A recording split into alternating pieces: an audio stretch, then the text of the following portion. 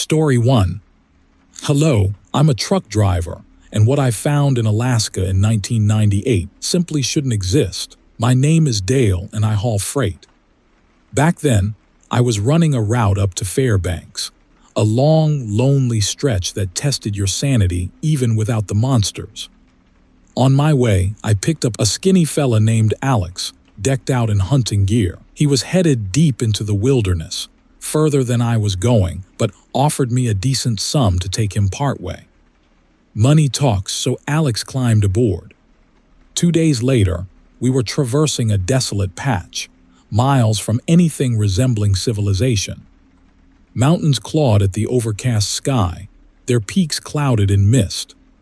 The quiet was oppressive, broken only by the rumble of the truck's tires on the gravel. Alex was entertaining me with hunting stories, mostly exaggerations I figured when a stench hit us. Like something rotting but overlaid with something feral. Earl stopped mid-sentence, sniffing the air. "Something's out there," he muttered, his hand instinctively going to his rifle propped up between the seats. We rounded a bend, and I slammed on the brakes. Standing in the middle of the road was something. It was humanoid, maybe 7 feet tall but impossibly thin, almost skeletal. Its skin was a mottled gray-green, stretched tight over its bones. Long, stringy dark hair hung down its back, matted and filthy. But it was the eyes that got me. Huge, black, empty pits that seemed to swallow the light. I felt a primal terror grip me, a fear so profound it made my bones hurt. Earl, however, seemed less frightened, more excited. "By God, it's a bushman," he whispered, grabbing his rifle. Legends are true. Before I could stop him, he leaped out of the truck, rifle raised. "Don't move, you freak." The creature didn't move. It just stood there, those hollow eyes fixed on Alex. Then, with a speed that defied its gaunt frame, it lunged. There was a blur of movement, a sickening crunch, and Alex screamed. A single, horrifying scream that was cut short. I sat frozen, paralyzed by terror. I watched, helpless as the bushman, that's what Alex had called it, bent over Alex's body, its long, spindly fingers working at something. I couldn't see clearly, but the sounds were enough. Wet, tearing sounds. I vomited on the floor of the cab, the acidic smell mingling with the already putrid air. Then, as quickly as it had appeared, the creature vanished into the thick brush lining the road. I didn't wait. I threw the truck into reverse, barely registering the crunching sound beneath the tires, probably Alex's rifle, and floored it. I drove until I reached Fairbanks, a gibbering mess. The police, of course, didn't believe me. They searched, found nothing, wrote it off as a bear attack. But I knew what I saw. The image of that thing, the sounds, they haunted me. But also, a strange curiosity gnawed at me. A need to prove to myself, to the world, that I wasn't crazy. So, a month later, armed with a high-powered hunting rifle and a brand-new Polaroid camera, I went back. I found the spot easily enough. The stench was still there, fainter now, but unmistakable.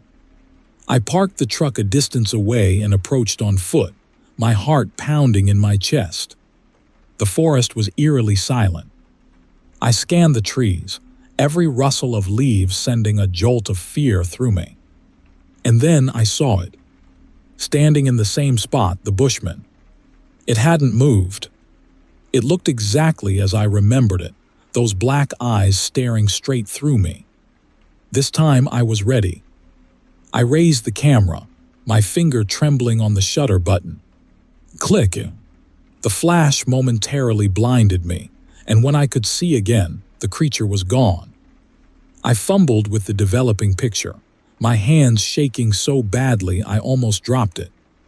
When the image finally appeared, my blood ran cold.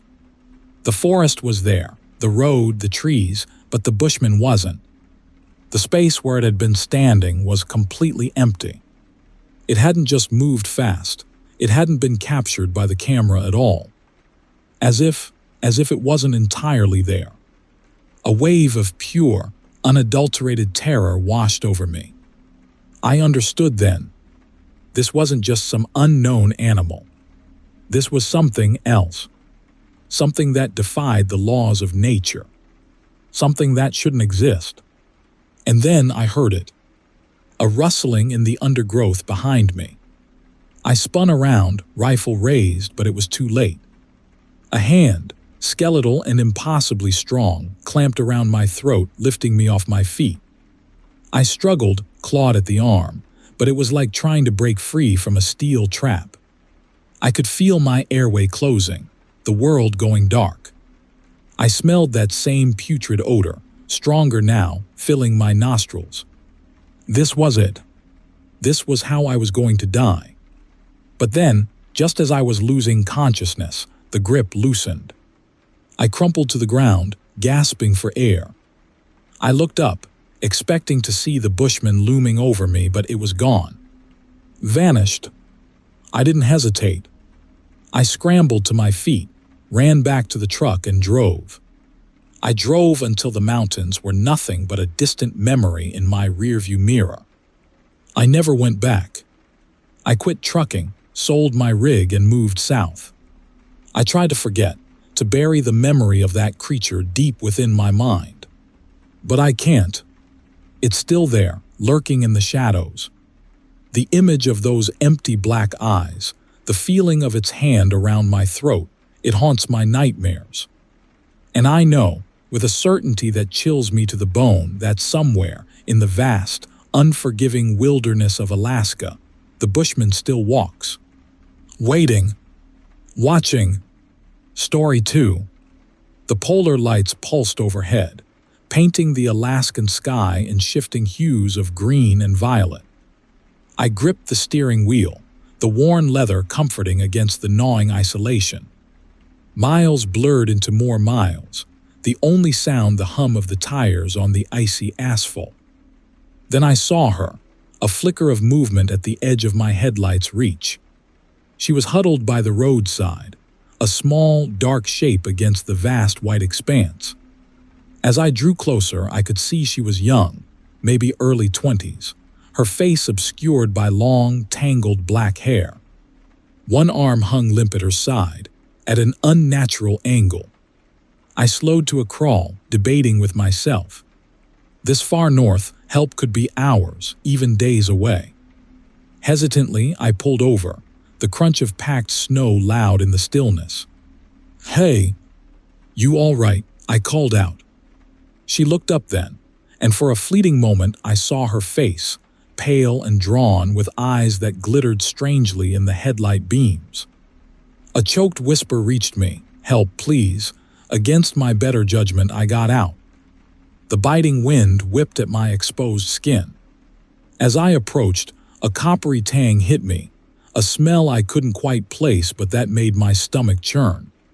"What happened?" I asked, reaching out a hand. She flinched back, whimpering. My arm broken. I knelt beside her, trying to get a better look. She was wearing a thin, worn parka, inadequate for this weather. "Come on," I said gently. "I'll take you to the next town." She didn't speak, just allowed me to help her up. Her body felt strangely light, almost weightless. I half carried her to the passenger door and eased her into the seat. As she settled in, something fell from her pocket and landed on the floor mat, a small, intricately carved wooden totem, depicting a wolf with unsettlingly human-like eyes. I picked it up, turning it over in my hands. The craftsmanship was exquisite, and the wood felt warm, almost pulsating. "That's mine," she rasped, her voice hoarse. I handed it back to her. She clutched it tightly, her fingers bone white against the dark wood. The drive was quiet. She stared straight ahead, her breath coming in shallow gasps. The strange, coppery scent intensified, filling the cab. I tried to ignore the unease that crawled up my spine. About an hour later, I noticed her trembling. "Are you cold?" I asked, turning up the heater. She shook her head, her eyes fixed on something beyond the windshield. Her grip on the totem tightened, her knuckles turning white. "He's coming," she whispered, her voice barely audible. I frowned, glancing out at the empty landscape. "Who's coming?" Her head snapped towards me, her eyes wide and wild. The moonlight filtering through the windshield illuminated her face, and I recoiled in horror. Her features had shifted, elongated, becoming something animalistic. Her teeth, sharpened to points, glinted in the dim light. The coppery smell turned bitter, making my eyes water. I slammed on the brakes, the truck skidding on the icy road. She lunged at me, a croaky growl ripping from her throat. I swerved the wheel, narrowly avoiding her snapping jaws. The totem flew from her hand, landing on the dashboard. She snarled, her eyes burning with a predatory hunger. Her hand, the one that had been broken, now moved with terrifying speed, claws raking across my arm, tearing through my jacket and drawing blood. I cried out, fumbling for the door handle. As she lunged again, her gaze locked on the totem. For a split second, hesitation flickered in her eyes. I grabbed the totem, clutching it in my fist. It vibrated in my hand, radiating an intense heat. I thrust it towards her. She recoiled as if burned, a shriek escaping her lips. Her shifting form wavered, the human features briefly reappearing, filled with terror. Then, with a final, agonizing howl, she dissolved into a cloud of black smoke that swirled out the open window, disappearing into the frozen Alaskan night. I sat there, heart pounding, the carved wolf totem still burning in my hand. The totem pulsed one last time, cooling rapidly in my hand. Its intricate carving now seemed ominous, a warning etched in wood. I knew, with chilling certainty, that the wilderness held secrets best left undisturbed. Story 3. The Yukon Territory swallowed me whole. Snow, thick and relentless, reduced visibility to near zero. I gripped the wheel of my rig, the defroster fighting a losing battle against the ice creeping across the inside of the windshield. My cargo, portable sheds destined for a remote mining outpost, shifted uneasily behind me, a constant reminder of the deadline I was already in danger of missing. Then, through the swirling white chaos, I saw it. A flicker of light, impossibly warm against the frigid backdrop. It grew, taking on a distinct shape, a steam locomotive, ancient and black as coal, pulling a string of passenger cars. This was no modern train. It was a relic of the gold rush, its open carriages packed with figures bundled in furs. Confusion warred with unease. There shouldn't be a train track here, let alone a train. As I drew closer, the flicker intensified, revealing ghastly details. The passengers were frozen in grotesque portraits of fear and suffering. A woman clutched a child, both encased in ice, their faces contorted in silent screams. A man lay sprawled across a seat, a jagged shard of wood protruding from his chest. Each car was a diorama of a brutal, frozen death. A chilling wave of dread washed over me. The train was silent, its only sound the low, rhythmic churning of its unseen wheels. I pressed on the accelerator, desperate to distance myself from the horrific spectacle. But the phantom train kept pace, its spectral presence clinging to the periphery of my vision. I veered sharply, hoping to break the illusion, but the train mirrored my movement, remaining a constant, horrifying companion. The temperature inside the cab plummeted, despite the heater blasting on full. My breath frosted in the air, forming icy clouds that swirled around me. I felt a growing sense of unreality, as if I were slipping into a nightmare from which I couldn't awaken. Then, a figure detached itself from the throng of frozen passengers. A young woman, her face pale and drawn, her eyes wide with an unspeakable terror. She floated towards my truck, moving with an unnatural grace. Her lips moved, but no sound escaped them. I could only see the silent scream forming on her face, a testament to the unimaginable horrors she had witnessed. I slammed on the brakes, the trailer fishtailing dangerously on the icy surface. The phantom train continued its relentless journey, passing alongside my rig. The young woman drifted closer, her translucent form almost touching the driver's side window. I squeezed my eyes shut, bracing myself for the inevitable collision, the impact of the spectral form against the glass. But it never came. When I cautiously opened my eyes, the train was gone. The swirling snow had returned, obscuring everything in a white disguise. The oppressive cold remained, but the sense of dread had lessened, replaced by a bone-deep exhaustion and a lingering sense of disbelief. I put the truck in gear, my hands trembling on the steering wheel. I continued towards the outpost, my mind reeling from the encounter. The sheds rattled ominously behind me, their mundane presence a stark contrast to the otherworldly horror I had just witnessed. The blizzard raged for another hour before finally abating. As the snow cleared, the faint outline of the mining outpost appeared in the distance, a beacon of normalcy in the vast, unforgiving wilderness. I pulled into the compound, the crunch of tires on packed snow a welcome, earthly sound.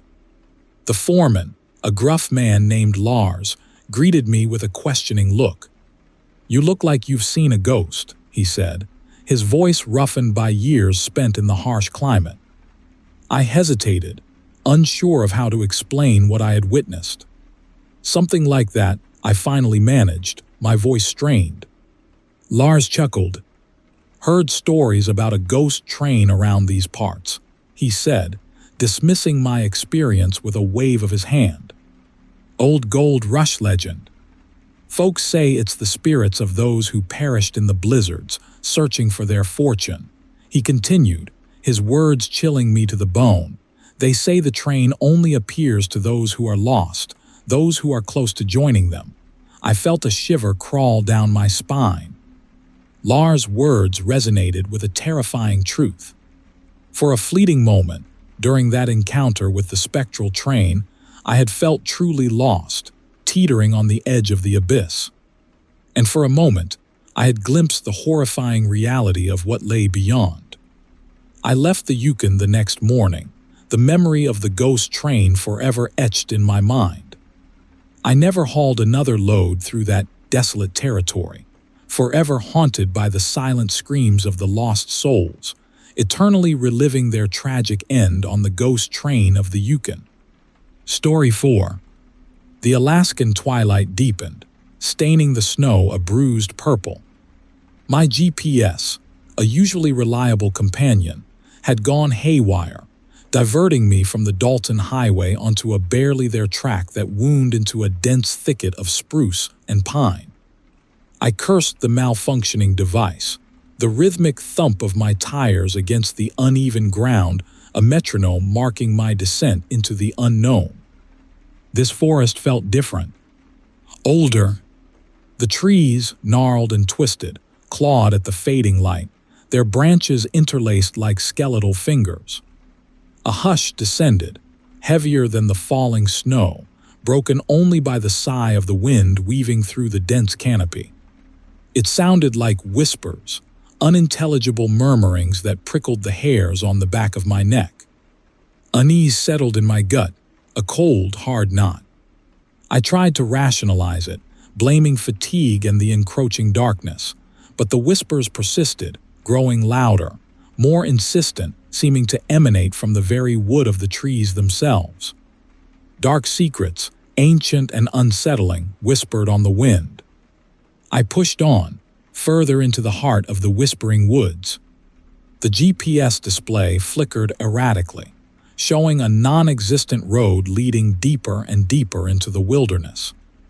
Logic screamed at me to turn back, to retrace my steps to the highway, but an inexplicable compulsion held me captive, urging me forward, deeper into the clutches of the unknown.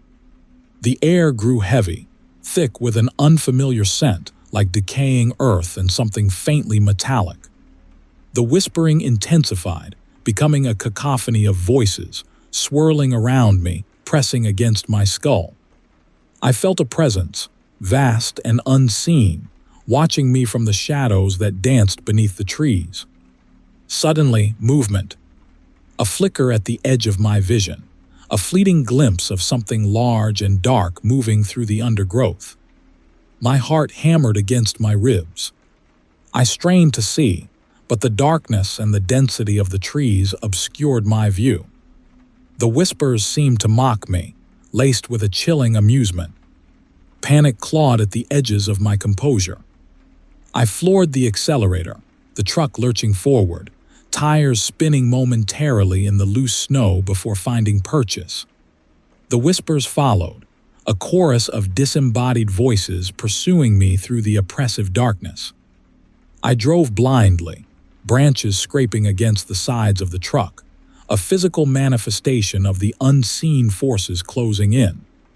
Then, in the fleeting illumination of my headlights, I saw it. A shape, impossibly tall and slender, its limbs unnaturally long and thin, silhouetted against the snow. Its head, if it could be called a head, was a blur of darkness, featureless and unsettling.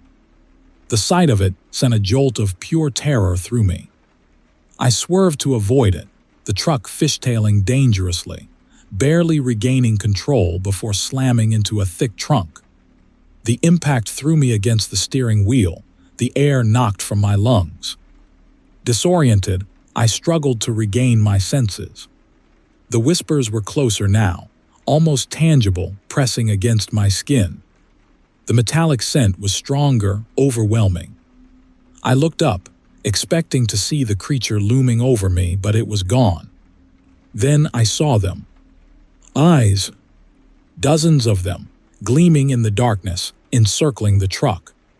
They were unlike any animal eyes I'd ever seen, large and luminous, reflecting an unnatural light, a cold, predatory intelligence. I fumbled for the door handle, adrenaline surging through me, but it wouldn't budge. I was trapped. The whispers intensified, coalescing into a single voice, deep and resonant, speaking in a language I didn't understand, yet somehow I knew what it meant. It spoke of ancient rituals, of sacrifices made beneath the whispering trees. It spoke of the hunger of the forest, a hunger that had been dormant for centuries, now awakened. It spoke of me, the offering, the unwitting participant in a ceremony older than time itself. The eyes began to close in, the creatures they belonged to emerging from the shadows. They were tall and gaunt, their skin a sickly gray, their limbs elongated and twisted. They moved with a disturbing grace, their movements fluid and silent, like predators closing in on their prey. The whispering voice grew louder, filling my ears, drowning out all other sounds. I could feel their presence, their cold, inhuman breath on my skin. They reached for me, their long, spindly fingers brushing against the windows.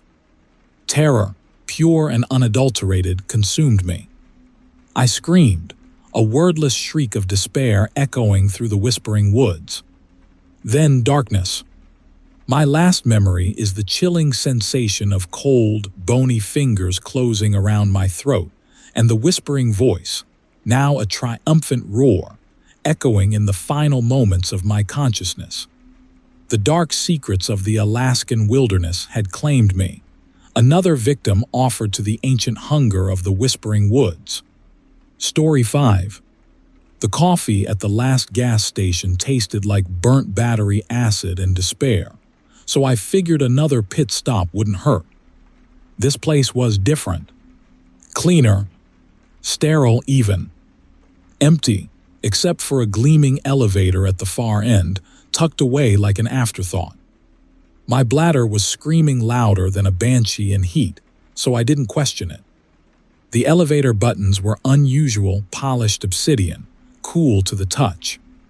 There were only two, a G for ground and a B, that I assumed was for basement. I jabbed G, but the damn thing lit up B with a malevolent red glow. I pressed G again, harder this time, picturing the button cracking beneath my thumb. B remained stubbornly illuminated. I sighed, figuring the mechanics were just as screwed up as the coffee in this godforsaken state. My bladder wasn't giving me much of a choice. The descent was smooth, unnervingly so. No shudder, no groan of aging machinery. Just a silent, swift drop that felt wrong. The red light above the door pulsed like a diseased heart.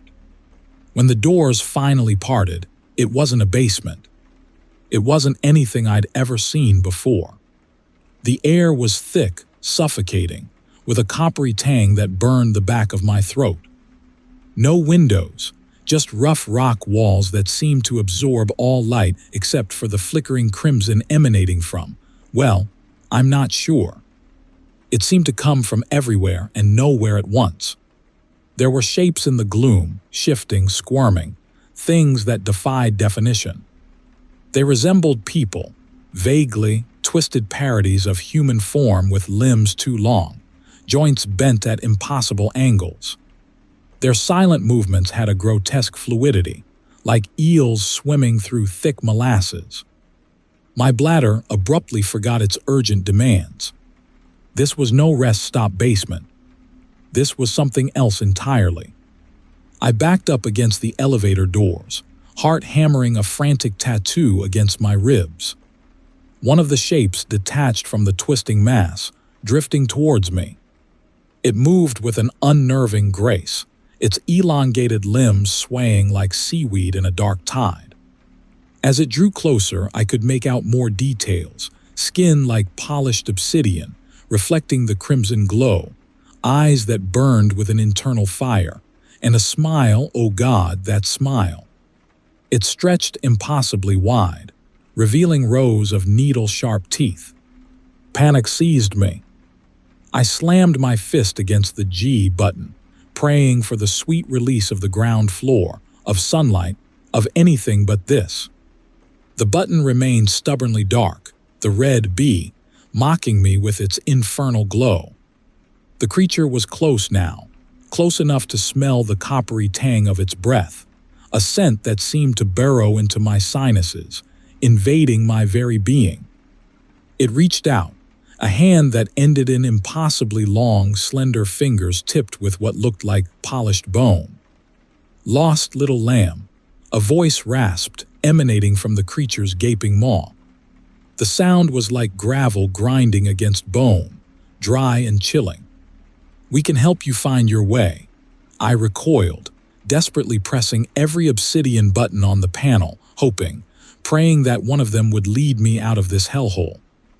The elevator remained unresponsive. The creature chuckled, a low, croaky sound that vibrated through the air through me. "No need to rush," it hissed, its voice laced with a chilling amusement. "We have all the time in the world." More shapes emerged from the gloom, drawn by the creature's laughter, their eyes burning with the same infernal light. They formed a circle around me, a grotesque, silent audience. I was trapped, surrounded by these things. I closed my eyes, bracing myself for the inevitable. I thought of my wife, my kids, the life I was leaving behind. A bitter laugh escaped my lips. This wasn't how I pictured going out. Not in some demonic sub-basement beneath a pristine Alaskan rest stop. The creature's icy fingers brushed against my cheek. "Welcome," it whispered, its voice a caress of pure malice, "to your final destination." Then the lights went out. Plunged into absolute darkness, I felt a sharp pain in my arm, a searing heat that spread quickly through my veins. A cacophony of sounds erupted around me, shrieks, growls, the sickening crunch of bone. I screamed, a wordless cry of pure terror, as I felt myself being dragged away into the darkness, into the waiting embrace of the things that lurked below. The last thing I heard, as the world dissolved into agonizing blackness, was the creature's chilling laughter echoing through the subterranean chamber. And then nothing. Just the echoing silence of hell. Story 6. The job posting on the cryptic forum simply read, Hall. Discreet. Alaska. Compensated generously. My bank account echoed the emptiness of the Alaskan interior. So generously was all the convincing I needed. A string of coded messages led me to a nondescript warehouse in Anchorage. The cargo was a single, unmarked steel crate, cold to the touch. It hummed faintly, a low thrum that vibrated up my arms. The accompanying paperwork, which looked hastily forged, identified the contents as scientific equipment. I hauled freight across Alaska long enough to know better than to ask questions. Money talks, especially when it's enough to finally trade this rust bucket for a rig that didn't sound like a dying walrus. I hitched the crate to my flatbed, its unsettling hum a constant companion on the desolate drive north. My destination was a nameless geographic marker on a tattered map, somewhere beyond the reach of cell towers and sanity. Days bled into each other, marked only by the shifting hues of the never-setting sun and the gnawing unease in my gut. The further I drove, the more intense the humming from the crate became. It was joined by a new sound, a high-pitched whine that made my teeth burn. One evening, nestled precariously on the edge of a crumbling cliff face overlooking a churning glacial river, I couldn't take it anymore. The whine had escalated to a scream, sharp enough to shatter glass. I had to know. Using a crowbar, I pried open a corner of the crate. A wave of icy air rolled out, carrying with it a stench like rotting meat and ozone. Inside, barely visible in the dim twilight, were rows of glass cylinders filled with a viscous, pulsating fluid. Suspended within each cylinder were things. Pale, fetal shapes with oversized heads and atrophied limbs. Their eyes, huge and black, followed my every move. I slammed the crate shut, my stomach heaving. This wasn't scientific equipment. This was something far worse. My mind raced. Area 51. Government experiments. Bioweapons. I was hauling a nightmare. The ethical dilemma slammed into me like a rogue wave. Do I continue, deliver this horror to whoever paid for it, and wash my hands of the consequences? Or do I destroy it, risk the wrath of whoever hired me, and potentially unleash whatever was inside on the unsuspecting world? Sleep offered no solace. I was haunted by the images of those things in their glass prisons. Their silent gazes pierced through my eyelids, accusing me of complicity. The humming intensified, as if echoing the growing urgency of their impending release. I decided to turn back. I dumped the crate in the deepest part of the Bering Sea, let the cold abyss swallow it whole. But as I tried to turn the rig around, I realized I couldn't. The steering wheel was locked, unresponsive to my frantic efforts. Panic set in. I was trapped, not just by the impassable terrain, but by something far more sinister. I hammered on the steering wheel, a choked sob escaping my throat. The humming from the crate reached a fever pitch, and the glass cylinders began to glow with an eerie, internal light. Then the shaking started. The crate bucked and swayed violently on the flatbed. The straps holding it in place snapped like thread. The steel doors burst open, revealing the horrifying contents within. The cylinders shattered, the viscous fluid spilling onto the ground, steaming in the frigid air. The creatures, no longer confined, began to move. They crawled out of the wreckage, their movements unsettlingly fluid and purposeful. Their black eyes fixed on me, filled with a chilling intelligence that belied their grotesque forms. I scrambled out of the cab, my legs leaden with terror. I fumbled for the hunting knife I kept under the seat, my only defense against the approaching horror. They surrounded me, their small, atrophied hands reaching out. Their mouths opened, revealing rows of needle-sharp teeth. A chorus of high-pitched shrieks filled the air, piercing the silence of the Alaskan wilderness. I lunged at the closest one, plunging my knife into its chest. It burst like an overripe fruit, spraying me with a foul-smelling liquid. But more were coming, their numbers seemingly endless. I knew then that I had made a terrible mistake.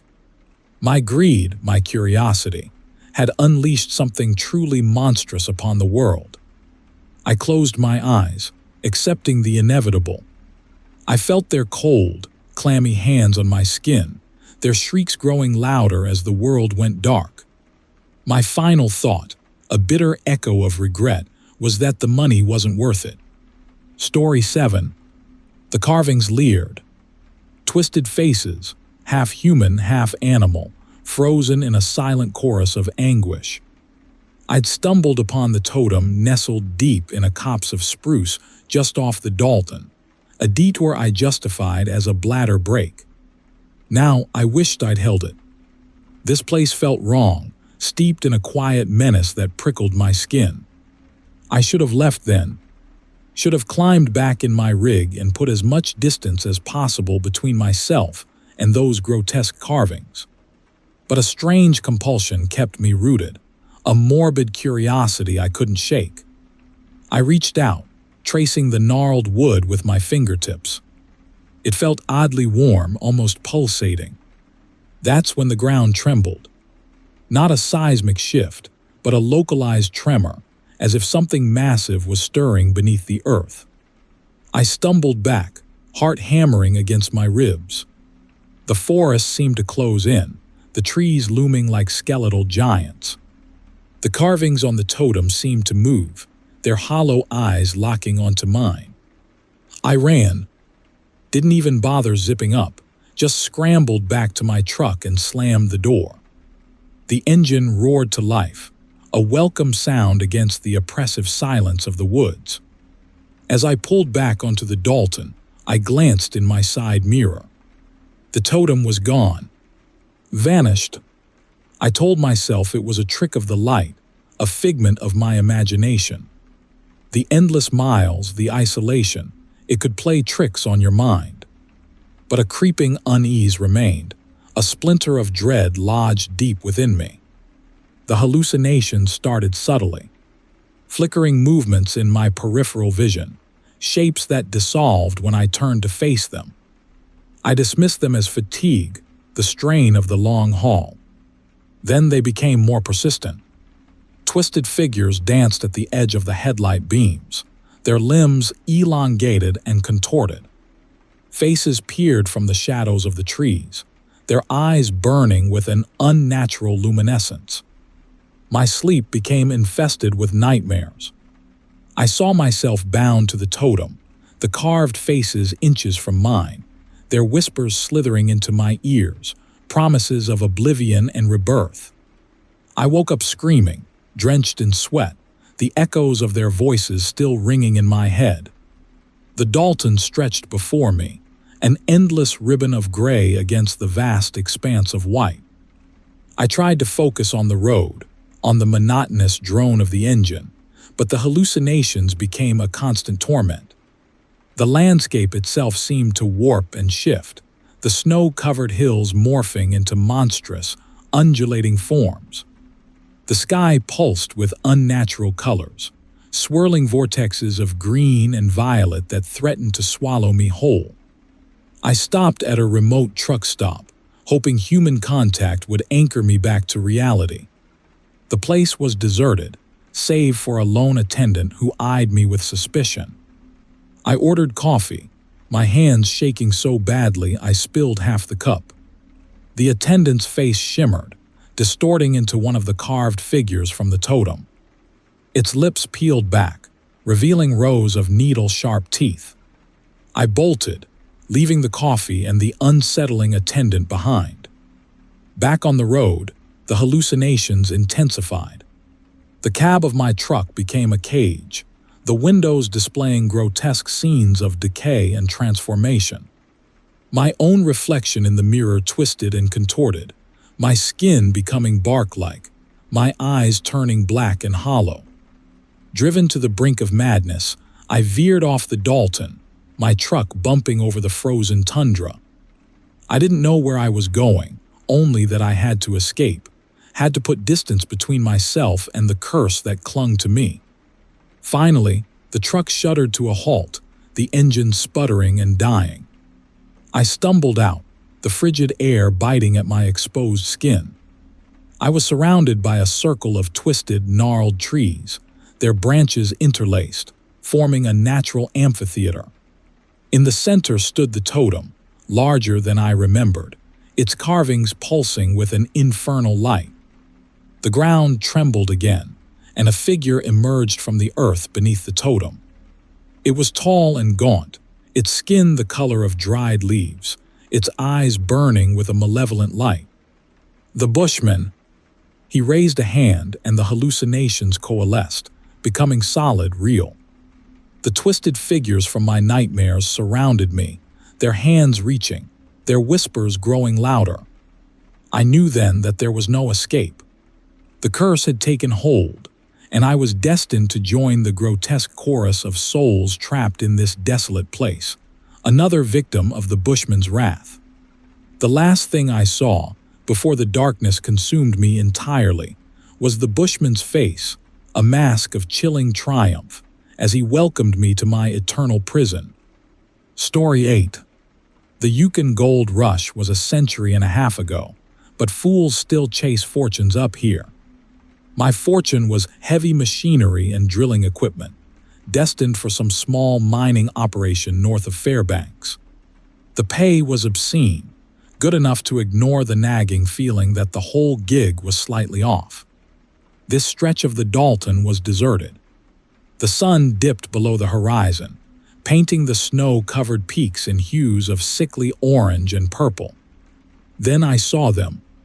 At first, I thought it was a moose jam, a common enough sight. But as I got closer, the shapes resolved into something else entirely. 7 of them, huge, bipedal, covered in matted dark fur. Their heads were dog-like, elongated snouts filled with yellowed teeth. They weren't just blocking the road. They were owning it, pacing back and forth like they were expecting me. Dogmen.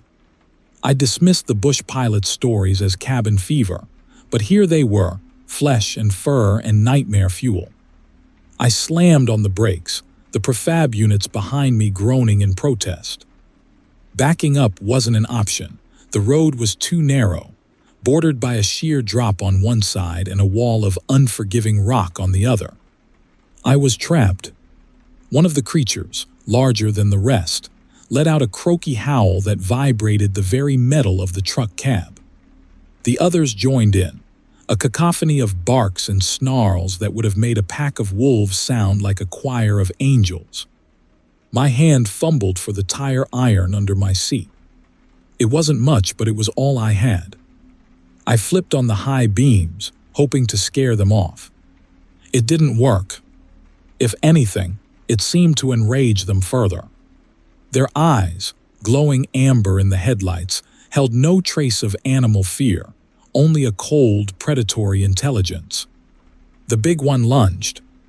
Claws the size of steak knives raked across the grill, leaving deep gouges in the metal. I swung the tire iron, connecting with a sickening thud against its shoulder. The creature stumbled back, momentarily stunned, but quickly recovered, shaking its head as if swatting away a fly. This wasn't going to work. I needed a plan B and fast. I remembered the flares in the emergency kit. Maybe, just maybe, fire would scare them. I fumbled for the kit, ripping it open, my fingers trembling so badly I almost dropped the flare. I managed to light it, tossing it out the window. It landed a few feet from the pack, illuminating their grotesque features in a flickering crimson glow. They paused, momentarily mesmerized by the flames. I used the opportunity to climb into the sleeper berth, grabbing the heavy fire extinguisher. I figured a blast of that to the face might buy me some time. As I crawled back into the cab, the largest dogman smashed through the driver's side window. Glass sprayed everywhere. It snarled its hot, fetid breath washing over me. I squeezed the trigger of the extinguisher, coating the creature in a thick white cloud of chemical foam. It howled in rage, temporarily blinded and disoriented. I scrambled out the passenger side, sprinting towards the rear of the trailer. My only hope was to somehow detach the trailer, creating a barrier between myself and the pack. I fumbled with the release lever, my frozen fingers slipping against the cold metal. Finally, with a satisfying clunk, the trailer detached, rolling slowly down the incline. The dogmen turned their attention to the moving trailer, giving me the opening I needed. I ran. I ran faster than I ever had in my life, my lungs burning, my legs screaming in protest. I didn't stop until I reached a small rise, a good half-mile from the truck. From there, I watched as the dogmen tore into the drill equipment like they were made of cardboard, their howls echoing through the frozen night. I knew they wouldn't be satisfied with just the cargo. They'd be back. I had to keep moving. I had to get to Fairbanks, to civilization. As I turned and began the long, cold trek south, a strange thought occurred to me. Those machines were destined for a mining operation. I wondered if the mining company knew what they were building next to. Or if maybe, just maybe, they did. Story 9. The northern lights painted the sky in shades of sickly green and violet, a beautiful yet unsettling backdrop to my lonely haul up the Dalton. This run was different. The company, a shadowy outfit called Jamestown Mining, paid an exorbitant sum for a single, unmarked crate. The paperwork, what little there was, simply stated delicate scientific equipment. My gut churned with a gnawing unease. Days into the drive, just past the Arctic Circle, the hallucinations began. Subtle at first, the trees seemed to whisper secrets in an unknown tongue, the shadows stretching into grotesque, elongated forms. I blamed it on the isolation, the vast, empty expanse of the Alaskan interior playing tricks on my mind. I tried to focus on the destination, a small mining operation north of Fairbanks, promising myself a hot meal and a decent bed. One night, beneath the pulsing aurora, I saw it. Perched atop a desolate ridge, a silhouette against the ethereal glow, was the Mothman. Its massive wings, spanning what seemed like the width of the highway, unfolded with an unnerving grace. Its red eyes, burning like embers, fixed on me. I slammed on the brakes, the truck skidding on the icy gravel. The creature vanished as quickly as it appeared, leaving behind a chilling silence and the lingering scent of something faintly metallic, like blood and ozone.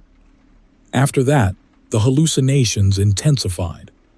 The whispers became louder, more insistent, weaving themselves into a grotesque chorus.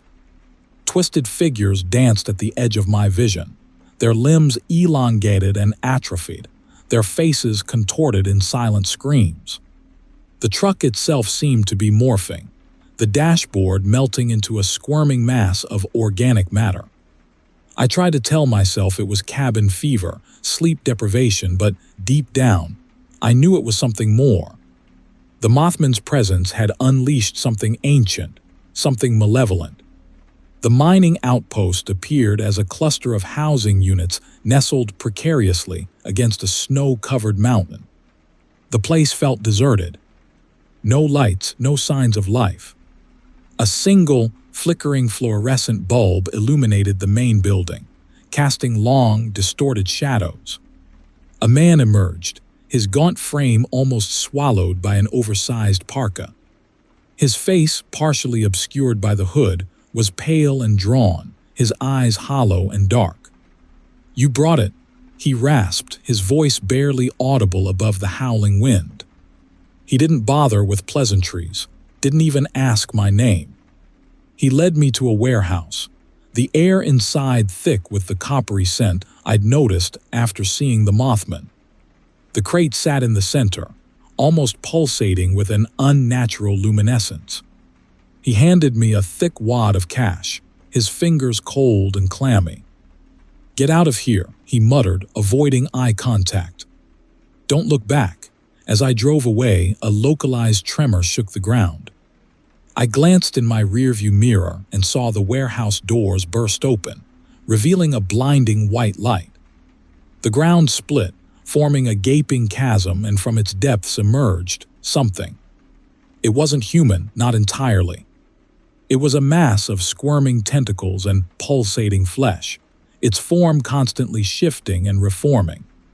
The twisted figures from my hallucinations swarmed around it, their silent screams now audible, a horrifying cacophony of anguish and despair.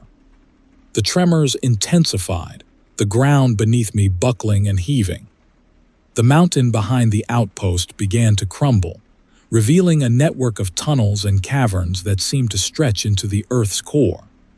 The aurora intensified, swirling and pulsing with a terrifying energy.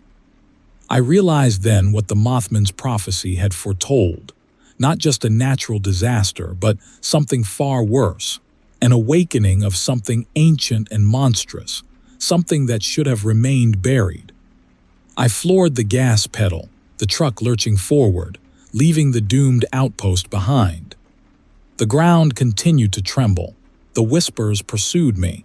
The grotesque figures danced at the periphery of my vision. The metallic scent, now overpowering, filled the cabin. I knew, with chilling certainty, that I would never escape the Mothman's prophecy. It was etched into my mind, a constant torment, a horrifying companion on my endless journey through the unforgiving Alaskan wilderness. I was an unwitting participant in a ritual older than time, a ceremony that had unleashed unimaginable horrors upon the unsuspecting world. And as the aurora pulsed overhead, painting the sky in hues of blood red and violet, I knew my escape was an illusion, my freedom a fleeting dream. The earth beneath me groaned, the whispers intensified, and the horrifying reality of the Mothman's prophecy consumed me. Story 10. My cargo, a single unmarked aluminum crate strapped tight in the trailer, was strangely light for its size. The accompanying paperwork, which looked hastily forged, simply stated, "Delicate scientific equipment. Handle with extreme care. Whoever hired me compensated generously, so I didn't ask questions. Money talks in this godforsaken state." A low, almost imperceptible hum began to emanate from the crate.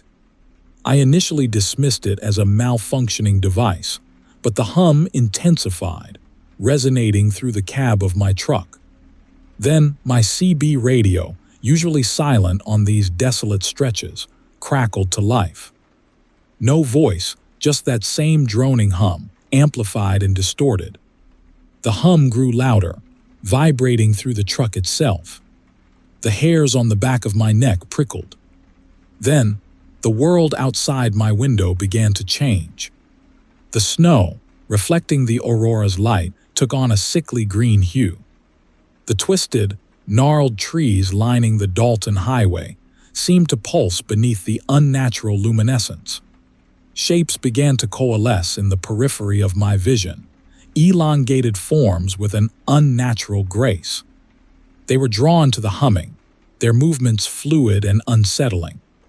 Their skin shimmered with the same sickly green as the snow, and their oversized heads swiveled on impossibly thin necks. Terror choked me. I slammed my foot on the accelerator, desperately trying to distance myself from the horrifying spectacle, but the truck, usually a reliable companion, felt sluggish, unresponsive. The humming resonated through my very bones, making thought difficult. The figures grew closer, their numbers seemingly endless, weaving through the trees with disturbing ease. I caught glimpses of their faces, gaunt, almost skeletal, with enormous black eyes that seemed to absorb the light. They weren't human, not entirely. As they closed in, the humming intensified, accompanied by a low, guttural chorus that sounded almost ritualistic. My heart hammered against my ribs, a frantic tattoo against the encroaching darkness. Among the grotesque figures, I noticed something different. A young woman, perhaps in her early 20s, drifted closer to the truck. Unlike the others, she wasn't bioluminescent.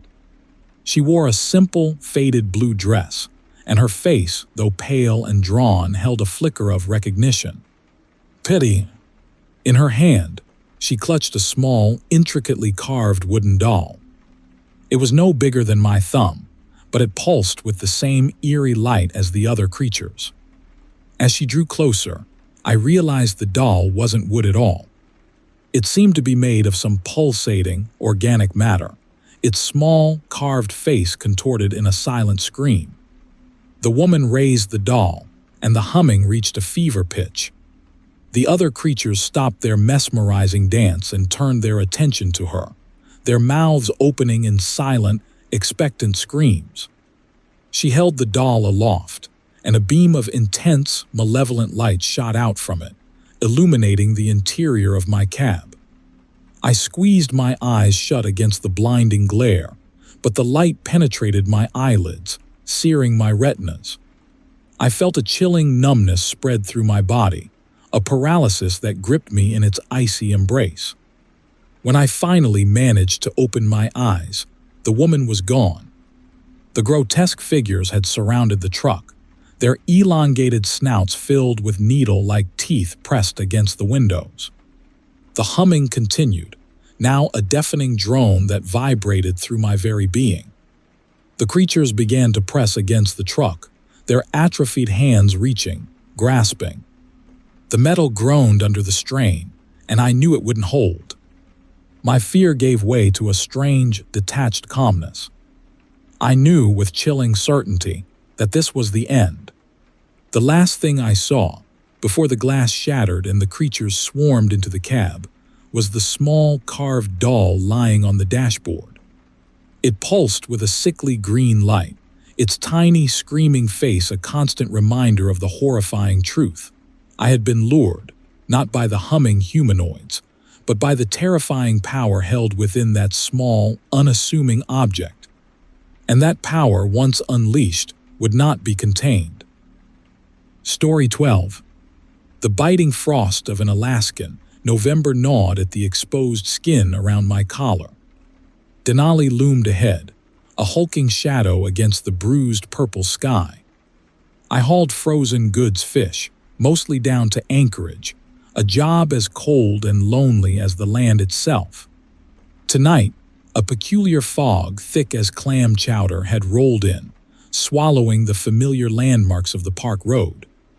I squinted through the swirling white, my knuckles bone white on the wheel. Then I saw it. Not felt it, not sensed it, but saw it. A faint luminescence, like moonstone glowing through milk, materialized in the fog ahead. It took shape a train, ancient and impossibly long, its engine belching not smoke, but a shimmering, opalescent vapor. It wasn't on tracks, it simply floated, a phantom vessel on a sea of mist. The individual cars, etched with ornate carvings that seemed to squirm and shift, were lit from within by a spectral, greenish glow. As I drew closer, stunned into a numb silence, faces began to appear in the train's windows. Faces pale as bone china, their eyes burning with an unnatural luminescence. They smiled, slow, eerie smiles that stretched their mouths into grotesque rictuses. They raised spectral hands, beckoning me, their fingers long and skeletal. A voice, thin and reedy as the wind whistling through dead pines, spiraled out of the fog. "Join us," it whispered, a chorus of voices echoing the sentiment. A shortcut awaits. A swift passage to peace. My foot hovered over the brake, a primal fear gripping me, icy and absolute. This was no ordinary fog, no ordinary train. This was something else. Something that belonged to the cold, silent heart of Denali, something older than the mountains themselves. The train glided closer, its ethereal light bathing the cab of my rig in an unnerving green glow. The spectral passengers pressed against the windows, their faces now inches from mine, their hollow eyes boring into me. Their smiles widened, revealing rows of needle-sharp teeth. The journey is short, the voices whispered, the sound slithering into my mind like icy worms. No more cold, no more loneliness. A terrible temptation warred within me.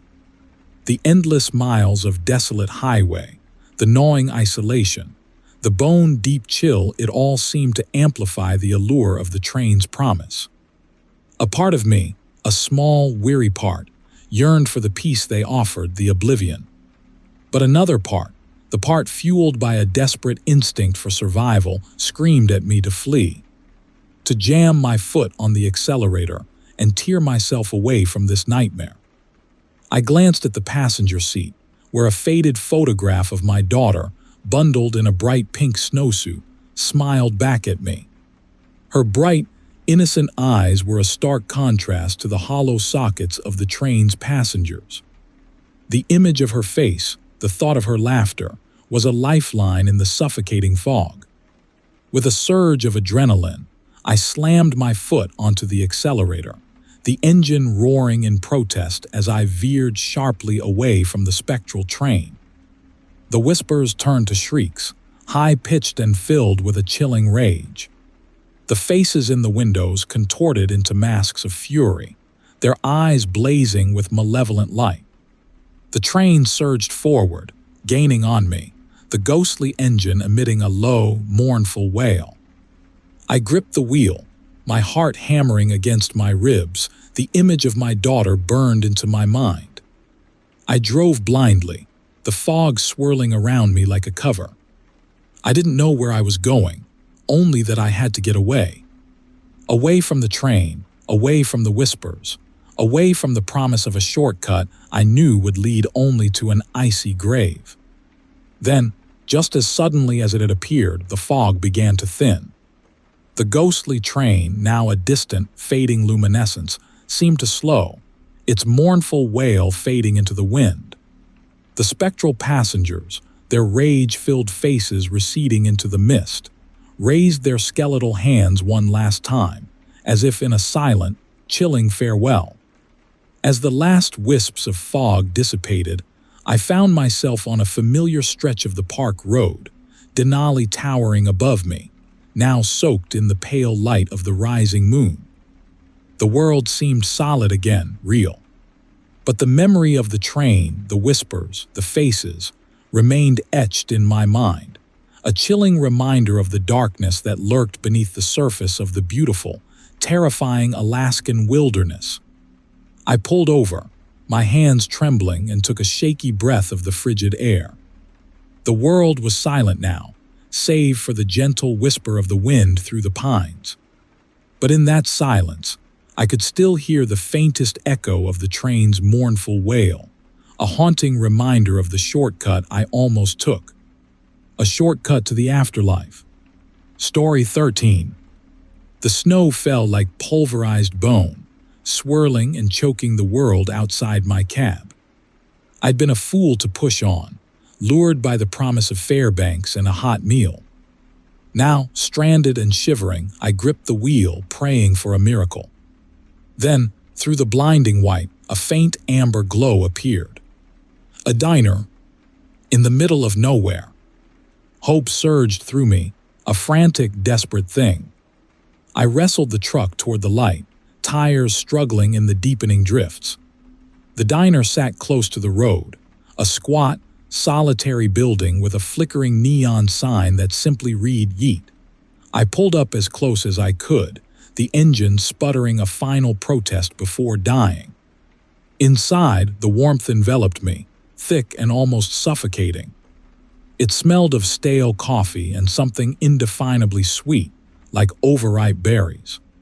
The diner was oddly silent, the only sound the gentle hum of fluorescent lights overhead. Booths lined the walls, each occupied by motionless figures. They were dressed in a bizarre array of clothing, one in a faded prom dress, another in a tattered hunting jacket, a third in what looked like a spacesuit. Each sat perfectly still, their faces pale and waxen, staring blankly ahead. Untouched plates of food sat before them, steaming faintly. A full mug of coffee sat before the woman in the prom dress, a single, perfect red lipstick stain on the rim. A chill colder than the blizzard outside snaked down my spine. I cleared my throat, the sound echoing unnaturally in the silent room. Hello, no one moved. No one even blinked. Behind the counter, a figure stirred. A cook, enormously fat, his apron stained and greasy. He turned slowly, and his eyes, oh God, his eyes. They weren't eyes at all, but glowing embers, burning deep within his skull. He didn't speak, just stared, those burning coals fixed on me. Terror, cold and sharp, pierced me. I wanted to run, to claw my way back to the truck, the blizzard, anything but this portrait of the damned. But my feet felt rooted to the spot. The cook gestured towards a stool at the counter with a meaty hand. It wasn't an invitation, it was a command. I walked towards the counter, each step an agonizing effort of will. As I sat, I noticed a plate already set before me. A thick, bloody steak still sizzling. The sweet smell intensified, now cloying, sickening. Where is everyone? My voice was a dry rasp. The cook didn't answer. He simply turned back to the grill, a low, rumbling chuckle emanating from somewhere deep within his vast frame. I looked around at the other patrons. Their stillness was unnerving. They were like statues perfectly preserved. A fly landed on the nose of the man in the hunting jacket. He didn't flinch. I glanced at the steak. The blood pooled around it, forming a dark, shimmering lake. I couldn't eat it. The smell alone was enough to turn my stomach. I don't think I'm hungry. The cook turned again, those burning eyes boring into me. He picked up a carving knife, the blade long and wickedly sharp. He ran a thick thumb along the edge, testing its sharpness. The chuckle came again, deeper this time, laced with something that sounded like anticipation. He pointed the knife at the steak. Then, slowly, deliberately, he pointed it at me. I understood. This wasn't a diner. It was a trap. These weren't patrons. They were ingredients. Preserved. Waiting. I scrambled back, knocking the stool over. The cook lumbered towards me, the knife glinting in the fluorescent light. He moved with surprising speed for his size. I spun and ran, adrenaline surging through me. I threw open the diner door, plunging back into the blizzard. The cold air stung my face, but it was a welcome relief from the suffocating sweetness inside. I ran towards my truck, the snow swirling around me, blinding me. I fumbled with the door handle, my fingers numb and clumsy. I could hear the cook behind me, his heavy footsteps crunching in the snow, his breathing ragged and wet. I threw myself into the cab, slamming the door shut. I turned the key, praying the engine would start. It sputtered, coughed, then roared to life. I slammed the truck into reverse, tires spinning in the snow. I looked back at the diner. The cook stood in the doorway, silhouetted against the amber light. He wasn't holding the knife anymore. In his hands, he held a plate. On it, a single, perfectly formed human heart still beating. And he smiled, not with his lips, but with his eyes. Those burning, hungry eyes. I hit the gas, the truck fishtailing wildly as I sped away, back into the blinding white. I didn't look back. I knew, with a certainty that chilled me to the bone, that the diner was still there, waiting for the next traveler, lost and hungry, seeking solace from the storm. Story 14. The coffee at the Coldfoot truck stop tasted like burnt rubber and regret, a fitting flavor for 2 a.m. in the heart of Alaskan nowhere. I swallowed the bitter brew, watching the snow whip against the windows, grateful for the flimsy barrier against the brutal November night. Across the room, Big Joe, a mountain of a man who hauled fuel up to Prudhoe Bay, was arguing with the waitress about the merits of reindeer sausage. It was a familiar, mundane scene, one I'd witnessed countless times in my years hauling freight across this frozen wasteland. Then I saw it. A flicker at the edge of the parking lot, a shadow detaching itself from the swirling snow. At first, I thought it was a trick of the light, a hallucination brought on by exhaustion and too much bad coffee. But then it moved, a swift, impossible descent, something vast and winged blotting out the sodium yellow glow of the truck's stop lights. Big Joe, mid-sentence, stopped. He looked out the window, his face a mixture of confusion and awe. Then he screamed.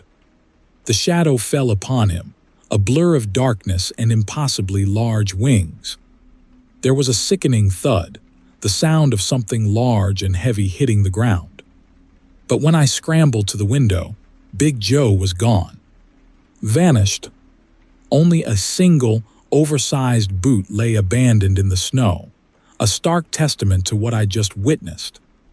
The troopers, when they arrived, treated me like a drunk rambling about space aliens. They chalked it up to a grizzly bear, despite the lack of tracks and the complete absence of Big Joe's remains. Nobody believed me. I was just another crazy trucker with a tall tale. Back on the road, the vast emptiness of the Alaskan interior pressed in on me. The silence was deafening, broken only by the hum of the tires on the icy highway. I felt a creeping dread, a chilling certainty that I was not alone, that something was watching me. My only solace was a strange online forum I'd stumbled across, a dark web community dedicated to Alaskan cryptids. I'd initially dismissed it as a collection of crackpots and conspiracy theorists, but now, after what I'd seen at Coldfoot, it seemed like my only connection to sanity. I posted my story, recounting the events as accurately as I could, bracing myself for ridicule. To my surprise, the responses were not dismissive. They were knowing.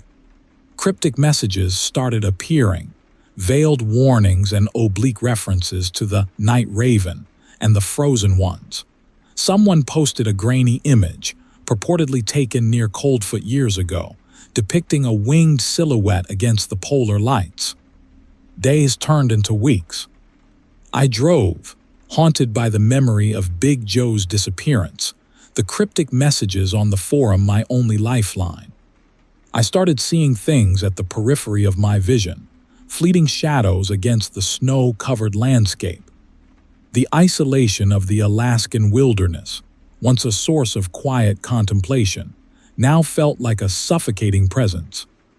One night, hauling a load of drilling equipment towards Deadhorse, I stopped at a desolate rest area. The wind howled, whipping the snow into a frenzy.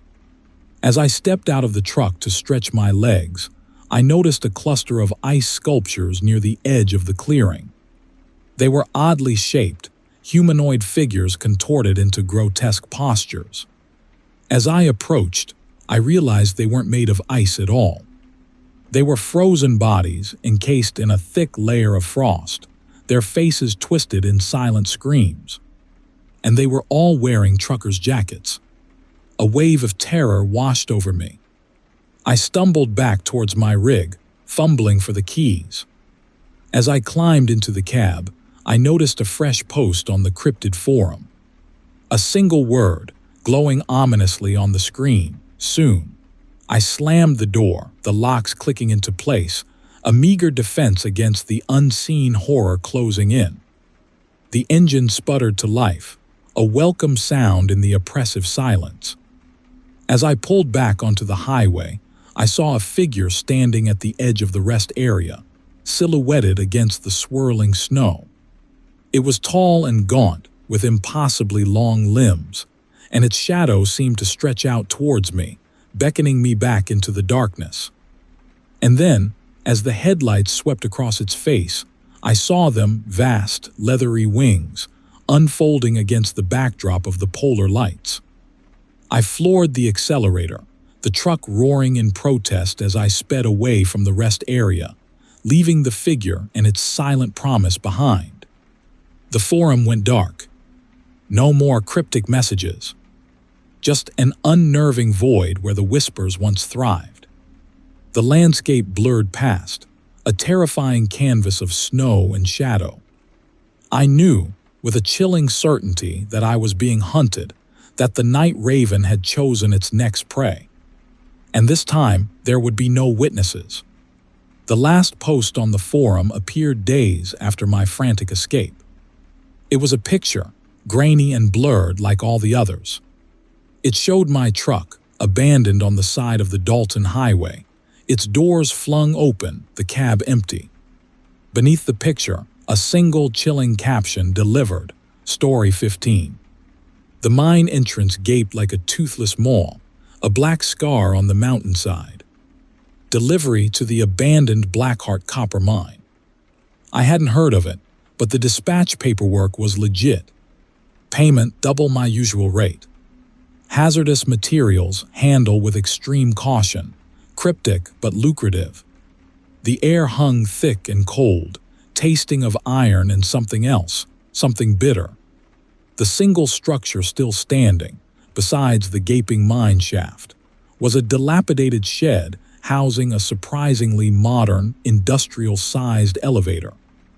Its doors stood open, a silent invitation to the Earth's bowels. My cargo, sealed metal drums marked with biohazard symbols, sat on pallets ready for transport. Against my better judgment, fueled by that double rate, I activated the elevator. The mechanism shuddered to life, cables groaning like tortured beasts. I loaded the pallets, stepped inside and pressed the single button marked bottom. The descent was agonizingly slow, the elevator rattling and shaking. Every groan of the cables set my teeth on edge. I tried to distract myself by inspecting the drums closer, but the thick metal revealed nothing. The air grew colder and the metallic tang sharpened, twisting into something foul, almost sulfurous.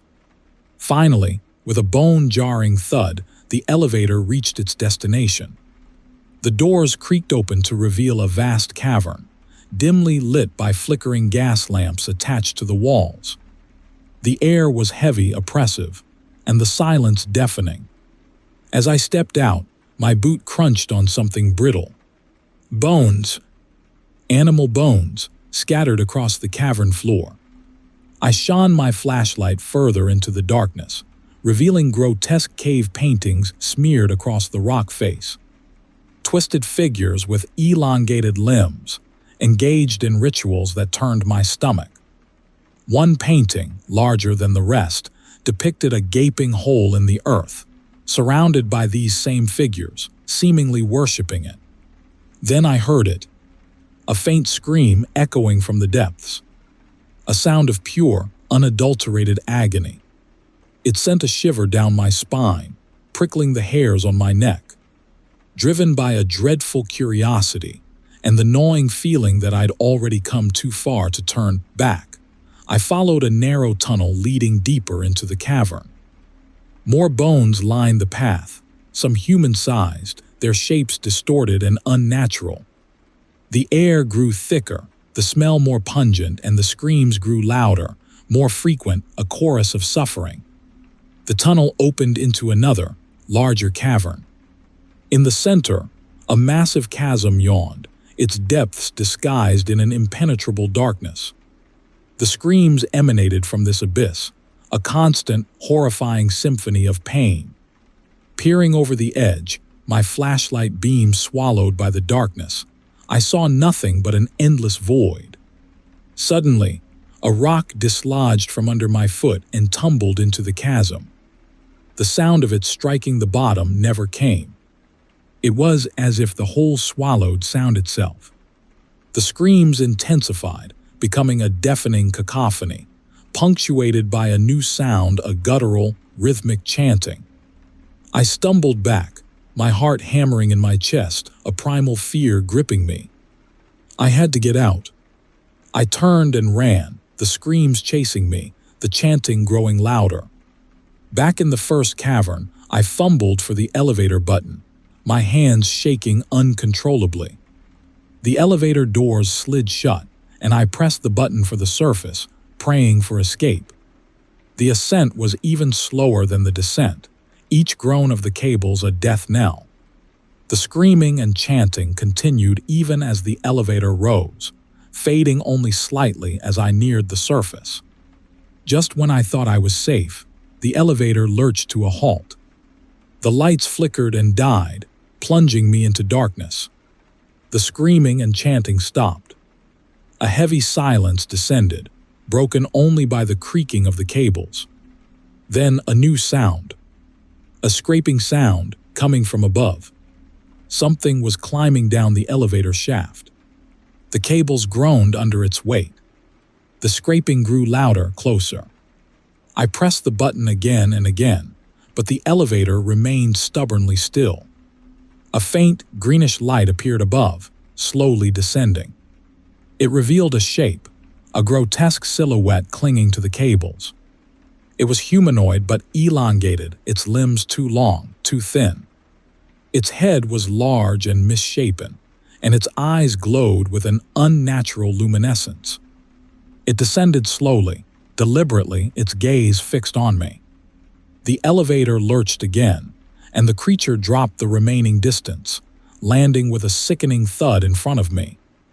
It stood, towering over me, its body contorted at an impossible angle. It opened its mouth, revealing rows of razor-sharp teeth, and emitted a low, guttural growl. Then it reached out, its long skeletal fingers grasping for me. I screamed, a primal scream born of pure terror, as the creature lunged. The last thing I saw was its grotesque face, inches from mine, its glowing eyes burning into my soul. The last thing I felt was its cold, skeletal fingers closing around my throat.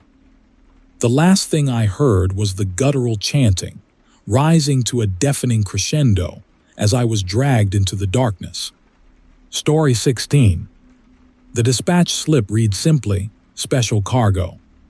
Deliver to Fairbanks Research Station." No questions, typical Alaskan gig. Weird, sure, but weird pays. The crate itself, matte black and the size of a small car, was secured in my flatbed with enough chains to hold down a bulldozer. It hummed. Not a mechanical hum, but something organic. I chalked it up to the cold messing with my head. The base where I picked it up was unmarked, nestled between desolate mountains south of the Rangell Range. Spooky.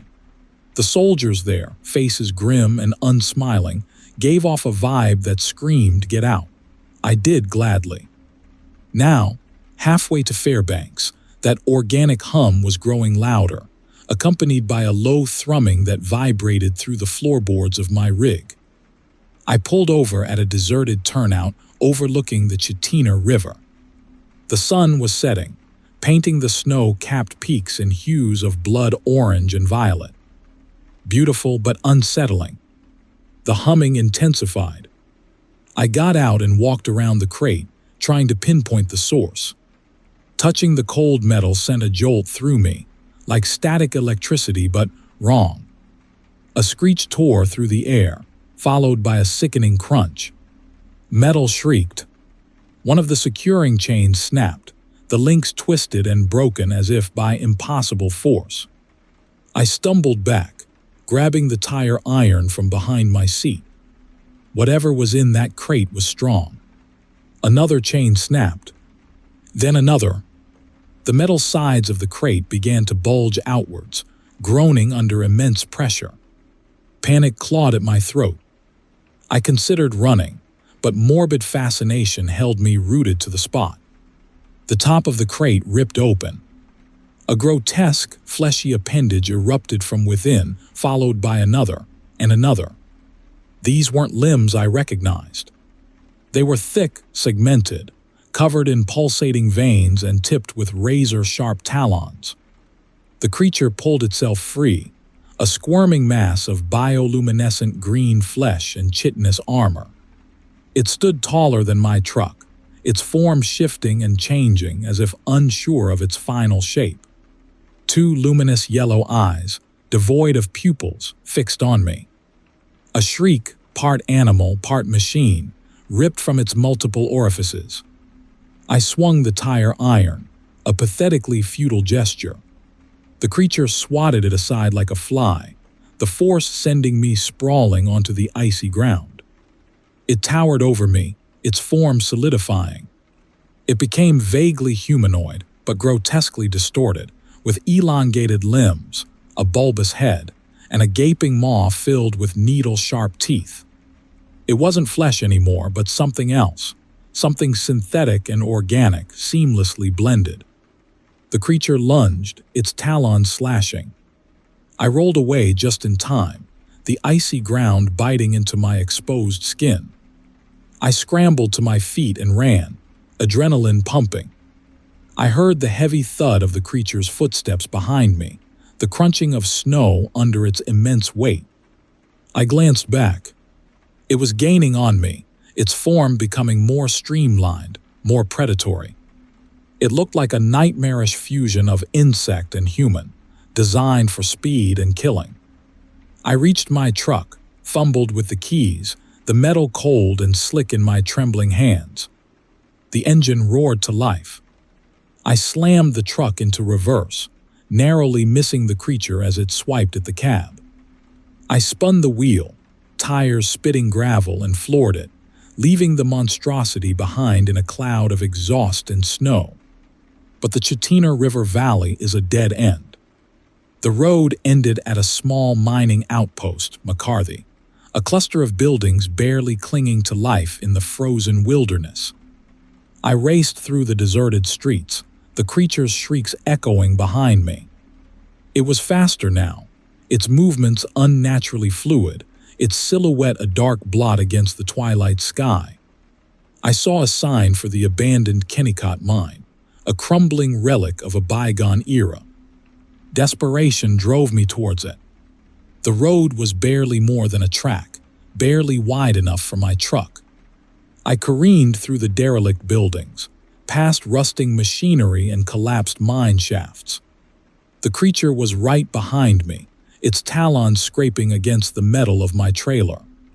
I reached the entrance to the main mine shaft, a gaping black hole in the side of the mountain. It was a long shot, but it was my only chance. I drove the truck straight into the darkness, the headlights illuminating the rough tunnel. The creature roared in frustration, its size preventing it from following. The tunnel descended sharply, twisting and turning. I drove blindly, the truck bouncing and swaying precariously. Finally, the tunnel opened into a vast cavern, the remnants of the old mining operation. I stopped the truck, engine sputtering, and climbed out. The cavern was eerily silent, the only sound the drip of water from the cavern roof. I grabbed my flashlight, the beam cutting through the darkness, revealing a horrifying sight. The cavern floor was littered with bones, human and animal, arranged in bizarre patterns.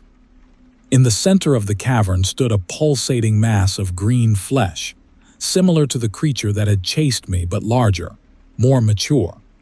Tendrils of the same bioluminescent material snaked across the cavern floor, connecting to the smaller creatures that were now emerging from the mine shaft entrance. They were different now, their forms more uniform, more insect-like. They moved with a chilling synchronicity, their yellow eyes fixated on me. The larger mass pulsed, emitting a low, guttural hum. The smaller creatures began to chirp and click in response, the sound building into a horrifying chorus. I realized with a sickening certainty that I had delivered the creature not to a research station, but to its nest. I had become not a delivery driver, but a sacrifice. The creatures advanced, their talons clicking against the rock, the green light reflecting in their multifaceted eyes. The last thing I saw was the pulsating mass in the center of the cavern, expanding, reaching out, consuming. Story 17.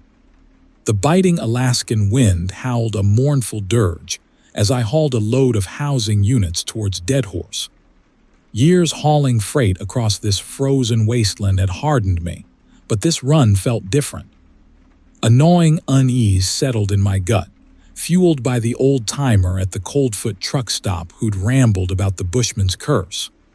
He'd warned me, his voice raspy with age and whiskey, about disturbing the ancient burial grounds scattered across the North Slope.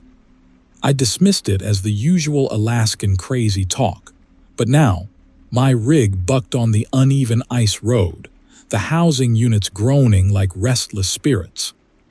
I'd taken a shortcut, a rough track snaking through the foothills of the Brooks Range, a place where even the GPS seemed unsure of itself.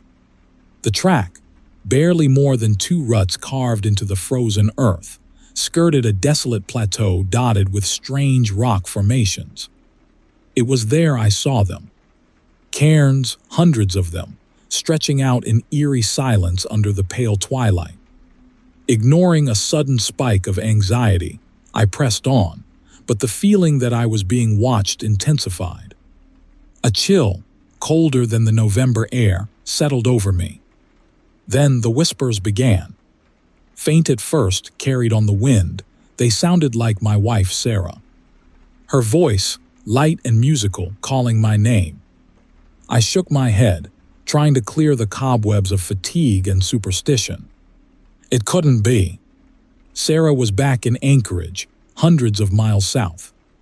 The whispers grew louder, clearer. "Honey, where are you?" It was her voice, her inflection, her gentle concern. My hand clenched the wheel, my knuckles bone white. Pulling over, I killed the engine. The silence that followed was even more unsettling. Then, a different voice, small and hesitant, my daughter Lily. "Daddy, I'm scared." Terror, pure and icy, seized me. Lily's voice, laced with fear, was impossible. She'd be tucked in her bed, safe and sound. This was wrong. Starting the engine, I floored it, the truck bouncing violently over the frozen ground. The whispers turned to screams, Sarah and Lily's voices intertwined in a horrifying chorus of fear and pain. I slammed my fist against the dashboard, a pathetically futile gesture against the rising panic. As I rounded a bend, the truck's headlights illuminated a figure standing in the middle of the track. Hooded and hunking, it stood impossibly still. Slamming on the brakes, I swerved, narrowly missing the figure. The truck skidded on the ice, spinning wildly before coming to a jarring halt. I fumbled for my hunting knife, my breath catching in my throat. The figure remained motionless, the parka still obscuring its face. Gathering my courage, I climbed out, the knife clutched in my trembling hand. As I approached, the figure slowly turned, revealing a face disguised in the deep shadows of the hood. Then it spoke, and the voice was not Sarah's, not Lily's, but a deep, guttural growl that resonated with ancient malice. "You disrespect the resting place. Now you pay." The parka fell back, revealing not a face but a grotesque, squirming mass of flesh and bone. Tendrils of bioluminescent green snaked across its surface, pulsating with an unnerving light. Its limbs were elongated and twisted, ending in talons that clicked against the frozen ground. I stumbled back, a primal scream tearing from my throat. Turning, I ran, the knife a meager defense against the horror pursuing me. The creature moved with impossible speed, its guttural growl echoing behind me. I scrambled back into the truck, fumbling with the ignition, my heart pounding a frantic rhythm against my ribs. The engine sputtered, then roared to life. I slammed the truck into gear and floored the accelerator, the tires spitting gravel and ice. The creature lunged, its talons slashing against the metal of the truck, leaving deep gouges. The screams of Sarah and Lily filled the cab, louder than the engine, louder than my own terrified gasps. I glanced in the rearview mirror, and the last thing I saw before the truck plunged into the yawning chasm was the Bushman, its grotesque silhouette clinging to the back of my rig, its hollow sockets fixed on me with chilling certainty. The screams followed me into the darkness, a chilling farewell as I plummeted towards my terrifying destination. Story 18. The first howl cracked through the static on my CB, a sound so raw, so unlike any wolf I'd ever heard, that a shiver ran down my spine. I dismissed it as some prankster, some bored soul out in the vast Alaskan emptiness. I was hauling a load of medical supplies up to Barrow, a long, lonely run even by Alaskan standards. Then came another howl, closer this time, followed by a chorus of them, a chilling symphony rising from the tree line. They weren't dogs or wolves, not exactly. There was something wrong. Too deep, too guttural, interspersed with chittering sounds that set my teeth on edge. I glanced in my side mirror, half expecting to see a pack of wolves loping along the shoulder. There was nothing but the endless expanse of snow-covered spruce. The hair on the back of my neck prickled. I adjusted the dial on the CB, hoping for some chatter, some sign of life other than the unearthly choir closing in around me. Silence. Dead air. I felt a knot tighten in my stomach.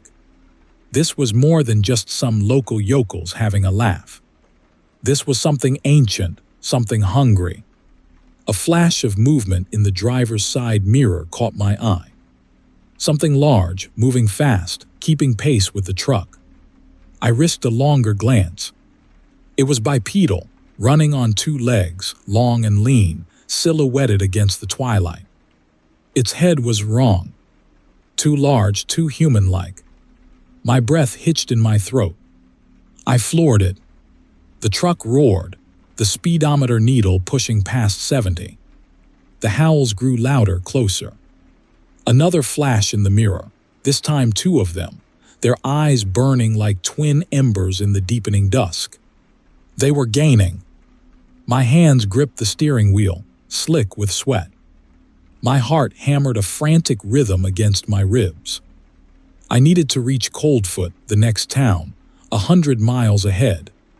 100 miles of desolate highway, 100 miles of being hunted.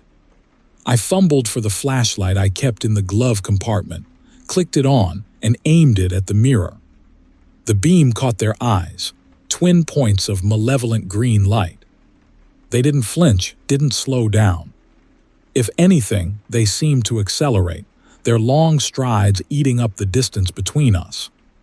I switched off the flashlight, the sudden darkness more terrifying than the sight of them. I had to focus, had to think. There had to be something. A memory surfaced. A conversation with an old Athabascan woman at a gas station months ago. She'd spoken of creatures, legends whispered around campfires, guardians of the old ways, protectors of the sacred lands. She'd called them Kustaka, the dog people. She'd warned me about disturbing their territory, about disrespecting the ancient spirits. I'd scoffed, dismissed it as folklore. Now, racing down the highway, pursued by something out of a nightmare, I wished I'd listened. The truck hit a patch of ice, fishtailing violently. I fought for control, wrestled the wheel and managed to straighten out, my heart leaping into my throat. A quick glance in the mirror, they were right behind me now, close enough to see the rippling muscles beneath their matted fur, close enough to see the saliva dripping from their elongated snouts. Their eyes, those burning green coals, were fixed on me, filled with a predatory hunger that chilled me to the bone. I saw the sign for Coldfoot, a beacon of hope in the desolate landscape.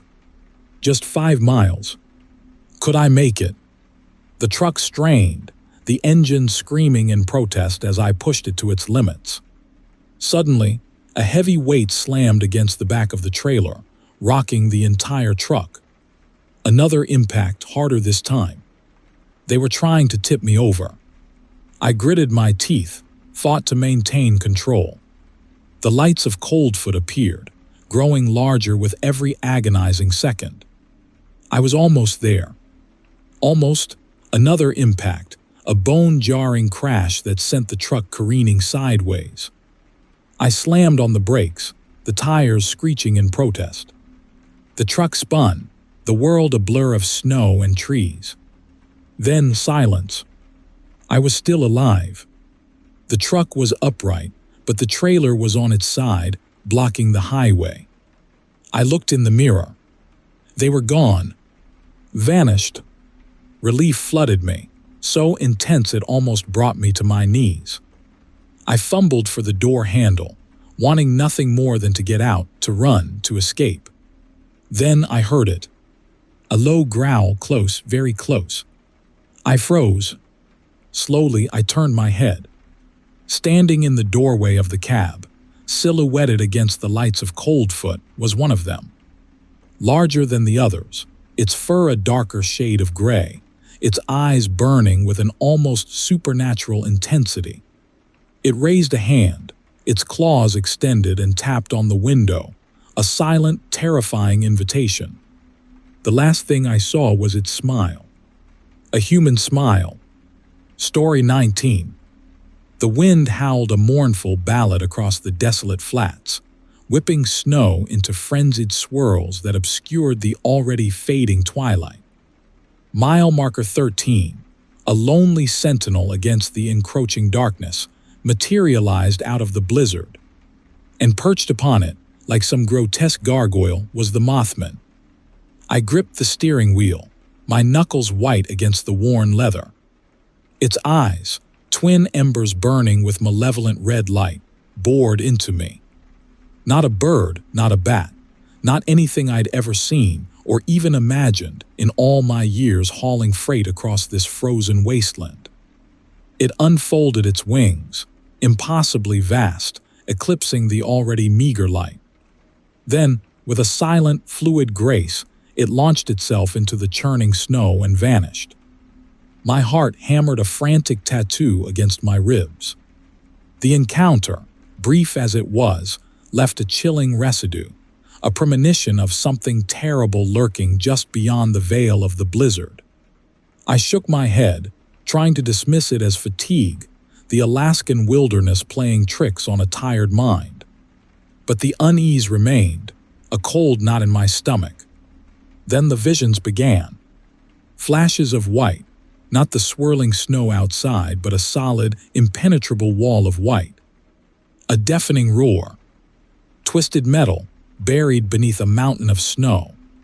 A single, brightly colored object, a child's snow globe, half buried in the debris, its plastic base cracked, the miniature world inside undisturbed. The snow globe. Why a snow globe? I didn't own one. Had never even seen one in real life, only in old catalogs. The vision repeated, the snow globe always present, a bizarre, incongruous detail in the unfolding catastrophe. I blinked, the visions receding, replaced by the stark reality of the empty highway stretching before me. I pushed the accelerator, desperate to put distance between myself and mile marker 13, desperate to outrun the creeping dread that clung to me like the icy wind. My destination, a remote geological survey camp nestled in the foothills of the Chugach Mountains, felt a lifetime away. I'd taken this haul on short notice, a last-minute job offered by a shady dispatcher in Anchorage. He'd been vague about the cargo, sensitive equipment. He'd called it, but the hefty paycheck had silenced any lingering doubts. Now, With the memory of the Mothman and the recurring vision of the avalanche, I regretted my decision. Hours crawled by. The blizzard intensified, reducing visibility to near zero. The truck, a trusty Kenworth I'd nicknamed the Bear, bucked and swayed against the relentless wind. I gripped the steering wheel, my eyes glued to the barely visible road ahead, every muscle tense. Then, through the swirling snow, I saw it. A single flickering light off to the side of the road. Not a house too small for that. More like a shed. Or a small cabin. Relief, unexpected and profound, washed over me. Maybe I could wait out the worst of the storm there. As I pulled closer, the light resolved itself into a lantern hanging from a crudely built wooden structure. A sign, barely legible beneath the snow, read, Trader Jack's Curios. Curiosity warred with caution. Trader Jack's. What kind of place was this, out in the middle of nowhere? The visions of the avalanche resurfaced, the snow globe shimmering in the wreckage. I hesitated, my hand hovering over the gear shift. But the storm raged outside, and the image of the warm lantern, a beacon in the blinding white, was too tempting to resist. I pulled the Bear off the road and parked near the cabin, the engine sputtering in protest as I cut the power. The inside of the cabin was a bizarre collection of oddities, animal skulls, dusty books, strange carvings, and jars filled with unidentifiable liquids. A small, pot-bellied stove radiated a welcome warmth. Behind a cluttered counter, a man with a long, white beard and eyes that glittered with an unsettling intensity looked at me expectantly. "Lost, trucker," he rasped, his voice like dry leaves skittering across pavement. "Just trying to wait out the storm," I replied, my voice sounding strained even to my own ears. The old man smiled, a slow, unsettling curve of his lips. "The storm's not what you should be worried about," he said, his gaze drifting towards a shelf behind him. My eyes followed his. There, nestled amongst a collection of dusty trinkets, was a snow globe. The same snow globe. My blood ran cold. The old man's smile widened. "It calls to you, doesn't it?" he whispered. "It shows you the future." He reached for the snow globe. "Take it," he urged, his voice suddenly sharp, insistent. "It's yours." I stared at the snow globe, mesmerized. The miniature world inside seemed to swirl and shift, the snow falling endlessly. The vision of the avalanche returned, more vivid this time, the roar of the snow deafening, the snow globe the only surviving artifact. I knew then, with a chilling certainty, that if I took the snow globe, I would be sealing my fate. I backed away, shaking my head. "No," I stammered, "I don't want it." The old man's smile vanished. His eyes, no longer twinkling, burned with a cold fire. "The mountain hungers," he hissed, his voice taking on a strange, guttural quality. "It demands a tribute." He grabbed the snow globe and hurled it at me. I ducked, the snow globe sailing past my head and shattering against the wall behind me. The miniature world inside spilled out, the plastic trees and tiny houses scattering across the floor. And then the roar began. Not the roar of an avalanche, but something deeper, more primal. The cabin shook violently. Cracks appeared in the walls. The old man screamed, a high-pitched, ululating wail that was quickly swallowed by the earth itself. I scrambled out of the cabin, the ground heaving beneath my feet. The Bear, buried up to its axles in the shifting earth, was useless. I ran, blindly, desperately, as the ground opened up behind me, swallowing Trader Jack's Curios and everything inside it. I don't know how long I ran. When I finally collapsed, exhausted and terrified, the storm had passed. The first rays of dawn painted the snow-covered mountains a delicate pink. The world, for the moment, seemed solid again.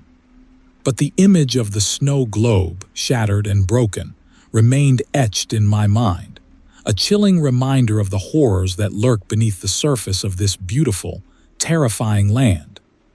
And I knew with a sickening certainty that I had been spared not by luck, but by my refusal to accept the mountain's tribute.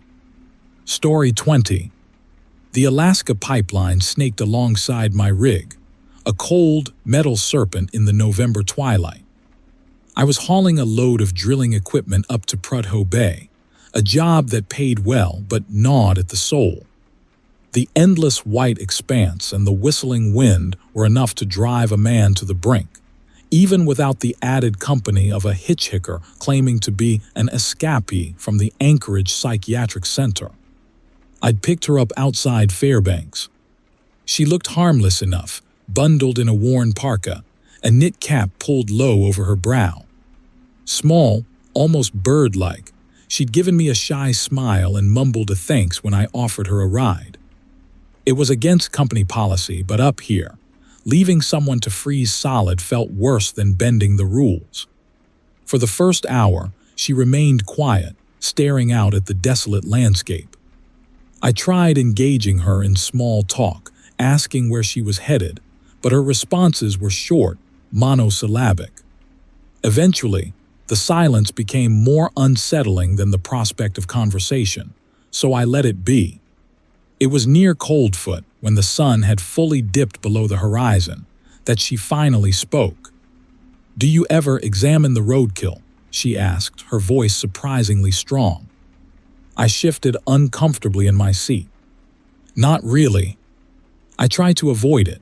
She hummed, a low, guttural sound that vibrated through the floor of the cab. "Such intricate systems. Such fascinating architecture." I stole a glance at her. The knit cap had slipped back, revealing strands of greasy, black hair plastered to her forehead. Her eyes, I noticed, were an unnervingly bright shade of green. "Architecture, of flesh and bone," she clarified, her gaze fixed on a flattened porcupine at the edge of the road. "I used to collect specimens." A shiver ran down my spine. "Specimens from the highway," she said matter-of-factly. "Before they took my tools." I didn't press her further. I just gripped the steering wheel tighter, my knuckles turning white, and focused on the road ahead. As the miles ticked by, her obsession became more and more apparent. She'd point out every carcass we passed: a mangled fox, a crushed raven, a deer splayed across the tarmac, describing in graphic detail how she would dissect them, what organs she would preserve. Her voice was almost clinical, devoid of emotion, yet filled with a chilling fascination. Then her fixation shifted. "Your hands," she said, breaking a long silence. "They're strong, capable." I swallowed hard, trying to ignore the creeping unease that was settling in my stomach. "They have to be. This rig isn't easy to handle." She reached out a gloved hand and touched my forearm. Her fingers were icy cold. "I imagine you could hold a scalpel with great precision." I jerked my arm away, my heart pounding in my chest. "I think you should get out at the next stop." Her face fell, her lips twisting into a pout. "But we're having such a nice conversation." "This isn't a conversation," I said, my voice tighter than I intended. "This is disturbing." She giggled, a high-pitched, unsettling sound. "Disturbing? I find it exhilarating. Think of the knowledge we could gain together." The next stop, a desolate gas station, couldn't come soon enough. I pulled in, my hands slick with sweat. "This is it," I told her, keeping my eyes fixed on the building. She didn't move. "You misunderstand," she said softly. "I'm not getting out." I turned to her, my voice barely a whisper. "What do you mean?" Her green eyes glinted in the dim light of the cab. "I've found my new specimen." Her hand darted out, impossibly fast, and grabbed my wrist. I felt a sharp prick, a burning sensation, and then a wave of dizziness washed over me. My vision blurred, the gas station lights swirling into streaks of color. I tried to fight her off, but my limbs felt heavy, unresponsive. She smiled, a wide, predatory grin spreading across her face. "Don't worry," she whispered, her voice taking on a strange, sing-song quality. "This will be educational." The last thing I saw before the darkness consumed me was the glint of something metallic in her other hand, a small, wickedly sharp scalpel. And then everything went black. Story 21. The biting Alaskan wind howled a mournful song around the rest stop, rattling the flimsy metal walls. I'd been hauling a load of medical equipment up the Dalton for days, pushing hard to make Fairbanks before the real winter set in. My bladder screamed louder than the wind, so I pulled in, grateful for any semblance of civilization. The place was deserted, save for a single, battered pickup truck parked near the back. Its paint was a peculiar shade of brown, almost the color of dried blood. A prickle of unease ran down my spine, a feeling I'd learned to trust after years navigating these lonely roads. I told myself it was just the isolation, the vastness of the Alaskan interior pressing in. The men's room was worse than I expected. A single flickering fluorescent bulb cast long, distorted shadows. The air hung thick with a cloying, sickly sweet aroma that I couldn't quite place. It smelled like overripe fruit and something else, metallic. I did my business quickly, my hand hovering over the hunting knife tucked in my belt, a habit ingrained from too many nights spent in desolate truck stops. Back outside, the wind had died down, replaced by an unnerving silence. That's when I heard a low, rhythmic chanting coming from behind the rest stop. Curiosity, that age-old curse of truckers, pushed me forward. I rounded the corner, my boots crunching on the frozen gravel, and the sight that met my eyes made my blood run cold. A group of figures, maybe 6 or 7, stood in a circle. They wore hooded parkas that obscured their faces, their forms indistinct in the growing twilight. In the center of the circle, a fire burned, casting a flickering, malevolent green light. The source of the green light wasn't flames, but a strange, pulsating orb that seemed to float above the ground. They chanted in a language I didn't recognize, their voices a guttural drone that resonated deep in my chest. And then I saw it. In the firelight, something glinted, wet and crimson. A knife, and beneath the knife a shape. Human. The figures raised their hands, their movements eerily synchronized. The chanting intensified. The knife flashed. A scream cut short. My stomach lurched. I knew I should run, but a morbid fascination held me rooted to the spot. This wasn't some drunken brawl. This was something ritualistic, something ancient. One of the figures turned, its hooded face towards me. Although I couldn't see its features, I felt its gaze, cold and predatory, burning into me. The chanting stopped. The silence that followed was deafening. Then, a single word spoken in perfect English cut through the stillness. Join. Terror finally broke the spell. I spun on my heel and bolted towards my truck. The brown pickup truck. The one I now realized had no license plates. I fumbled with my keys, my hands slick with sweat. The truck door creaked open. I scrambled inside, slamming the door shut and locking it. The engine roared to life, a welcome sound in the encroaching darkness. I threw the truck into reverse, tires spitting gravel, and sped away from the rest stop, not daring to look back. But the silence wasn't empty anymore. It was filled with a new sound, a soft, rhythmic padding, growing closer. Something was following me. I glanced in my side mirror. A figure, cloaked and hooded, loped along behind my truck, gaining ground with impossible speed. Its movements were unsettlingly fluid, almost inhuman. The green orb floated above its head, casting an eerie glow on the desolate landscape. Panic clawed at my throat. I floored the gas pedal, the truck straining against the frozen ground. The figure remained in pursuit, its pace unwavering. The sweet, metallic smell intensified, filling the cab. I felt a strange pressure in my ears, like the air itself was thickening. My vision blurred, the landscape outside becoming distorted and surreal. The figure was closer now, almost close enough to touch. I could feel its presence, cold and malevolent, pressing against the back of my truck. The green orb pulsed, brighter and brighter, until it filled my vision. A wave of nausea washed over me. My limbs grew heavy, my mind foggy. The truck began to slow, the engine sputtering, as if an unseen force was holding it back. I slammed on the brakes, the truck skidding to a halt. The figure stood directly behind me now, its hooded face inches from the back window. The green orb pulsed, its light hypnotic, drawing me in. I couldn't move. I couldn't breathe. I couldn't scream. The rear window shattered. The sweet, metallic smell became overpowering. I felt a sharp prick in my arm. Then darkness. The last thing I saw was the green orb, floating closer, consuming me in its sickly light.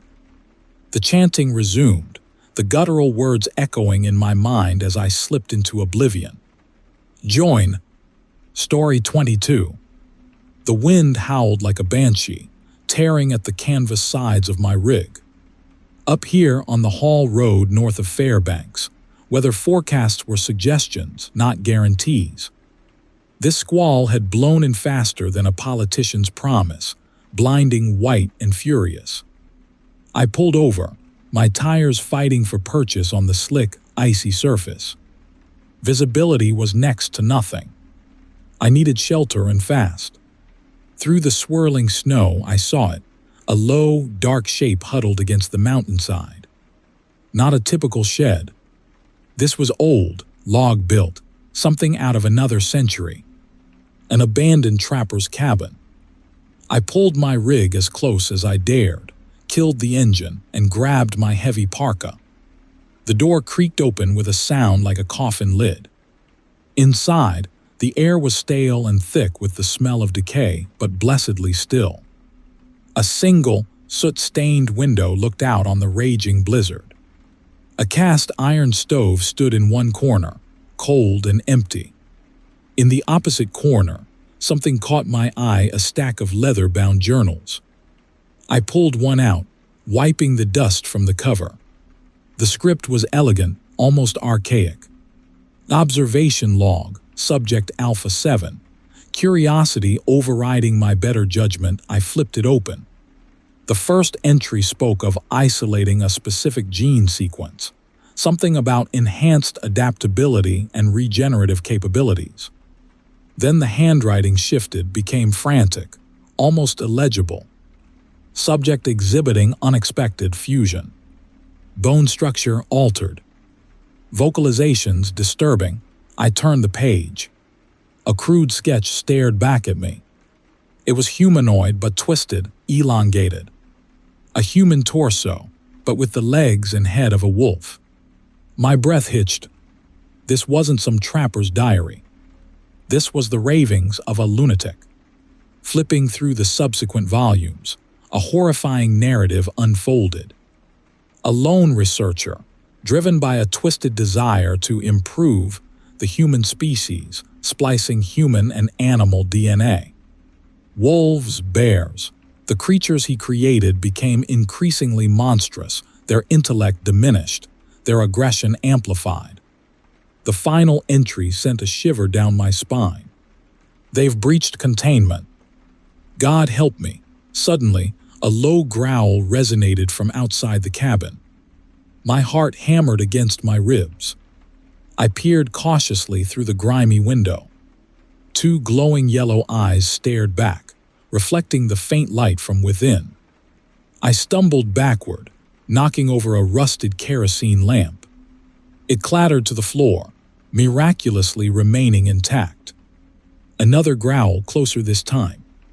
I could hear the scrape of claws against the wooden walls. Panic threatened to overwhelm me. I had to get out of there. I grabbed the kerosene lamp, the faint light revealing more details of the cabin. On a rough wooden table, I saw a collection of surgical tools, gleaming wickedly in the lamplight. A hypodermic needle lay next to a vial filled with a viscous, amber liquid. Next to it, a single worn photograph. A man in a lab coat holding a scalpel. His smile was unsettling, almost predatory. The growling outside intensified, accompanied by the splintering of wood. The door wouldn't hold much longer. I looked around frantically, searching for a weapon, an escape route, anything. My eyes landed on the stovepipe. Narrow, but maybe just big enough. Desperation clawed at me. I climbed onto the stove, pushing myself into the narrow opening. The metal was cold against my skin, soot clinging to my clothes. The cabin door exploded inward. A monstrous form filled the doorway, its silhouette illuminated by the swirling snow. It was vaguely humanoid, but far too large, its limbs elongated and twisted. A wolf's head sat atop a human torso, its eyes burning with feral hunger. The creature let out a deafening roar, a chilling blend of human and animal rage. I squeezed myself further up the stovepipe, the metal biting into my flesh. I could hear the creature sniffing around below, its guttural growls echoing in the confined space. Then silence. A terrifying silence. I held my breath, listening. Slowly, cautiously, I peered down. The creature was gone. Relief flooded through me, quickly replaced by a chilling realization. I was trapped. The stovepipe narrowed further up, too small for me to pass. I was stuck, suspended in the darkness, the storm raging outside. Then a new sound. A soft, wet padding. Something was moving on the roof above me. I strained to see, my heart pounding in my chest. The stovepipe began to creak. Something heavy was pressing down on it, slowly, deliberately. The metal groaned, bending inwards. I looked up, my breath catching in my throat. Through the narrow opening, I saw it. Another pair of eyes, glowing yellow in the darkness. These eyes, however, were different. They were set in a human face. A face twisted into a grotesque parody of a smile. The face of the man in the photograph. He looked down at me, his smile widening, a single word escaping his lips, barely audible above the wind. "Welcome," the metal shrieked. Story 23. The Dalton Highway stretched ahead, a gray ribbon bisecting the endless green of the Alaskan taiga. Twilight painted the sky in bruised hues, a fitting backdrop for the gnawing anxiety that had taken root in my gut since Prudhoe Bay. I'd hauled stranger things than this refrigerated unit, but the silence from dispatch, the unusually hefty paycheck, and the vague description of sensitive equipment all combined into a cocktail of unease. Then it happened. A hulking mass, darker than the deepening shadows, materialized in the center of the highway. At first, I thought it was a moose, maybe a grizzly. Then it stood, impossibly tall, its silhouette blotting out the remaining light. A roar, like the earth itself splitting open, ripped through the quiet. The Kenworth bucked as something massive slammed against the grille. Glass exploded inward, shards raining down on me. The headlights vanished, plunging me into absolute darkness. Blind and deafened, I slammed on the brakes, the truck shuddering to a halt. The smell of pine and something else, something bitter and unfamiliar, filled the cab. My hand flew to the hunting knife tucked beneath the seat, the cold steel a small comfort in the suffocating darkness. Outside, the roaring continued, punctuated by the sickening sound of tearing metal. I squeezed my eyes shut, trying to rationalize what was happening. A bear, a rock slide, but the sheer size, the primal fury, it was unlike anything I'd encountered in all my years traversing these desolate routes. Silence descended, heavy and oppressive. I held my breath, straining to hear anything over the pounding of my heart. Then, a slow, deliberate thudding began, something heavy circling the truck. Each step vibrated through the floorboards, a physical manifestation of the terror gripping me. I gripped the knife tighter, the rough handle digging into my palm. A guttural sound, low and rumbling, emanated from just outside the driver's side door. It was close, too close. I imagined a massive, hairy hand reaching for the handle, the metal groaning under its grip. I fumbled for the CB, a desperate plea for help dying on my lips as I remembered its uselessness this far out. Suddenly, the truck rocked violently as if something had slammed its weight against the side. I braced myself, expecting the metal to give way, but it held. Then another impact, harder this time, a sickening crunch of metal twisting. I could hear the refrigeration unit groaning, protesting the assault. A high-pitched whine like metal screaming pierced the darkness. The refrigeration unit sputtered, then died, the sudden absence of its hum amplifying the oppressive silence. The bitter smell intensified, mingling with a new scent, something sickeningly sweet, almost floral. The circling stopped. A terrifying silence descended, broken only by my ragged breathing. I felt exposed, vulnerable, like prey awaiting the final blow. Then, a low, guttural chuckle, chilling in its inhumanity, echoed from the front of the truck. It was a sound of amusement, of predatory satisfaction. Minutes stretched into an eternity. I remained frozen, every muscle screaming in protest, the knife a useless weight in my hand. The silence was a torment, a constant reminder of the unseen horror lurking just outside.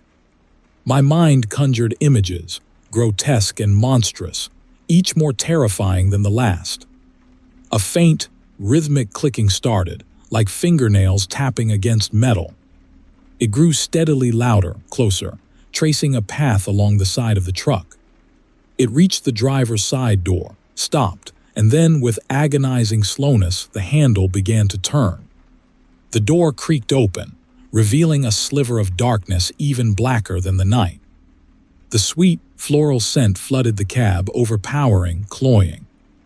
I squeezed my eyes shut, bracing myself for the inevitable.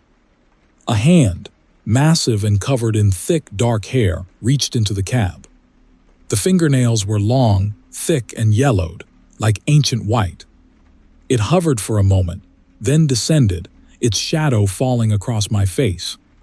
The hand brushed against my cheek, the touch surprisingly gentle.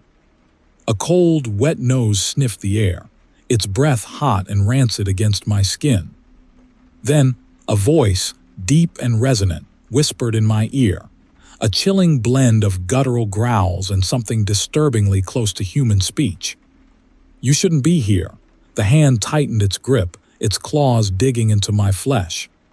The sweet smell intensified, and the darkness outside seemed to press in, consuming me. I knew, with chilling certainty, that I would not see the dawn. Story 24. The aurora pulsed, a sickly green heartbeat against the inky canvas of the Alaskan night.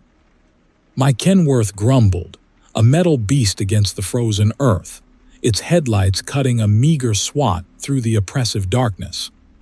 I'd been pushing hard, eager to reach Fairbanks before the real blizzard hit, and this isolated truck stop, tucked away like a forgotten secret, seemed a welcome respite. It wasn't much a single temporary building, its windows glowing with a faint, jaundiced yellow light, a lonely sentinel against the vast, empty landscape. No other rigs. Just a handful of battered pickups scattered haphazardly around the perimeter, their frosted windshields reflecting the eerie luminescence of the sky. The place had a desolate, almost abandoned feel. Inside, the warmth was a shock. The air, thick with the aroma of stale coffee and something indefinably metallic, hung heavy and stagnant. A lone figure hunched over the counter, a grizzled man with a face like weathered leather. He barely acknowledged my entrance. His eyes, dark and sunken, seemed to absorb the meager light. I ordered coffee, the porcelain mug warm against my chilled fingers.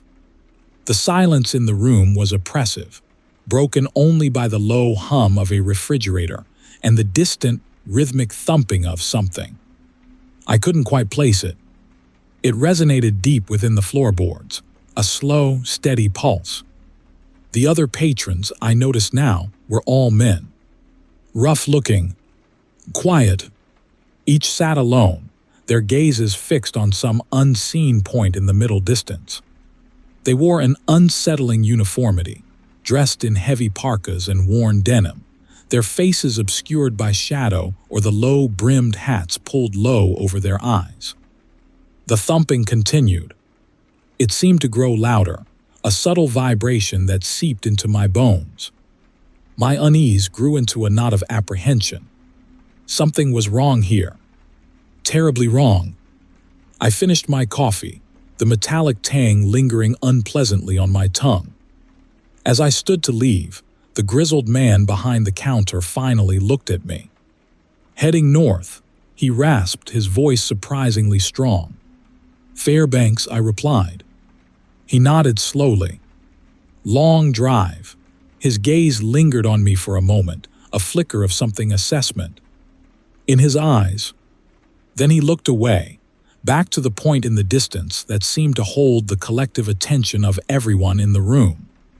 I pushed through the door, back into the biting cold. The thumping sound followed me. It was definitely louder now, a dull, rhythmic thudding emanating from the rear of the building. Curiosity, a dangerous companion in this desolate place, warred with the primal urge to get back in my truck and drive.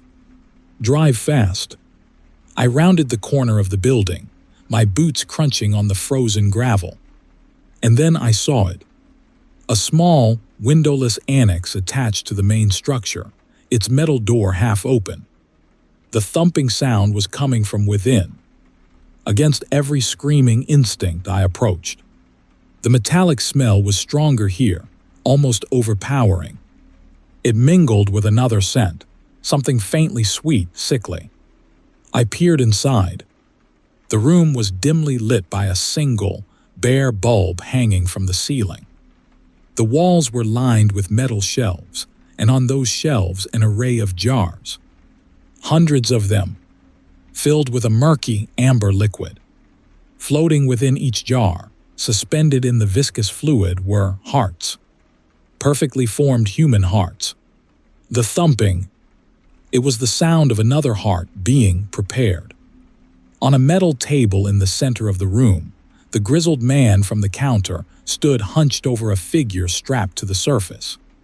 His hands, gloved in thick rubber, held a wickedly sharp scalpel. He glanced up, his eyes meeting mine. The scalpel paused, and then a slow, chilling smile spread across his face. The other patrons emerged from the main building, their movements eerily synchronized. They formed a silent circle around me, their faces now visible in the dim light spilling from the open doorway. The same dark, sunken eyes. The same chilling smiles. The thumping resumed, a steady, relentless beat against the suffocating silence of the Alaskan night. It was the sound of my own heart, echoing the terrifying rhythm of the heart on the table. The rhythm of death. Story 26. The biting Alaskan wind howled a mournful dirge around my rig, rattling the canvas sides like skeletal fingers drumming a death knell. I'd pulled off the Dalton Highway, seeking a few hours of quiet contemplation before the final push to Prudhoe Bay. A frozen lake, its surface bruised purple in the fading November twilight, seemed as good a resting place as any. I brewed a pot of coffee, the bitter aroma a small comfort against the encroaching night. The frozen landscape pressed in on all sides, a stark testament to nature's brutal indifference. I finished my coffee, climbed into my sleeping bag, and let sleep claim me. Then the drumming started. A low, rhythmic thudding, emanating from somewhere beneath the truck, vibrated through the flimsy metal walls. I initially dismissed it as the shifting earth, a common occurrence in this permafrost-ridden land. But the rhythm intensified, becoming a frantic tattoo against the frozen ground. Unease pricked at me. I sat up, pulling my hunting jacket tighter around me. The drumming continued, its insistent beat a terrifying invitation to something unknown. Against every screaming instinct, I climbed out of the rig. The polar lights pulsed overhead, painting the snow-covered landscape in frenzied swirls of green and violet. The drumming was louder now, accompanied by a faint susurrus like whispers carried on the wind. It seemed to be coming from the center of the frozen lake. A crack appeared in the ice, a jagged fissure splitting the bruised surface. The whispers intensified, taking on a sing-song quality, almost chanting. Another crack, wider this time, and a sickly green light pulsed from within. The chanting grew louder, interwoven with guttural words I couldn't quite decipher. A shape began to emerge from the widening fissure, rising slowly from the icy depths. Illuminated by the eerie green light, I saw it a demonic figure, its form indistinct, yet undeniably vast. Its eyes, burning coals of icy fury, fixed on me. Terror, cold and sharp, pierced me. I should run, scramble back into the relative safety of the truck. But a dreadful curiosity, a morbid fascination, rooted me to the spot. The figure pulled itself fully from the lake. It was humanoid, but grotesquely distorted. Its limbs were elongated, its fingers tipped with wickedly sharp talons. Green flesh, veined with bioluminescent material, stretched taut across its skeletal frame. Multiple orifices, pulsing with the same sickly green light, dotted its torso. And from those orifices, a stream of viscous, amber liquid flowed, pooling around its feet and hissing against the ice.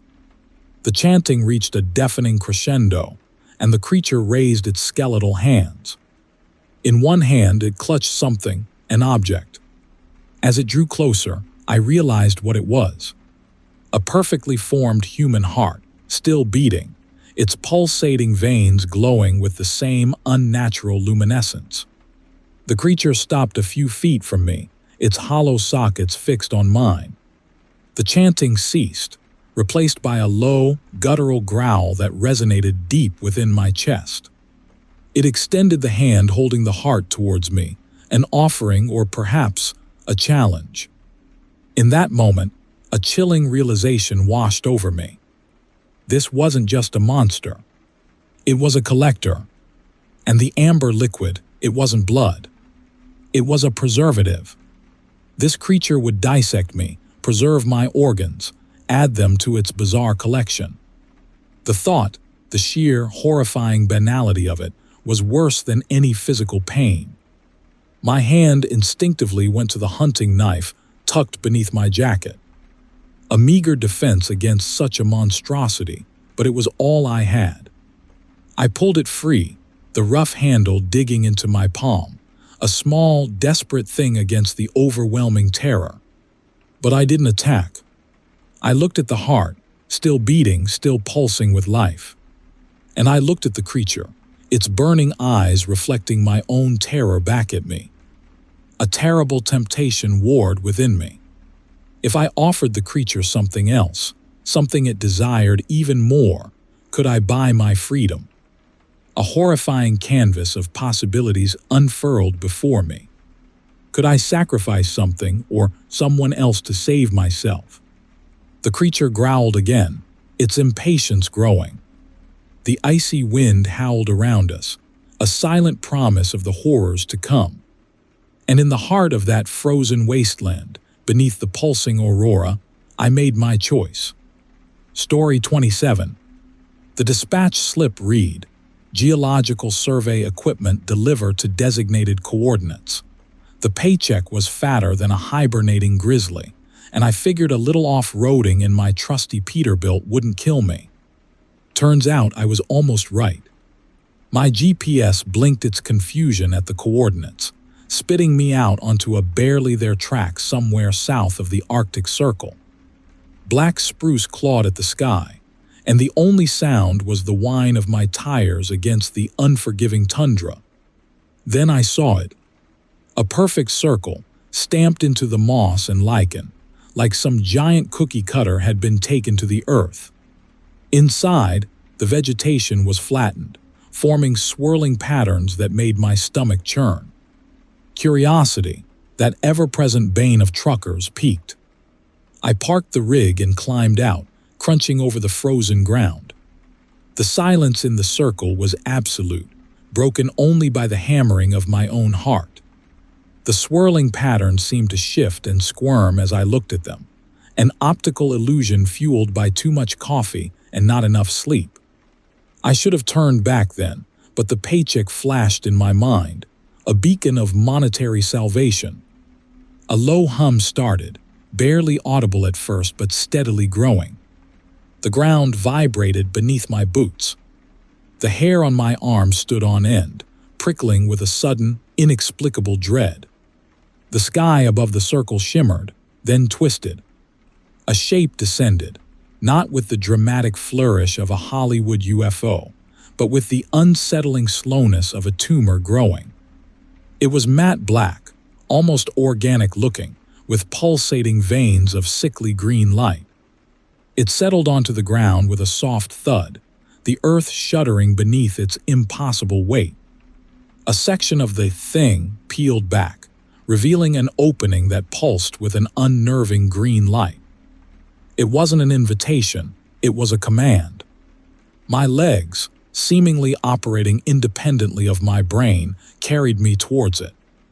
Inside, a ramp descended polished obsidian reflecting the sickly green glow. The air smelled sweet, like overripe fruit and formaldehyde. I stepped inside, the opening closing behind me with a sickening thud. The interior was surprisingly spacious, a circular chamber illuminated by the same pulsing green veins. Figures moved within the chamber, their forms obscured by long, flowing robes of the same matte black material. They didn't speak, but a sense of assessment washed over me, like being sized up by a butcher at the meat counter. Then they moved. Two of them approached, their movements unnaturally fluid. They reached out, not with hands, but with long, slender appendages tipped with something that glinted like polished bone. One of them touched my arm.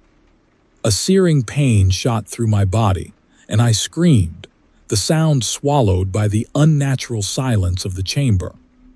The next few hours are a blur of pain and terror. I remember being strapped to a cold, metallic table. I remember their instruments, wickedly sharp and glowing with that same unsettling green light. I remember the probing, the cutting, the chillingly clinical detachment of my examiners. They weren't cruel, they were simply curious. Like a child dissecting a frog. I learned later, in the hazy aftermath, that they were studying my nervous system, my immune response, my adaptability. Apparently, humans are quite the novelty out there in the vast cosmic indifference. At some point, they decided they were finished with me.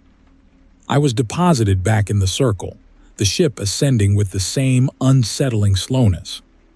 The hum faded, the ground stilled, and the sky returned to its normal Alaskan gray. I lay there for a long time, shivering in the cold, the pain slowly receding, replaced by a numb disbelief. My truck was still there, a comforting beacon of normalcy in a world suddenly turned inside out. I climbed inside, the familiar smell of diesel and stale coffee a welcome anchor to reality. As I drove away, I glanced back at the circle. It was gone, vanished without a trace, like it had never been there at all. I made it to the designated coordinates, a remote research station manned by a couple of pale, nervous scientists. They seemed unsurprised to see me, which I suppose shouldn't have been surprising given the circumstances. They took the equipment, asked no questions, and paid me in cash. I didn't stick around for pleasantries. I haven't spoken about it much. Who would believe me? Crazy trucker rambling about aliens and crop circles in the Alaskan wilderness. Easier to just keep quiet, collect the paycheck, and keep driving. But sometimes, late at night, when I'm hauling a load through the vast, empty stretches of the Alaskan interior, I see that green light pulsing in my rearview mirror. And I wonder if they'll come back.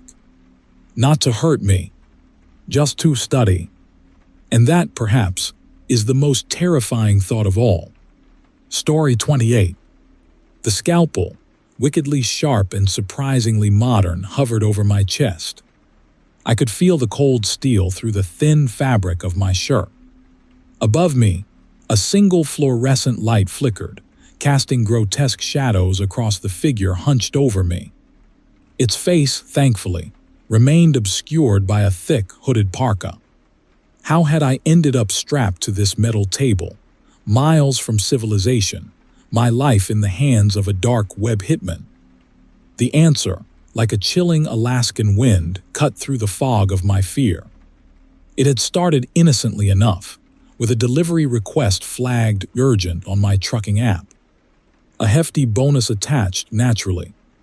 Money talks in this desolate state, and I'd seen enough lean times to ignore a fat paycheck. The pickup location was outside Fairbanks, a nondescript warehouse tucked between the desolate portable houses that sprout like metal weeds near the oil fields. No name on the building, no signage, just a set of loading bay doors. Odd, but not entirely unusual in this line of work. The warehouse inside was surprisingly empty, save for a single crate sitting on a pallet in the center of the concrete floor. Matte black, unmarked and emanating a faint, sickeningly sweet smell. I signed the digital manifest proffered by a nervous man in a lab coat, no questions asked. Another oddity, but I wasn't paid to be curious. My job was to haul, not interrogate. The delivery destination was even more remote, a geological survey station, somewhere in the Brooks Range. The route was long, the track dangerous, and the solitude after years on the road was starting to gnaw at me. I tried to shake off the unease, but that sweet smell, now stronger, kept clinging to the inside of the cab. Somewhere past Coldfoot, things started to unravel. The first sign was the clicking. A rhythmic, metallic clicking emanating from the crate. I told myself it was temperature changes, the cargo settling. But the clicking intensified, accompanied by a low, guttural humming. Then the whispers began. Barely audible at first, like the wind whistling through the black spruce, then growing louder, swirling around me. I dismissed it as fatigue, the endless miles and sleep deprivation playing tricks on my mind. But the whispers persisted, coalescing into words, chanting in a language I couldn't understand but felt in the marrow of my bones. The world outside became distorted, the trees twisting into impossible angles, the snow-covered mountains swaying precariously. I gripped the steering wheel tighter, fighting to maintain control, convinced I was hallucinating. When the crate began to glow, a sickly, pulsating green, I knew I was in serious trouble.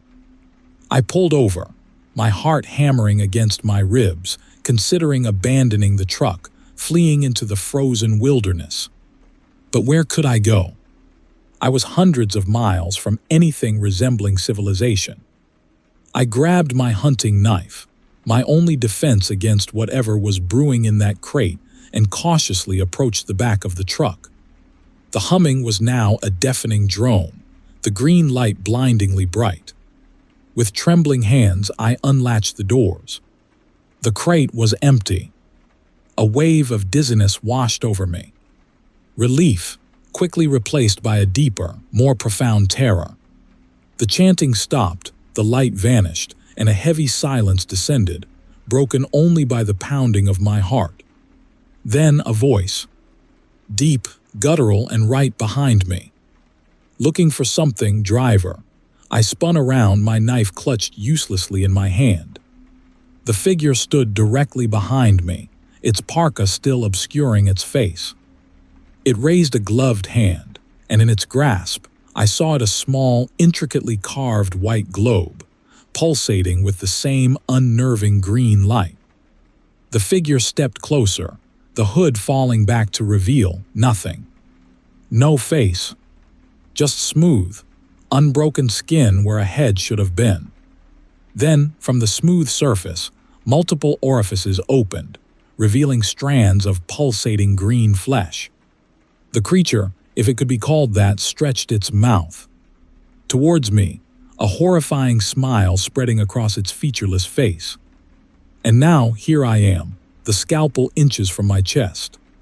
The creature's voice echoes in my ears, a sickening blend of human and something else, something ancient. The globe. It chooses its host. It requires a vessel. I squeezed my eyes shut, bracing myself for the inevitable. I'd hauled frozen goods, drilling equipment, even hazardous materials across Alaska. I'd hauled stranger things. But this was my final delivery. Story 30. The dispatch slip read, Geological Survey Station, Brooks Range. Deliver 1 crate. Marked fragile, simple enough. The pay was good, too good to refuse, especially with winter closing in. I figured a few days hauling across the frozen expanse, and I'd be back with enough cash to see me through the worst of it. The track deteriorated quickly after I left the Dalton. What started as maintained gravel quickly became a rutted, frozen mire. My Kenworth grumbled but pressed on. The Brooks Range loomed, an impenetrable wall of rock and ice, and a gnawing unease began to creep in. This wasn't just isolation. This was a primal fear, the feeling of being watched by something ancient and malevolent. The track snaked through a narrow valley, the black spruce clawing at the fading twilight. Then, through the thickening gloom, I saw at a break in the trees, an overgrown track leading towards what looked like a wooden structure. My GPS showed nothing, not even the faintest hint of civilization. This wasn't on any map. Curiosity, that ever-present curse, nudged me forward.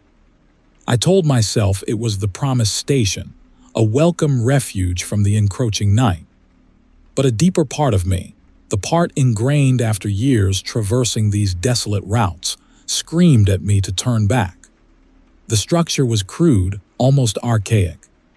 Logs lashed together with what looked like sinew, the gaps filled with mud and moss. A single, flickering amber light emanated from within, casting long, distorted shadows across the snow. No sign of life, no vehicles, no welcoming smoke from a chimney. I killed the engine, the silence immediately profound, broken only by the whine of the wind. The cold bit deep, a frigid hand squeezing the breath from my lungs. I pulled my hunting jacket tighter around me and grabbed my knife, a familiar weight beneath my heavy parka. The amber light pulsed, a silent invitation. Against every screaming instinct, I walked toward it. The door was half open.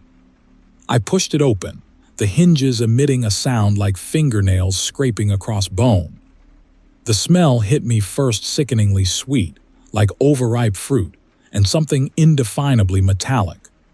The single room was illuminated by a fire burning in a stone hearth. No electricity, no modern conveniences. Just a table, a few stools, and shelves lined with jars filled with unidentifiable liquids and what looked like animal bones. Then I saw the globe. It rested on the table, carved from what looked like white, intricate patterns swirling across its surface. It pulsed with a faint internal luminescence, the amber light seemingly emanating from within. It wasn't just beautiful, it was hypnotic, drawing my gaze, pulling me closer. A shadow detached itself from the corner of the room. A figure, tall and gaunt, clad in what looked like animal hides. Its face was obscured by a deep hood, but I could feel its gaze, intense and piercing. The figure raised a hand, long skeletal fingers gesturing towards the globe. A voice, raspy and ancient, echoed through the room. The words were unintelligible, a guttural language unlike anything I'd ever heard. But somehow I understood. It was showing me something. The globe began to spin, faster and faster. The amber light intensified, filling the room, then spilling out into the night. The world outside the cabin twisted and distorted, the trees bending at impossible angles, the snow swirling into frenzied patterns. I felt a strange pressure, a pulling sensation, as if the very fabric of reality was unraveling. The figure spoke again, the words now clearer, resonating within my skull, not my ears. The path is open. The way is shown. Panic clawed at me. I stumbled back, tearing my gaze from the globe, the world outside snapping back into a semblance of normalcy, albeit a distorted, unsettling normalcy. The figure remained motionless, its hooded face still obscured, its presence suffocating. I turned and fled, scrambling back to my truck, my heart hammering against my ribs, the sweet, metallic smell clinging to me like a cover. The engine roared to life, a welcome sound against the encroaching madness. I slammed the truck into gear and sped away, leaving the cabin and its silent occupant behind. But the globe and its amber light, the twisting world it revealed, remained etched into my mind. The track back to the Dalton seemed longer, the forest pressing in, the darkness deeper. I knew with a chilling certainty that I hadn't escaped. I had merely glimpsed a path, a way into something otherworldly, something terrifying.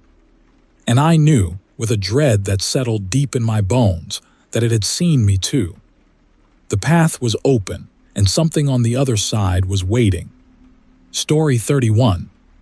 The ice road to the Prudhoe Bay oil fields wasn't a place for sanity. Days bled into weeks under the oppressive, monochrome sky. The world reduced to the narrow corridor of packed snow and the groaning behemoth beneath me, a 1978 Western Star cab over, a relic from a different era, bought cheap and patched up even cheaper. This haul, a sealed container marked proprietary Alyeska Consortium, paid enough to keep the repo men at bay for another month, and paid enough to bury the whispers at the back of my mind. The whispers started subtly, a faint rustling inside the cab, like dry leaves skittering across frozen ground. I dismissed it as the wind whistling through the patched seams, a common enough sound in this frozen wasteland. Then came the cold spots, localized chills that had nothing to do with the Arctic air blasting through the vents. Places in the cab, usually warm from the heater, that grew icy to the touch. One night, somewhere north of Fairbanks, the whispers coalesced into a voice. Not through the speakers. God knows the CB radio had been dead for weeks, but a low, guttural rumble that seemed to emanate from the truck itself. From the steel, the rivets, the very bones of the machine. It spoke in a language I didn't understand, but its meaning was clear, mine. The steering wheel began to resist my grip. Not much at first, just a subtle tug, a disagreement over direction. I gripped the wheel harder, knuckles whitening, attributing it to fatigue. But the resistance grew, evolving into a full-blown battle for control. The truck veered, the massive tires crunching through the snow, pulling me towards the edge of the ice road. I fought back, every muscle screaming, wrestling the wheel as if it were a living thing. The voice intensified, becoming a guttural chant that vibrated through the cab. The temperature plummeted.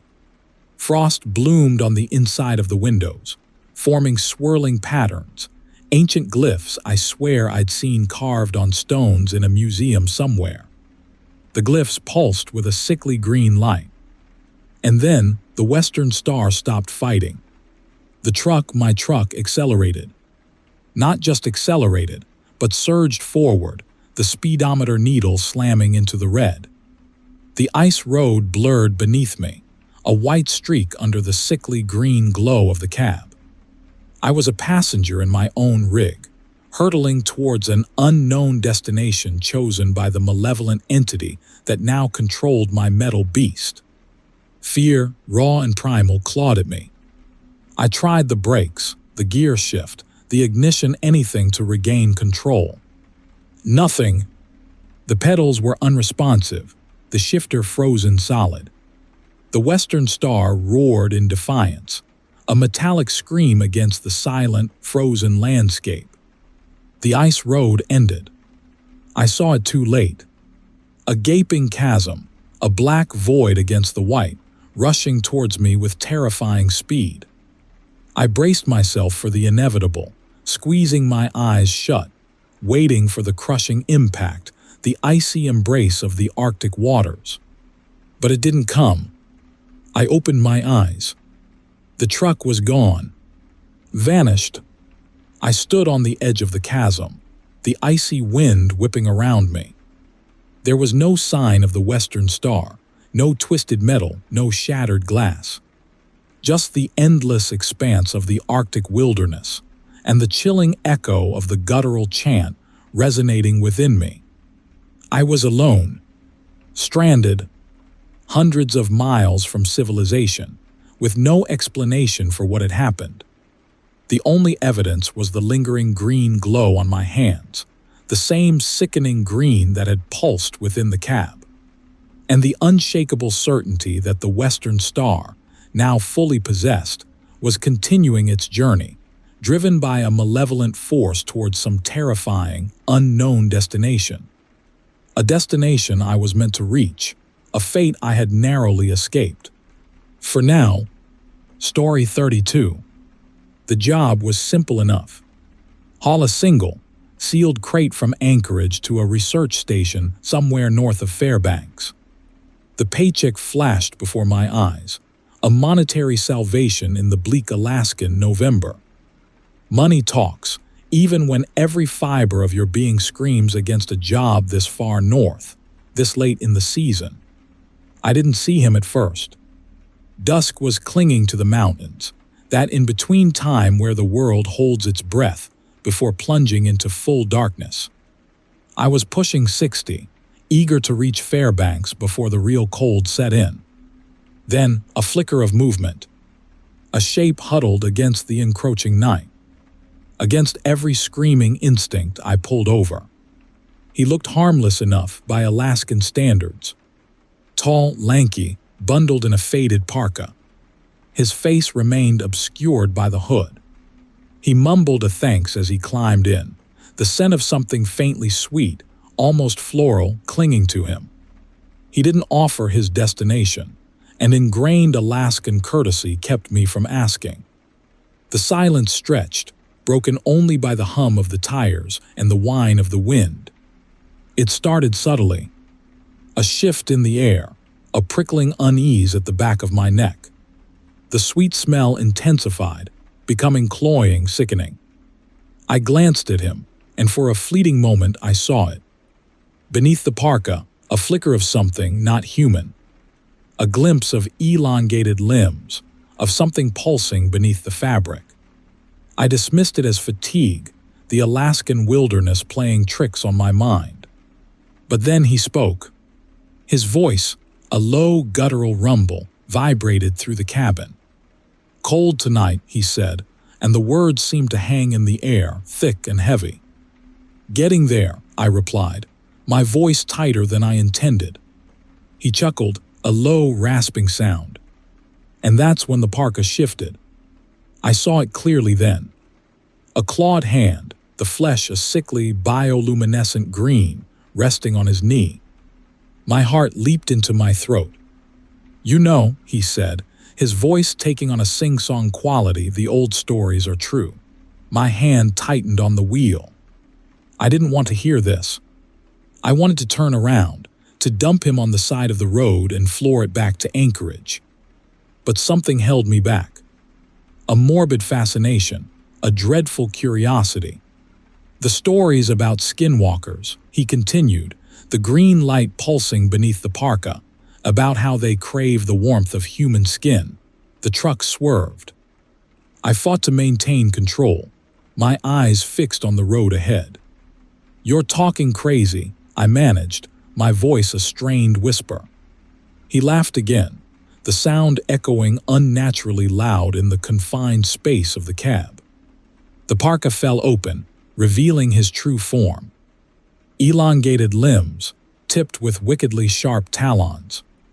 His face, a grotesque parody of a human's, stretched into a horrifying smile, revealing rows of needle-sharp teeth.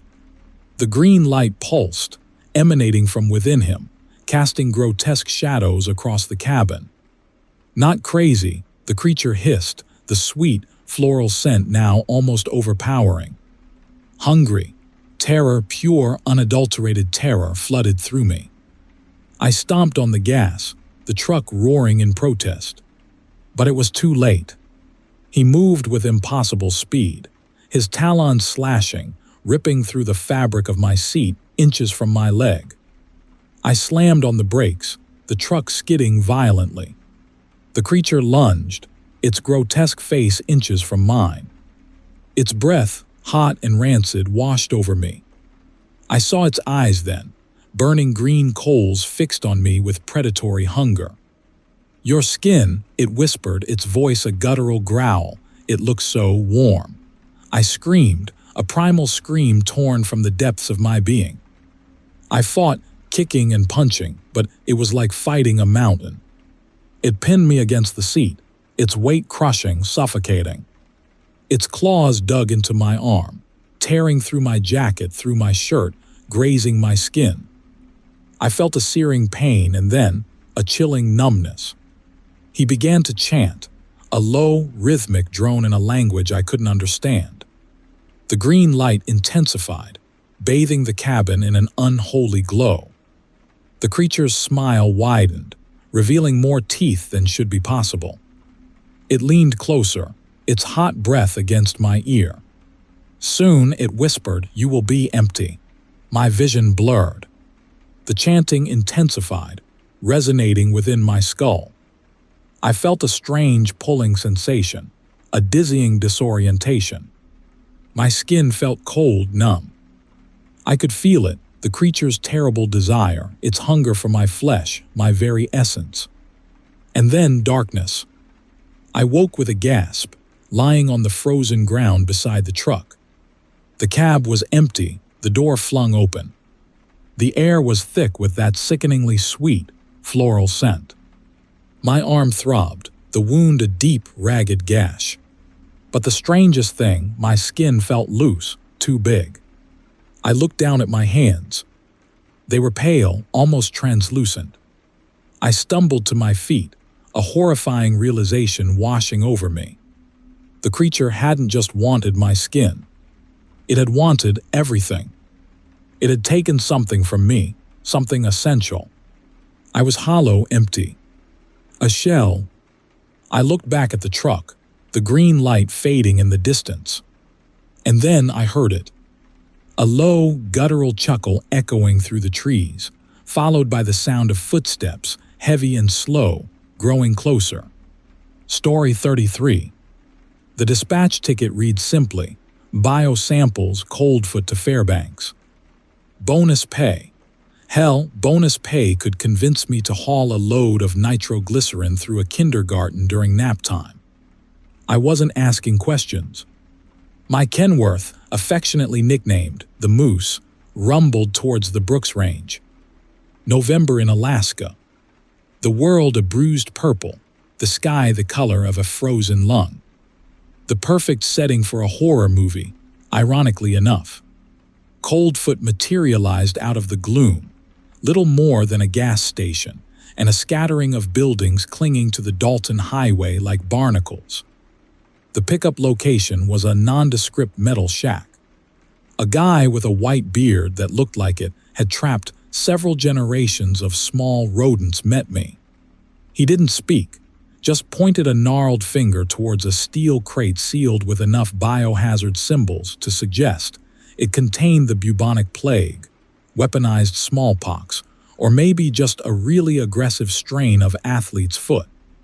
I secured the crate, the metal cold against my bare hand, a faint buzzing emanating from within. "Stay warm," the old-timer rasped, his voice surprisingly strong. Then he vanished back into his shack, probably to commune with his squirrel beard. The first few miles were uneventful. The polar lights pulsed overhead, an ethereal green river flowing across the sky. Beautiful, but it also felt watchful, like it was projecting the thoughts of something ancient and hungry down onto the frozen earth. That's when the drumming started. A low, rhythmic thudding, almost like a giant heart beating beneath the permafrost. I cranked the heater, trying to rationalize it as the wind, the tires, anything but what a creeping part of me suspected it was. The track south deteriorated rapidly. I gripped the wheel, the moose bucking and groaning. The drumming intensified, now accompanied by a faint, high-pitched chanting. I caught a flicker of movement in my side mirror. Something loping alongside the truck, just beyond the reach of my headlights. Just a trick of the light, I told myself. Just the wind whipping the skeletal black spruce branches. Except the wind wasn't blowing. The chanting grew louder, guttural words in a language I'd never heard but somehow understood. Words of hunger, of cold, of something ancient and evil. My headlights finally caught it.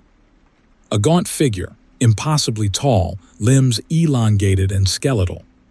Its skin was stretched taut over its bones, revealing pulsing green veins beneath.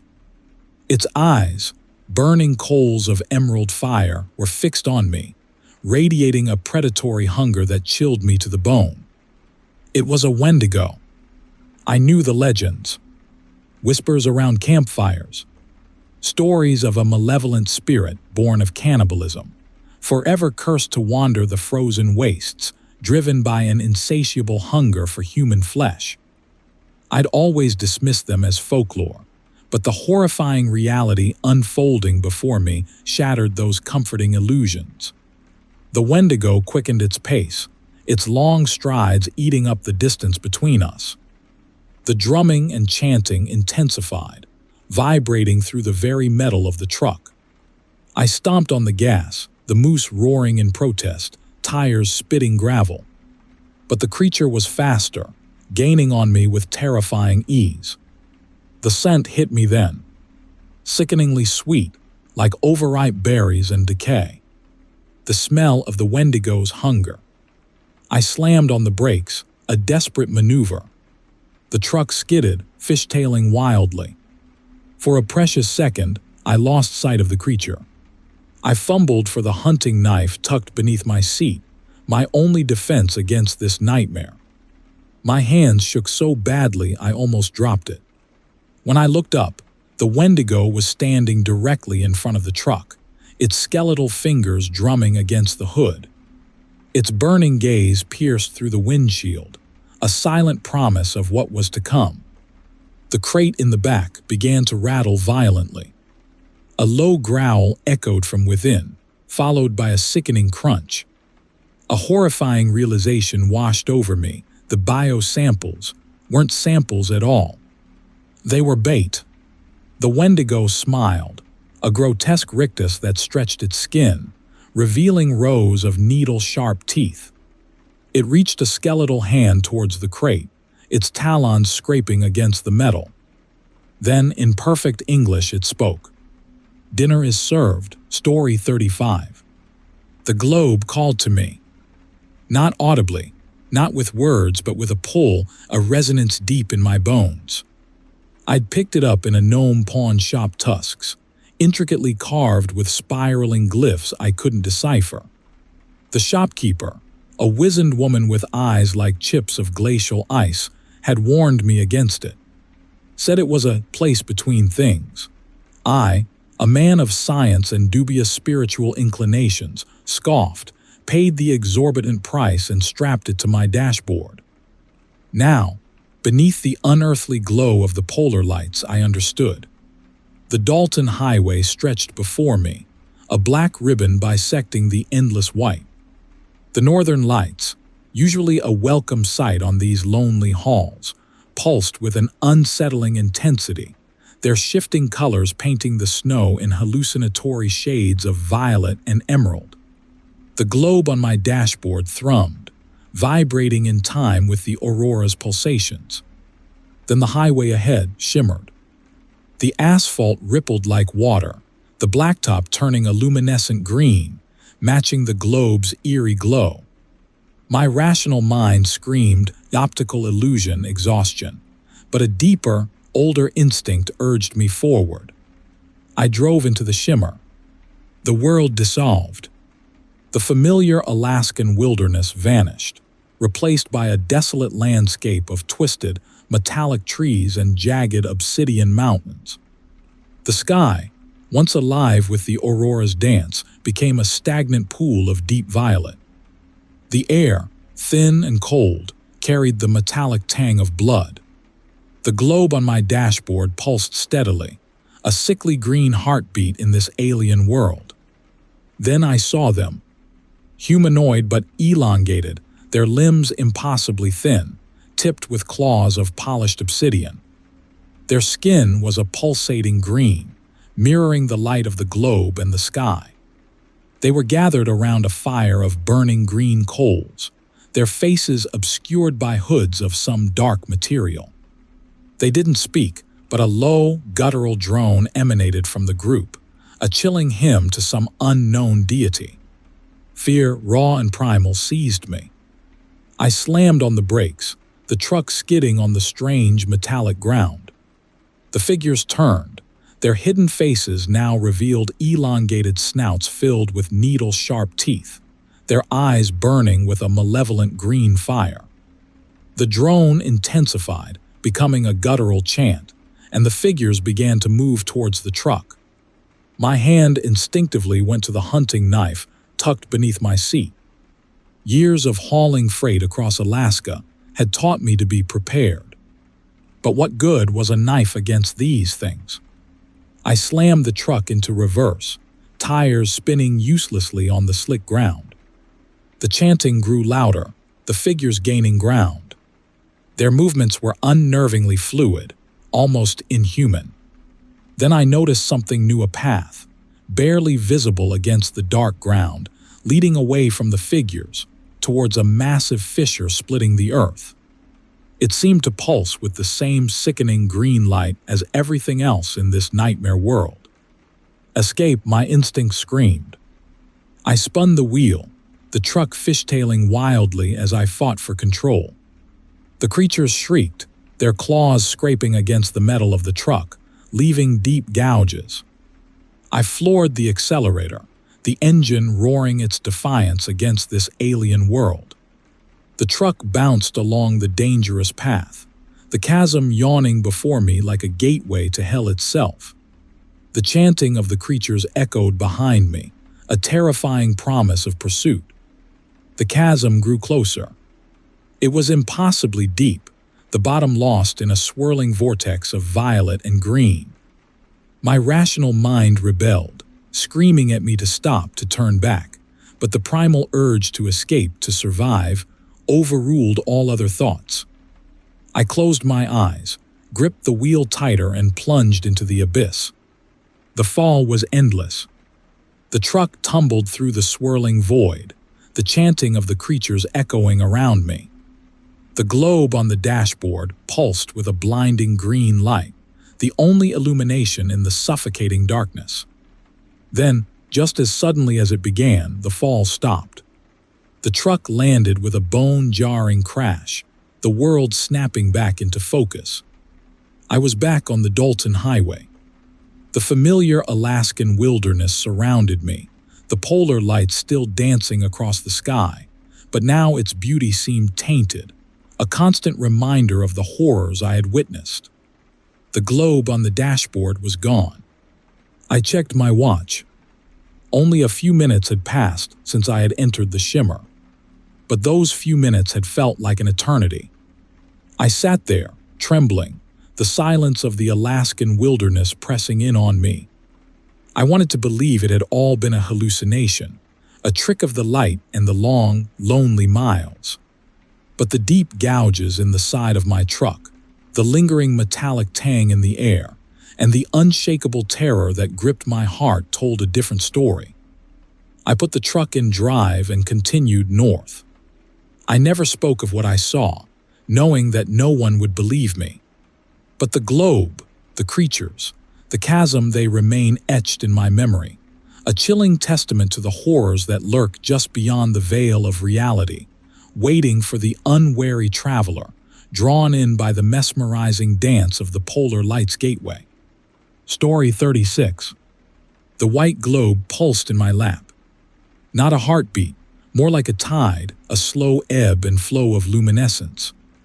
I should have dropped it off at the Fairbanks Research Station, like the dispatch ticket said.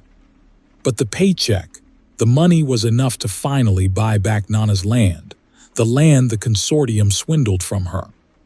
I justified it as a detour, a small delay. A little look-see. My grandfather, an Inupiaq whaler, always warned me about curiosity. He'd say, "Boy, some doors ain't meant to be opened. Some things best left undisturbed in the dark." He wasn't talking about the literal dark, though the perpetual Alaskan twilight sure played tricks on your mind. He meant the dark places inside, the hunger for things we shouldn't understand. The globe warmed against my gloved fingers, the carvings swirling beneath my touch. Animals mostly. Caribou, seals, whales. But then faces. Twisted, elongated, with eyes that seemed to follow me. And beneath them, symbols I'd never seen before, like the frost patterns on my windshield, but sharper, more deliberate. The first incident happened just south of the Yukon border. A flicker in the periphery. A shape in the tree line, tall and impossibly slender. I chalked it up to exhaustion, the endless miles blurring the world outside my cab. But the feeling persisted, a prickling on the back of my neck like being watched. Then came the whispers. Not through the vents, not from the trees. Inside the cab. Soft susurrus, like the wind rustling through dry grass. I tried to ignore them, focusing on the monotonous drone of the tires on the gravel. But they grew louder, coalescing into guttural words I couldn't quite grasp. The globe pulsed brighter, the carvings almost burning against my skin. The third time, that's when I started to truly question my sanity. I'd stopped at a deserted turnout overlooking the Tanana River. As I stretched my legs, a shadow detached itself from the trees. Not a shadow cast by anything, but a shadow with its own substance, like oil slicked across the snow. It flowed towards me, silent and impossibly fast. I scrambled back into the cab, heart pounding, the globe burning in my lap. The shadow reached the edge of the truck, then vanished. I drove through the night, adrenaline keeping me awake. The whispers intensified, the globe pulsed, and the figures in the trees became bolder, their forms clearer. They were tall and gaunt, their limbs impossibly elongated, their faces obscured by hooded parkas. They moved with an unnerving fluidity, loping alongside the truck, their silent gazes fixed on me. Close to Coldfoot, I saw a flicker of movement in my side mirror. I glanced over. A figure stood directly behind the truck. One of them, its parka was thrown back, revealing a face that was both human and not. Its skin was stretched taut over bone, its eyes burned with an unholy green light, and its mouth was filled with rows upon rows of needle-sharp teeth. I slammed my foot on the accelerator, the engine roaring in protest.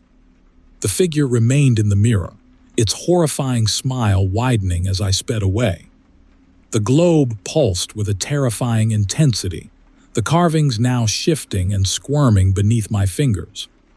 I knew then, with a chilling certainty, that the globe wasn't just an artifact. It was a beacon, a magnet drawing these things to me. The whispers intensified, becoming a chorus of guttural chanting.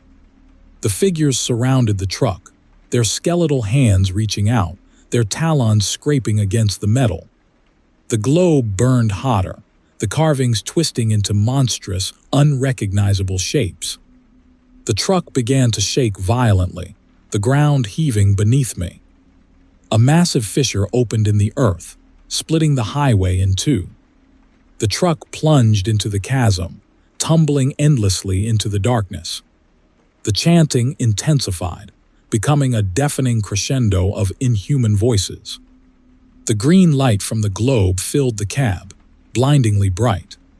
The carvings on its surface squirmed and pulsed, forming a swirling vortex that pulled me in. And then silence. A profound, suffocating silence. The globe was gone. The figures were gone. The truck was gone. I was falling, surrounded by an endless expanse of black. Below me, I saw it. A vast cavern, illuminated by an eerie green light.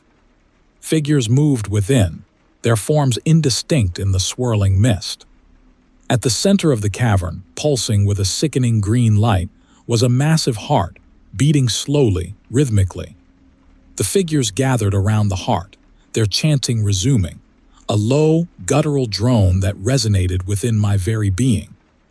They raised their skeletal hands, their talons glinting in the green light. I knew then, with a horrifying clarity, what the globe had been. Not a beacon. A key. A key to this place, this heart. And I was the offering. Story 37. The Dalton Highway snaked north, a gray gash across the brown landscape.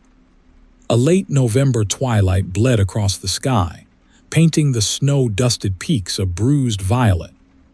My cargo medical equipment destined for a remote clinic was nothing out of the ordinary, but the unusually hefty payment and the cryptic instructions from the dispatcher had pricked my unease from the start.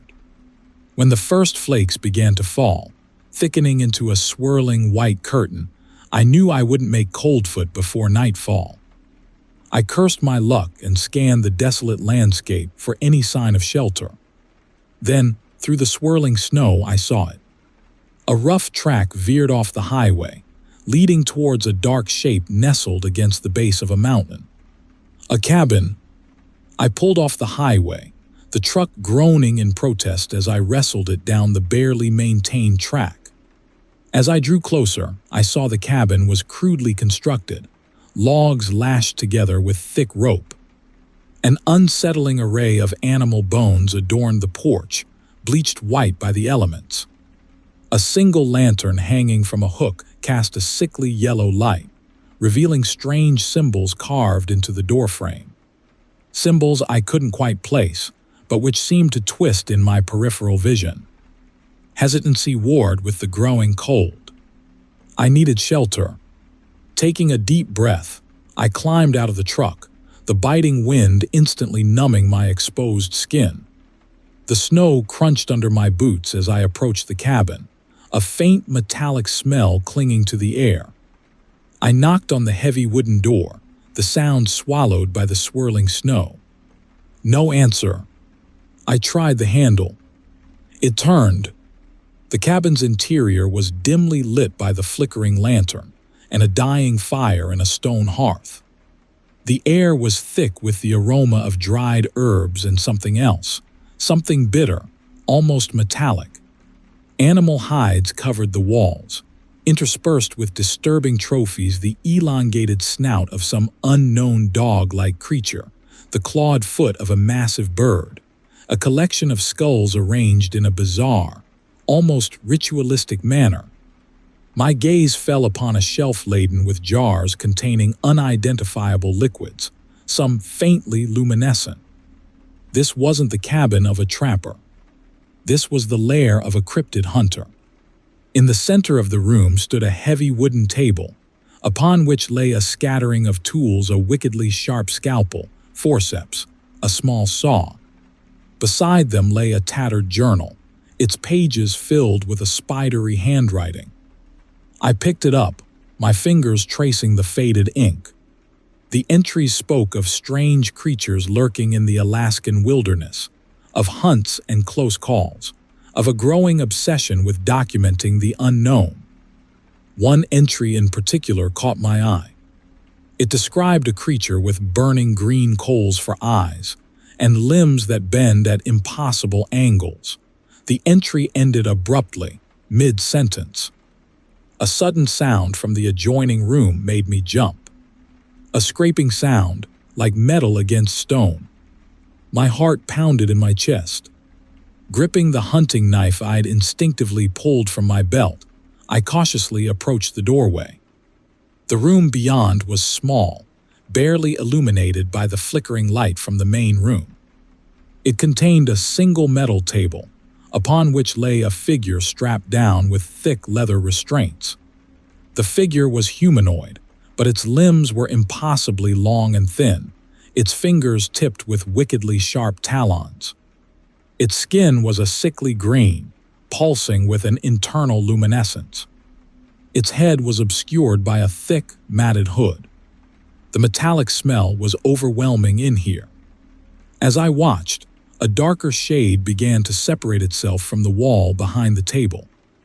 It coalesced into a figure, tall and gaunt, clad in a faded hunting jacket. Its face was obscured by a deep hood, but I could sense its gaze fixed on me. It moved with an unnerving fluidity, its gloved hands clasped behind its back. The figure stopped before the table, its attention focused on the strapped-down creature. It reached into its jacket and pulled out a long, slender needle.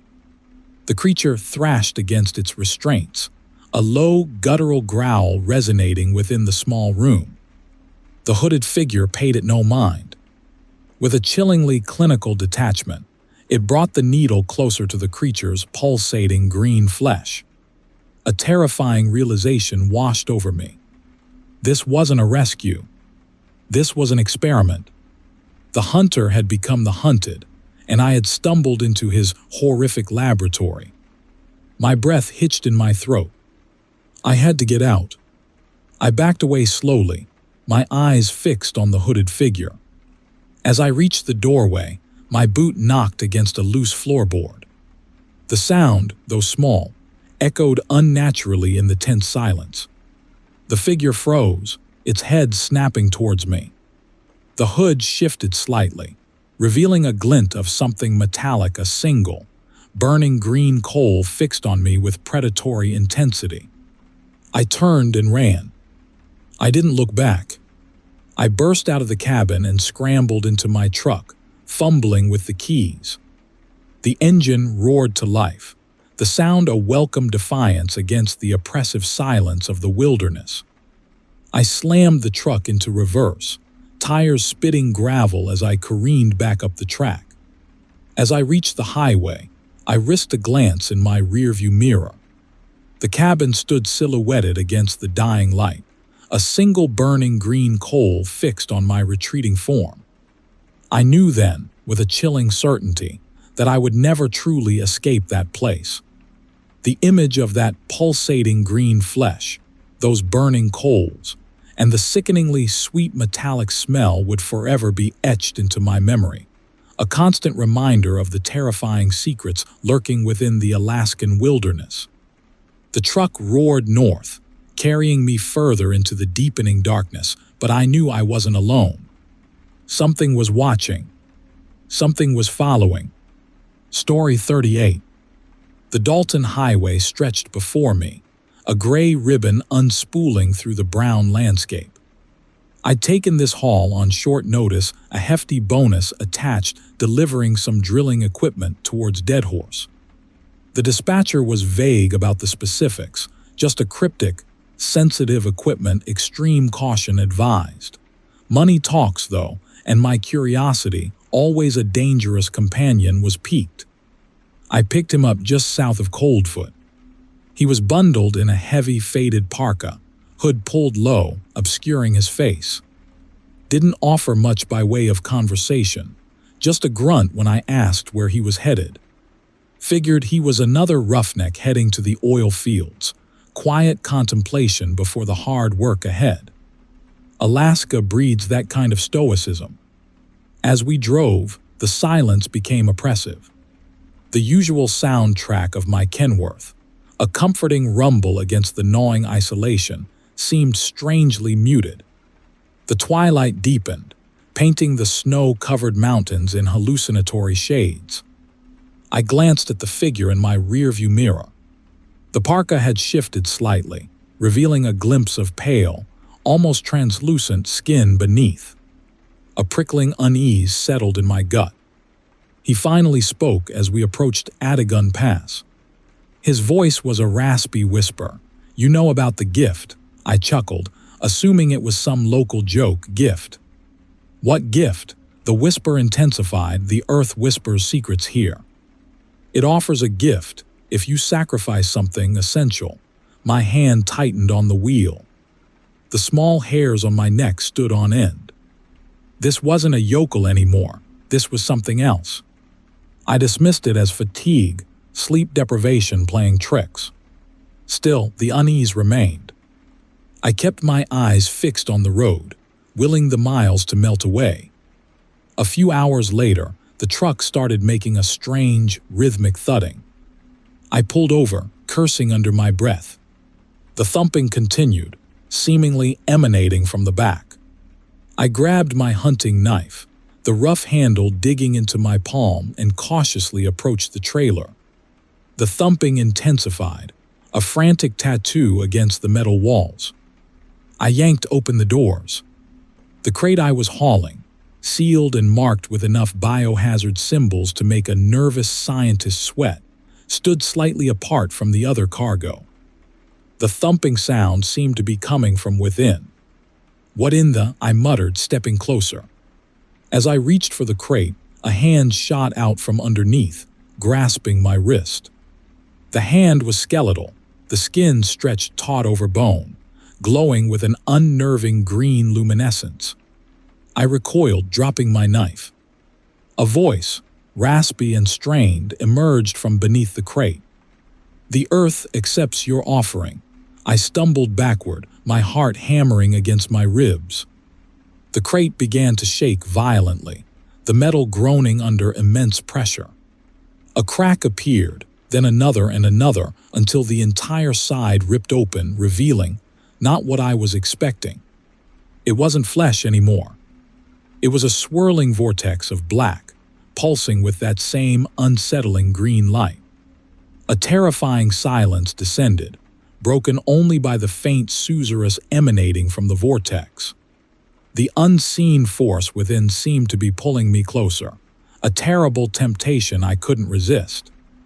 I took a step towards it, then another. My hands shook uncontrollably, my mind screaming at me to run, to get away from this unholy thing.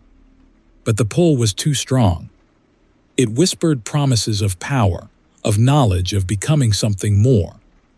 I reached out, my fingers brushing against the swirling darkness. A surge of icy energy flowed through me, a chilling embrace that stripped away my fear, replacing it with a dreadful curiosity. I wanted to see what lay within, to understand the secrets the earth had whispered. My hand disappeared into the vortex. The world dissolved into swirling black and green. I felt a sharp prick, a burning sensation spreading through my arm, then an overwhelming terror as I realized I was being pulled inside. The last thing I saw before the darkness consumed me completely was the figure in the driver's seat of my truck. The parka had fallen back, revealing not a face, but a smooth, polished obsidian surface reflecting the pulsating green light. It smiled, a grotesque rictus that would forever remain etched in my fading consciousness. The earth had accepted its offering. Story 39. The globe pulsed. Not a regular beat, not even a sickly green heartbeat, but something deeper, more primal. A thrumming that resonated not in my ears, but in the marrow of my bones. It pulsed in sync with the chanting. A deep, guttural drone echoing off the obsidian walls of this impossible cavern. A cavern I had no memory of entering. Hooded figures, impossibly tall and gaunt, surrounded me, their faces obscured by shadows deeper than the Alaskan night. Their chanting intensified, the globe radiating an unbearable heat, and I knew, with a certainty that chilled me deeper than any Arctic wind, that this was the end. I remember the sky, a bruised violet canvas dotted with stars sharper than any diamond. I remember the chill, the biting November air that gnawed at any exposed skin. I was hauling medical supplies to a research station somewhere north of Prudhoe Bay, a place so remote it felt like the edge of the world. The paycheck was good, unusually hefty, and justified the loneliness of the Dalton Highway. That night, though, the solitude felt different. Heavier, pregnant with something unspoken. Then came the light. It wasn't the ethereal glow of the aurora, but something sharp, intense. A blinding white streak across the heavens, followed by a deafening silence that swallowed the usual hum of my rig. My truck bucked, the steering wheel vibrating with an unnatural force, and then nothing. Blackness. When I woke, the truck was still on the road, miraculously undamaged. The polar lights pulsed overhead, a silent witness to something. I couldn't remember. There was a gap in my memory, a void filled with an unsettling unease. I chalked it up to fatigue, the long hours and the isolating vastness of the Alaskan wilderness, and continued north. But things weren't right. The world seemed off. Colors were more vibrant, sounds were amplified, and the silence in between was oppressive. I started seeing things in my peripheral vision, fleeting shadows, odd shapes that dissolved when I turned to face them. I dismissed it as sleep deprivation, but the feeling persisted, a prickling fear that crawled beneath my skin. Then came the visions. Flashes of the cavern, the chanting, the hooded figures. They came in fragments, like pieces of a shattered mirror, reflecting a terrifying reality I couldn't quite grasp. I tried to ignore them, focusing on the miles, the monotonous drone of the engine, anything to distract myself from the creeping dread. Then I found it. During a fuel stop in Coldfoot, I felt an itch, a burning sensation on my forearm. I rolled up my sleeve and saw it, a small, circular mark, almost like a burn, but beneath the skin, something shimmered. I pressed on it and the world swam. The vision returned, clearer this time. The cavern, the chanting, the globe. And then the implant. A perfect obsidian sphere, nestled beneath my skin, pulsing with an unholy green light. I understood then. They had taken something from me and left something in return. The visions intensified, bleeding into my waking hours. I started blacking out more frequently, waking in strange places, miles off course with no memory of how I got there. The fear morphed into a terrifying fascination, a compulsion to understand what had happened, what they wanted. The globe pulsed, guiding me, drawing me north. I abandoned my delivery, driven by an unseen force, following the whispers that echoed in the desolate landscape. The Dalton Highway became a thread unspooling through an alien world. The black spruce trees seemed to watch me, their branches clawing at the darkening sky. I found the track, a barely maintained dirt road veering off the highway, leading towards the foothills of the Brooks Range. My truck bounced along, the suspension groaning in protest as I drove deeper into the wilderness, further from any semblance of civilization.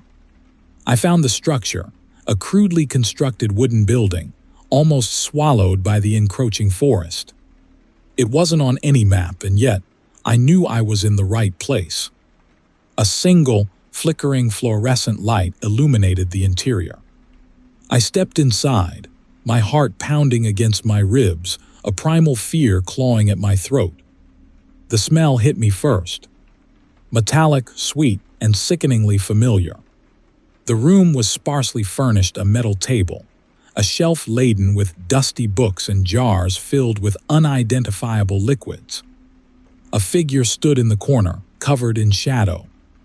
As my eyes adjusted, I could make out the outline of a parka, a weathered face and a hand outstretched, beckoning me closer. The globe pulsed. The chanting started, low at first, then building into a deafening crescendo. The hooded figures materialized from the shadows, their forms clearer now, their movements unnaturally fluid. They formed a silent circle around me, their gazes fixed on the pulsing globe embedded in my arm. The figure in the corner stepped forward, revealing a wickedly sharp scalpel glinting in the flickering light. He raised his hand, and I knew with a terrifying certainty what they wanted. They hadn't just taken something from me. They had prepared me. The globe wasn't an implant. It was a beacon, a signal, and I was the delivery. Story 40. The job posting on the hidden forum was simple enough: special delivery. Prudhoe Baytu undisclosed. Discretion essential. Exorbitant compensation. Alaska breeds a certain desperation, and the dollar signs flashing in my mind quickly eclipsed the prickle of unease. I picked up the single, sealed crate from a nondescript warehouse outside Fairbanks. The matte black container bore no markings aside from a biohazard symbol, and the dispatcher, a gaunt figure covered in a heavy parka, offered no explanation. Money talks, especially in a bleak Alaskan November. The Dalton Highway stretched ahead, a black ribbon bisecting the endless white. The initial isolation was familiar, almost comforting. But as twilight deepened, a faint susurrus began, a whispering so subtle I initially dismissed it as the wind. Then the dashboard display flickered. My GPS glitched, displaying a swirling vortex instead of the familiar map. Panic clawed at me. I tried the radio, but only static answered. Then I saw it, a fleeting shadow against the snow, loping alongside my Kenworth. I pushed the pedal harder, the engine roaring defiance.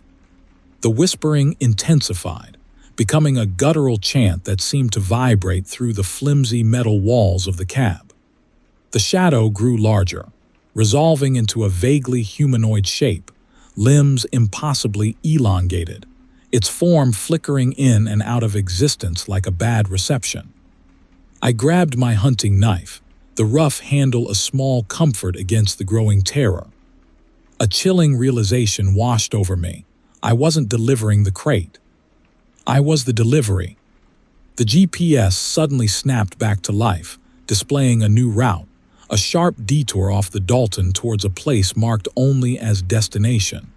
The whispering turned to a chillingly rhythmic drone, and a sickly green light began to pulse from the dashboard, casting an eerie glow across the cab.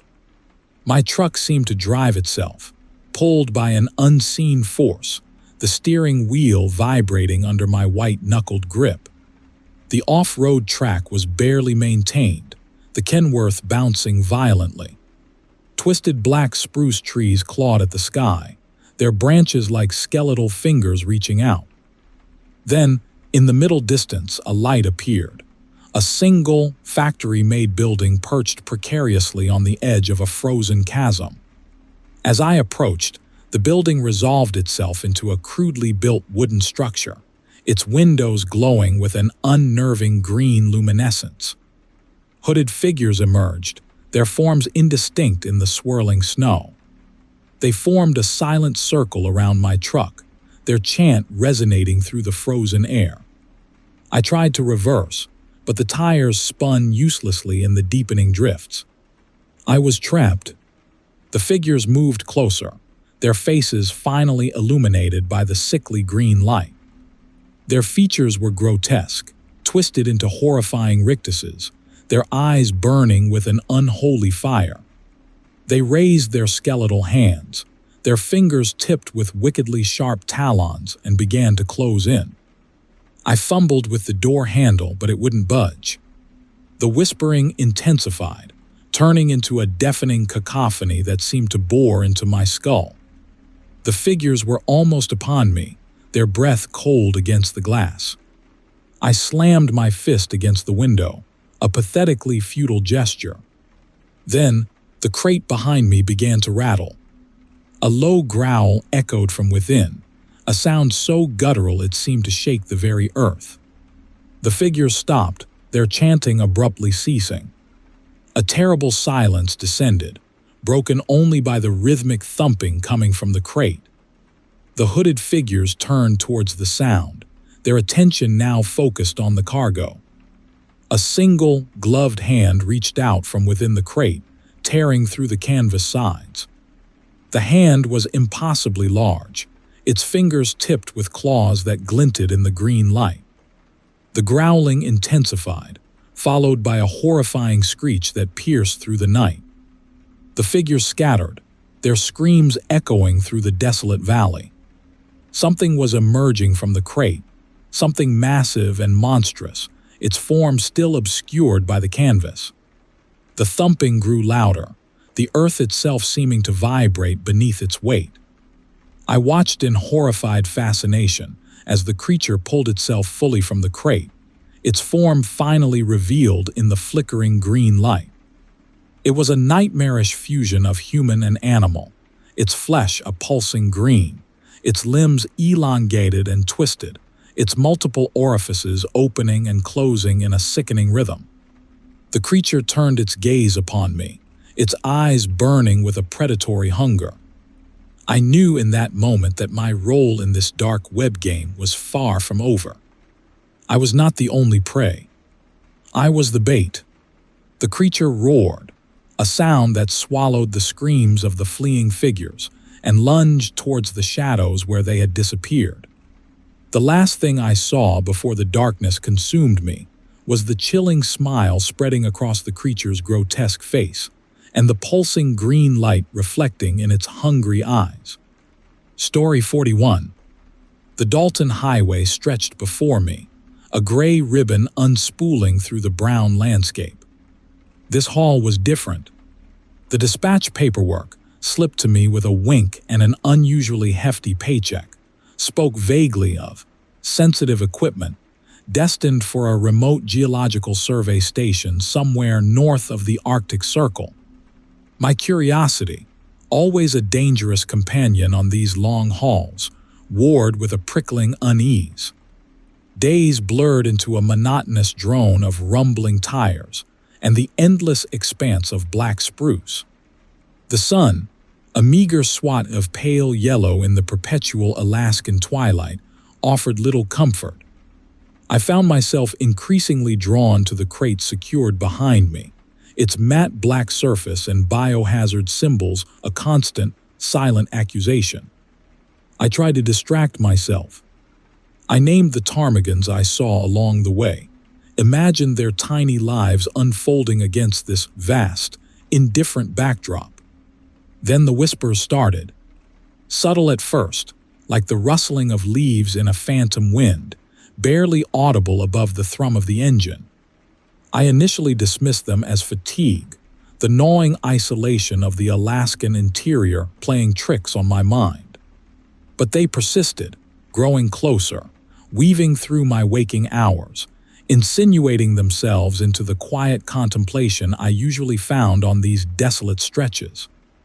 They weren't words, not yet, but a suzerainty of voices intertwined, a chilling symphony rising from the very fabric of the truck itself. It felt like the earth itself was whispering secrets I wasn't meant to hear. The track deteriorated quickly after Coldfoot. I gripped the wheel tighter, the Kenworth bouncing violently as I navigated the dangerous path. The whispers intensified, becoming a rhythmic chant, resonating within the metal walls of the cabin. The temperature inside the truck plummeted, despite the heater blasting. A sickly sweet, almost floral, scent filled the air. My stomach churned. This wasn't just the Alaskan wilderness playing tricks anymore. Then I saw them. Hooded figures, their forms indistinct in the deepening twilight, materialized in the rearview mirror. They seemed to float above the ground, their movements unnaturally fluid, their silent circle tightening around my truck. Panic clawed at me. I pushed the pedal harder, the engine roaring defiance against the encroaching horror. But the figures gained ground, their chant intensifying, becoming a guttural drone echoing the rhythm of my pounding heart. The truck bucked violently, throwing me against the steering wheel. A sharp pain shot through my arm. I looked in the mirror. One of the figures had somehow managed to attach itself to the back of the trailer. Its gloved hand, tipped with something that glinted wickedly in the fading light, was pulling at the canvas sides. I slammed on the brakes, hoping to dislodge the creature, but the truck skidded violently, the tires spinning uselessly on the frozen ground. The figures surrounded the truck. I fumbled for my hunting knife, tucked beneath the seat, a meager defense against whatever these things were. They pressed closer, their faces finally illuminated by the headlights.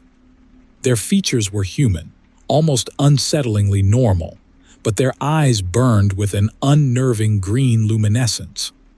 Their chanting stopped. A terrible silence descended. The figure closest to my window spoke, its voice surprisingly strong, resonating with an almost archaic quality.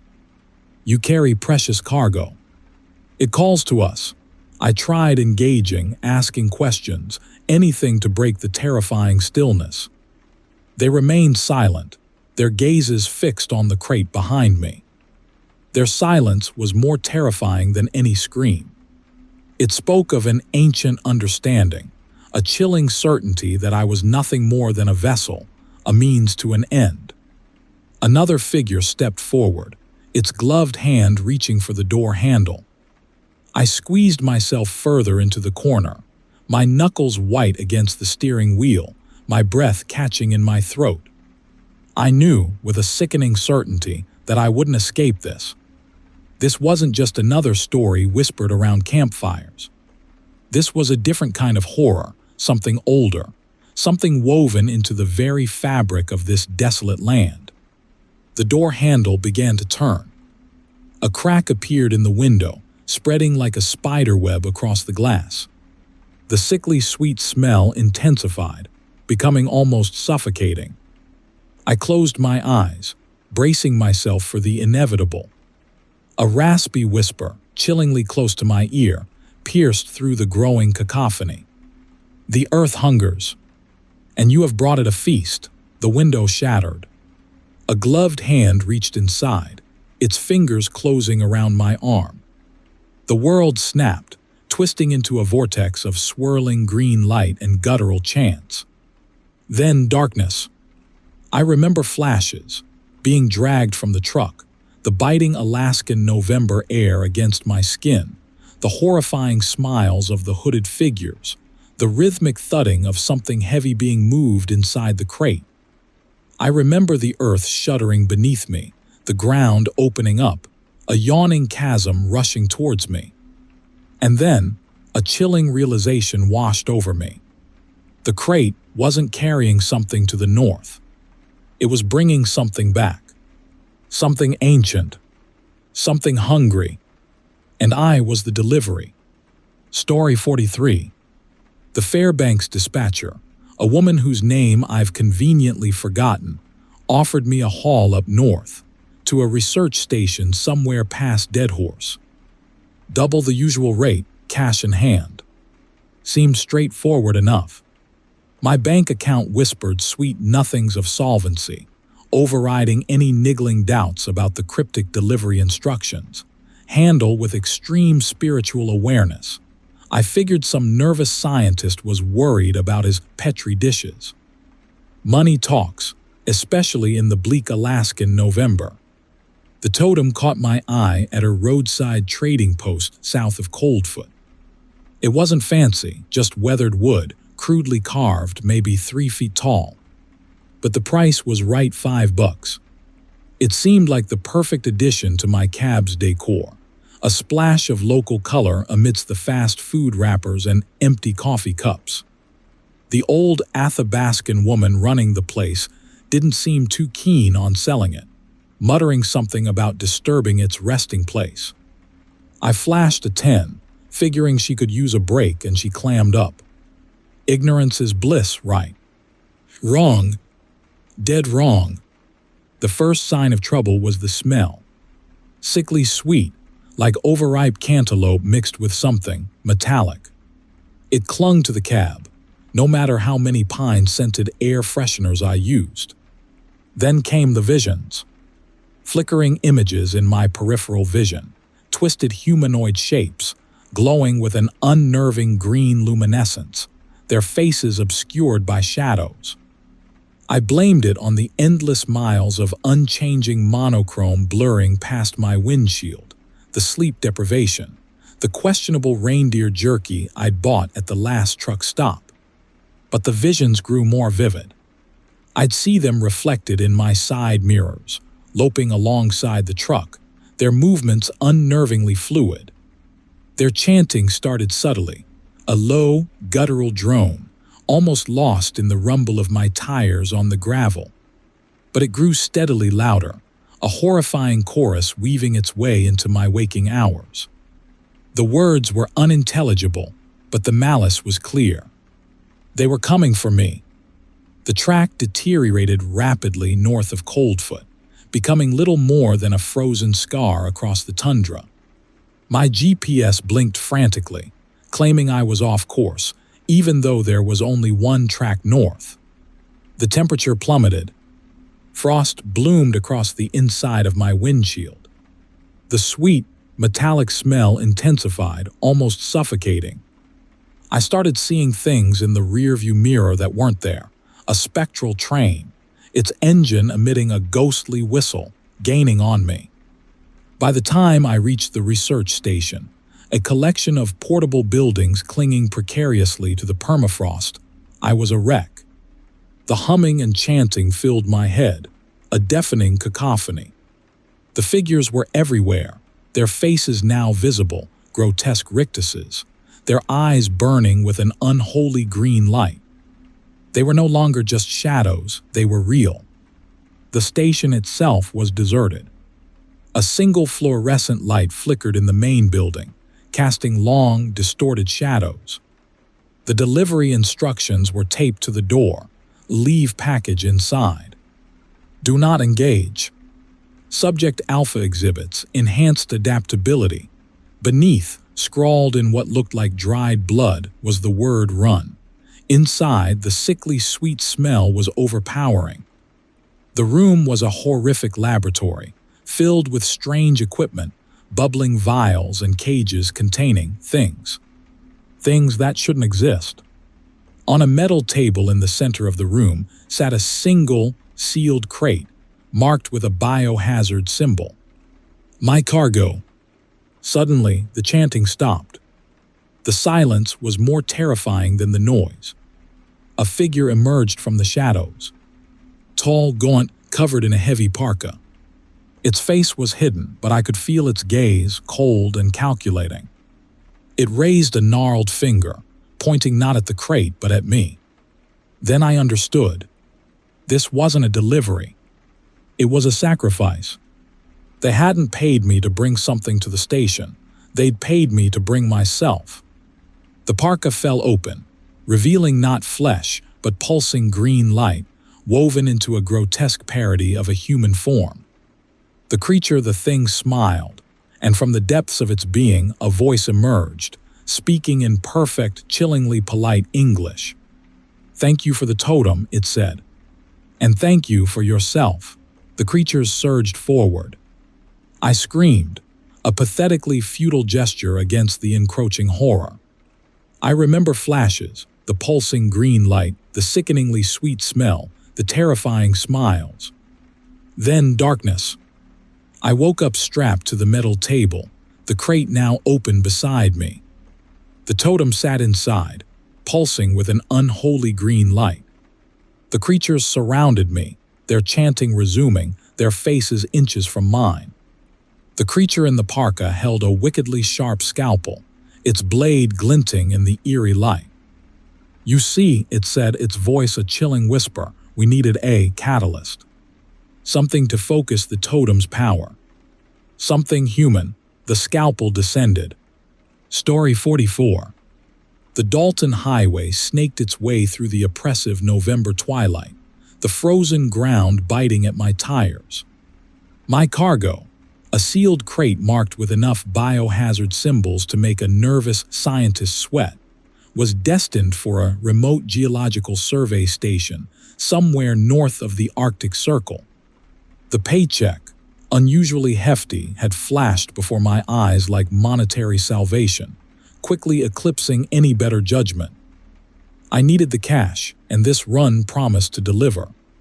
Adagun Pass loomed ahead, a jagged fissure splitting the Brooks Range. The track, already dangerous, deteriorated rapidly, becoming little more than a frozen scar across the unforgiving tundra. My Kenworth grumbled, the engine roaring its defiance against the biting Alaskan cold. I gripped the wheel tighter, my knuckles whitening, a prickling unease crawling up my spine. This was definitely not a place to break down.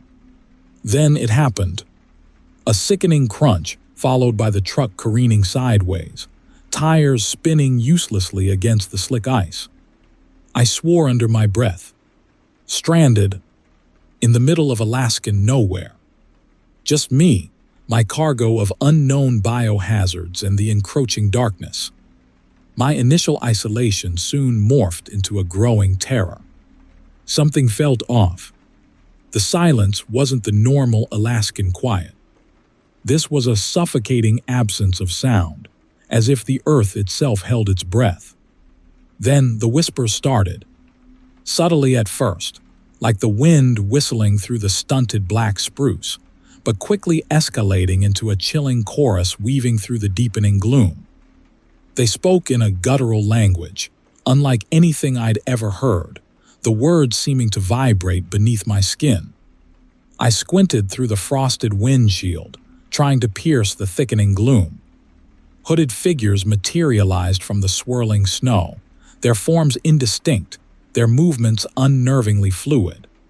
They gathered in a silent circle around my truck, their hidden faces obscured by thick parkas. The whispers intensified, resonating within the cab, becoming almost suffocating. My hand instinctively went to the hunting knife tucked beneath my seat, a meager defense against whatever these things were. But a strange compulsion pulled me towards them, a morbid fascination overriding my terror. Against every screaming instinct, I opened the door. The biting November air hit me like a physical blow. The figures parted, revealing a crudely built wooden structure I hadn't noticed before. A single amber light flickered within, casting long, distorted shadows across the snow. A figure emerged from the structure, taller than the others, its parka falling open to reveal weathered leather clothing. The figure gestured towards the building, a silent invitation. Hesitancy warred with a desperate desire to escape the oppressive cold and the terrifying silence of the figures. Curiosity, or perhaps the extreme spiritual awareness some truckers claim the Alaskan wilderness breeds, finally won. I climbed out of the cab, my boots crunching through the frozen crust. Inside, the single fluorescent light flickered overhead, illuminating a surprisingly modern interior. A metal table dominated the room, its surface gleaming under the sickly yellow light.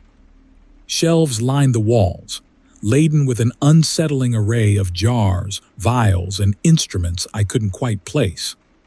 Dried herbs hung from the rafters, filling the air with a strange mixture of bitter aroma and something faintly sweet, almost floral. The tall figure gestured towards a chair, its voice surprisingly gentle, speaking in perfect English. "Welcome, traveler. You seem to have lost your way." I nodded dumbly, still gripped by an unshakable terror. The other hooded figures filed in, forming a silent circle around us, their gazes fixed on me. "Do not be alarmed," the tall figure continued, a chilling smile spreading across its face. "We are here to help." The smile widened, revealing teeth that seemed too sharp, too long. And then I noticed something else. Beneath those faded parkas, their limbs seemed impossibly elongated, their fingers tipped with wickedly sharp talons. The sweet, floral scent intensified, becoming cloying, almost suffocating.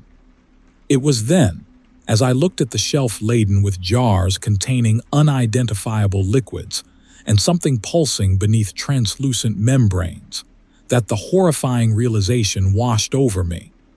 This wasn't a shelter. It was a laboratory. And I wasn't a guest. I was a specimen.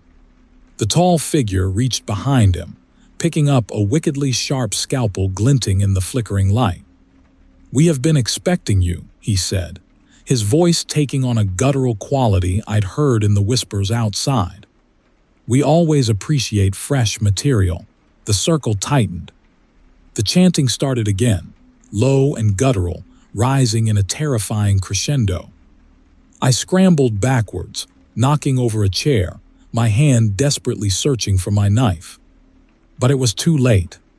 The figures surged forward, their talons glinting, their faces finally illuminated by the flickering fluorescent light. Their smiles were wide, predatory, horrifying. And in their hollow sockets, I saw a hunger that had nothing to do with food. This was something older, something ancient, something that hungered for something I couldn't quite grasp. Then darkness.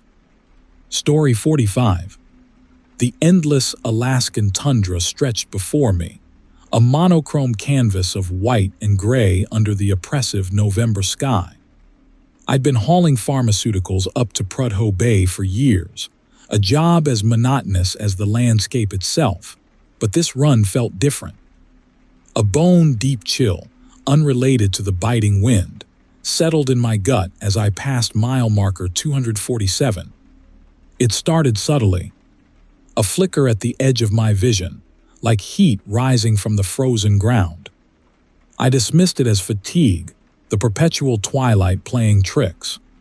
But the flickers persisted, coalescing into distinct shapes moving across the tundra. Shadowy figures, their forms indistinct against the snow but their movements unnatural. They glided rather than walked, defying the knee-deep drifts, their pace unsettlingly swift. A prickle of unease crawled up my spine. I gripped the steering wheel, my knuckles whitening. The figures were growing more numerous, their movements becoming more erratic, almost a frenzied dance against the backdrop of the desolate landscape. My heart hammered against my ribs, a frantic drumbeat against the silence of the cab. I tried to rationalize what I was seeing. Caribou. Wolves. But these things moved with a fluid grace no animal possessed. And as they drew closer, I could almost sense their collective gaze, a silent, watchful presence that made my breath catch in my throat. I pressed the accelerator, the big rig rumbling beneath me, a meager comfort against the growing dread. The figures continued their pursuit, their silent dance becoming more menacing. I squinted, trying to make out details. They seemed humanoid, but their limbs were impossibly elongated, their forms shifting and blurring at the edges. Suddenly, a chilling realization washed over me. These weren't animals. They weren't human. They were something else entirely, something ancient and malevolent, born of the frozen earth itself. The shadow people of the tundra, the old Athabascan legends whispered. Stories I'd always dismissed as folklore, now terrifyingly real. The figures were close enough now that I could almost feel their cold radiating outwards. A low, guttural drone began to emanate from them, a sound that vibrated through the very metal of the truck, a chilling counterpoint to the rumble of the engine. It wasn't a language I recognized, but it resonated deep within me, a primal sound that spoke of cold and hunger and an ancient, unknowable power. Panic threatened to overwhelm me. I fought to maintain control, my hands slick on the steering wheel. I glanced at the side mirror, my heart leaping into my throat. One of the figures was right behind the truck, its face obscured by the deepening twilight, but its elongated hand reaching out, its impossibly long fingers tipped with something that glinted wickedly in the fading light.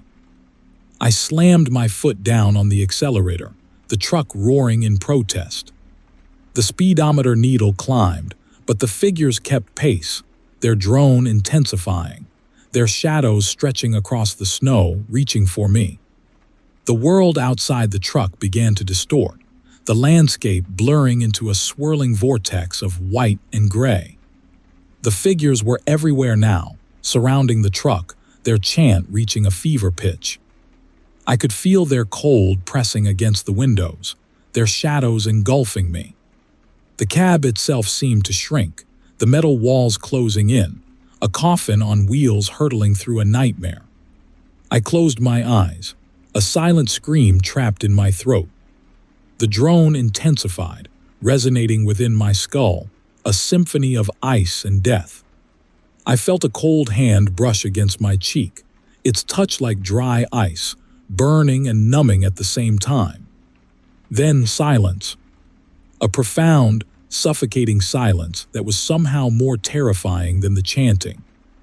I opened my eyes, my heart pounding. The figures were gone. The world outside the truck was still. The landscape returned to its normal, desolate state. But the chilling memory of their presence lingered, a frozen splinter in my mind. I pulled over to the side of the road, my body shaking uncontrollably. The silence stretched, broken only by the ragged sound of my own breathing. I knew, with a chilling certainty, that I would never truly escape the shadow people of the tundra. They were a part of this land, a part of me now. And their silent, watchful presence would forever haunt the lonely miles of the Dalton Highway. As the first rays of dawn painted the eastern sky a bruised violet, I started the engine. I had a delivery to make. And even in the face of unimaginable horror, the cycle continues. But the tundra held a new terror for me now. The shadow people had shown themselves, and they were waiting. Story 46. My hands, slick with something I couldn't quite place, trembled as I fumbled with the latch on the steel crate. A low, guttural drone vibrated from within, resonating in my bones more than my ears. The sickly sweet metallic smell, thick enough to taste, intensified.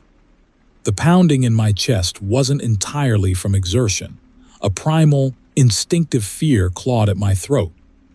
I knew, with a horrifying certainty that transcended logic, that I shouldn't open it. Yet the rough handle already dug into my palm, some unseen force compelling me forward. This was it. This was the point of no return.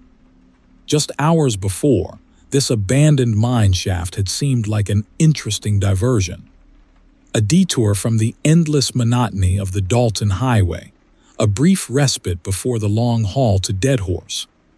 I'd seen the dark maw gaping in the mountainside during previous runs, a silent accusation amidst the stark beauty of the Brooks Range. A faded, hand-painted sign, barely legible beneath years of weathering, warned of unstable ground. Extreme caution advised. But the lure of the unknown, that insidious whisper of the Alaskan wilderness, had finally overridden my better judgment. The track leading up to the mine had been overgrown, barely more than 2 tire ruts carved into the frozen earth. The Kenworth grumbled its displeasure, but I pressed on, the promise of a story to tell around a campfire overriding any lingering doubts. The mine entrance itself was a gaping black hole, swallowing the already meager twilight. A rustle within, almost too subtle to register, hinted at something alive within those depths. I grabbed my flashlight, a heavy mag light, more for comfort than illumination, and stepped inside. The first cavern was surprisingly spacious, the air thick with the smell of damp earth and something else, something bitter and metallic. My flashlight beam danced across the rough walls, revealing remnants of a life long past, rusted mining equipment, crumbling wooden support beams, and the chillingly ubiquitous silence of a place untouched by human presence for decades. A narrow tunnel branched off from the main cavern, disappearing into a deeper gloom. The unsettling green luminescence emanating from within hinted at a source other than my flashlight. That's when I heard it, the low, rhythmic thudding, almost like a giant heart beating beneath the earth. Drawn by a morbid fascination I couldn't explain, I followed the tunnel, the green light intensifying with each step. The air grew colder, the metallic smell stronger, now laced with that sickening sweetness. The tunnel opened into a larger cavern, and my breath caught in my throat. In the center of the cavern, soaked in an unnerving green glow, stood a metal table. And on that table sat the steel crate. The thumping sound was definitely louder here, emanating from within the crate. I approached cautiously, my flashlight beam revealing strange symbols etched into the metal surface, glyphs that swirled and seemed to shift beneath my gaze. The sweet metallic smell, almost overpowering now, conjured images of blood and decay. I reached out, my fingers tracing the strange symbols. That's when I first felt it, the subtle vibration, the humming, the undeniable sense of something alive within. Now, hours later, the memory of the intervening time is a blur, a fever dream of impossible sights and sounds. I remember the crate opening, revealing, not what I expected. No glittering gold or lost artifacts, but something far more disturbing. Something organic, pulsing with an unholy green light. The thumping sound became a frantic drumbeat against my skull. I remember figures emerging from the shadows, their forms indistinct beneath thick parkas, their faces obscured by the deepening gloom. Their movements were unnervingly fluid, almost inhuman. And then the chanting started, a low, guttural drone that resonated deep within my bones, weaving itself into the very fabric of my being. I tried to scream, to run, but my limbs felt leaden, my voice trapped in my throat. The figures surrounded me, their chanting intensifying, their forms becoming clearer in the pulsating green light. Their faces, I wish I could forget their faces. Grotesque rictuses, eyes burning with an unholy light, and hands, skeletal hands reaching, grasping. They forced me to open the crate, to touch the pulsing, organic horror within. I felt a searing pain, a burning sensation spreading through my veins, and then nothing. I don't know how long I was gone. When I came to, the cavern was empty, the crate sealed, the green light gone. The only evidence of the horrifying ordeal was the lingering metallic smell, the throbbing in my head, and the unshakable certainty that I had been changed, marked by something ancient and malevolent. I stumbled out of the mine, back into the biting Alaskan November night, the vast, indifferent wilderness offering no comfort, no solace. I climbed into the Kenworth, my hands still slick with that unknown substance, and drove. Drove until the rising sun burned away the shadows, but not the memory. And now, days later, as I haul this sealed crate south, the thumping has started again. Faint at first, barely audible above the rumble of the engine, but growing steadily louder with each passing mile. I know what's inside. And I know, with a chilling certainty that gnaws at my sanity, that it's not going to stay there. This is not my cargo. I am the cargo. And this is just the beginning. Story 47. My blood, slick and dark against the frozen earth, mirrored the unnatural luminescence spilling from that impossible den.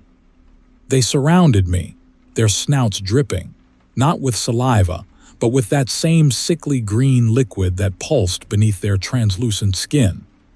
I knew then, with a chilling certainty that transcended logic, that I wouldn't see another sunrise. Not here. Not anywhere. It had started innocently enough. A double shift hauling drilling equipment to Deadhorse. A hefty bonus attached to the dispatch ticket, enough to finally replace my Kenworth's aging transmission. The Dalton Highway stretched ahead, a black ribbon unspooling through the brown landscape.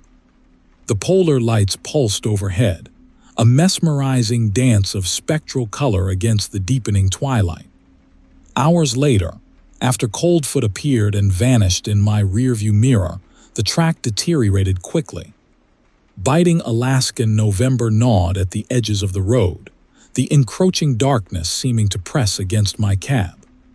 Then the track veered sharply, a rough detour marked by a crudely spray-painted sign, extreme caution advised. Private property. No trespassing. Curiosity and that hefty paycheck warred with my better judgment. I followed the track, the tires spitting gravel, deeper into the encroaching forest. A strange, almost floral scent, laced with something metallic, intensified with every yard. The road ended abruptly at a clearing. A crudely built wooden structure stood silhouetted against the fading light, an unsettling green luminescence emanating from within. The biohazard symbols plastered across the canvas sides of the structure should have sent me scrambling back to my truck.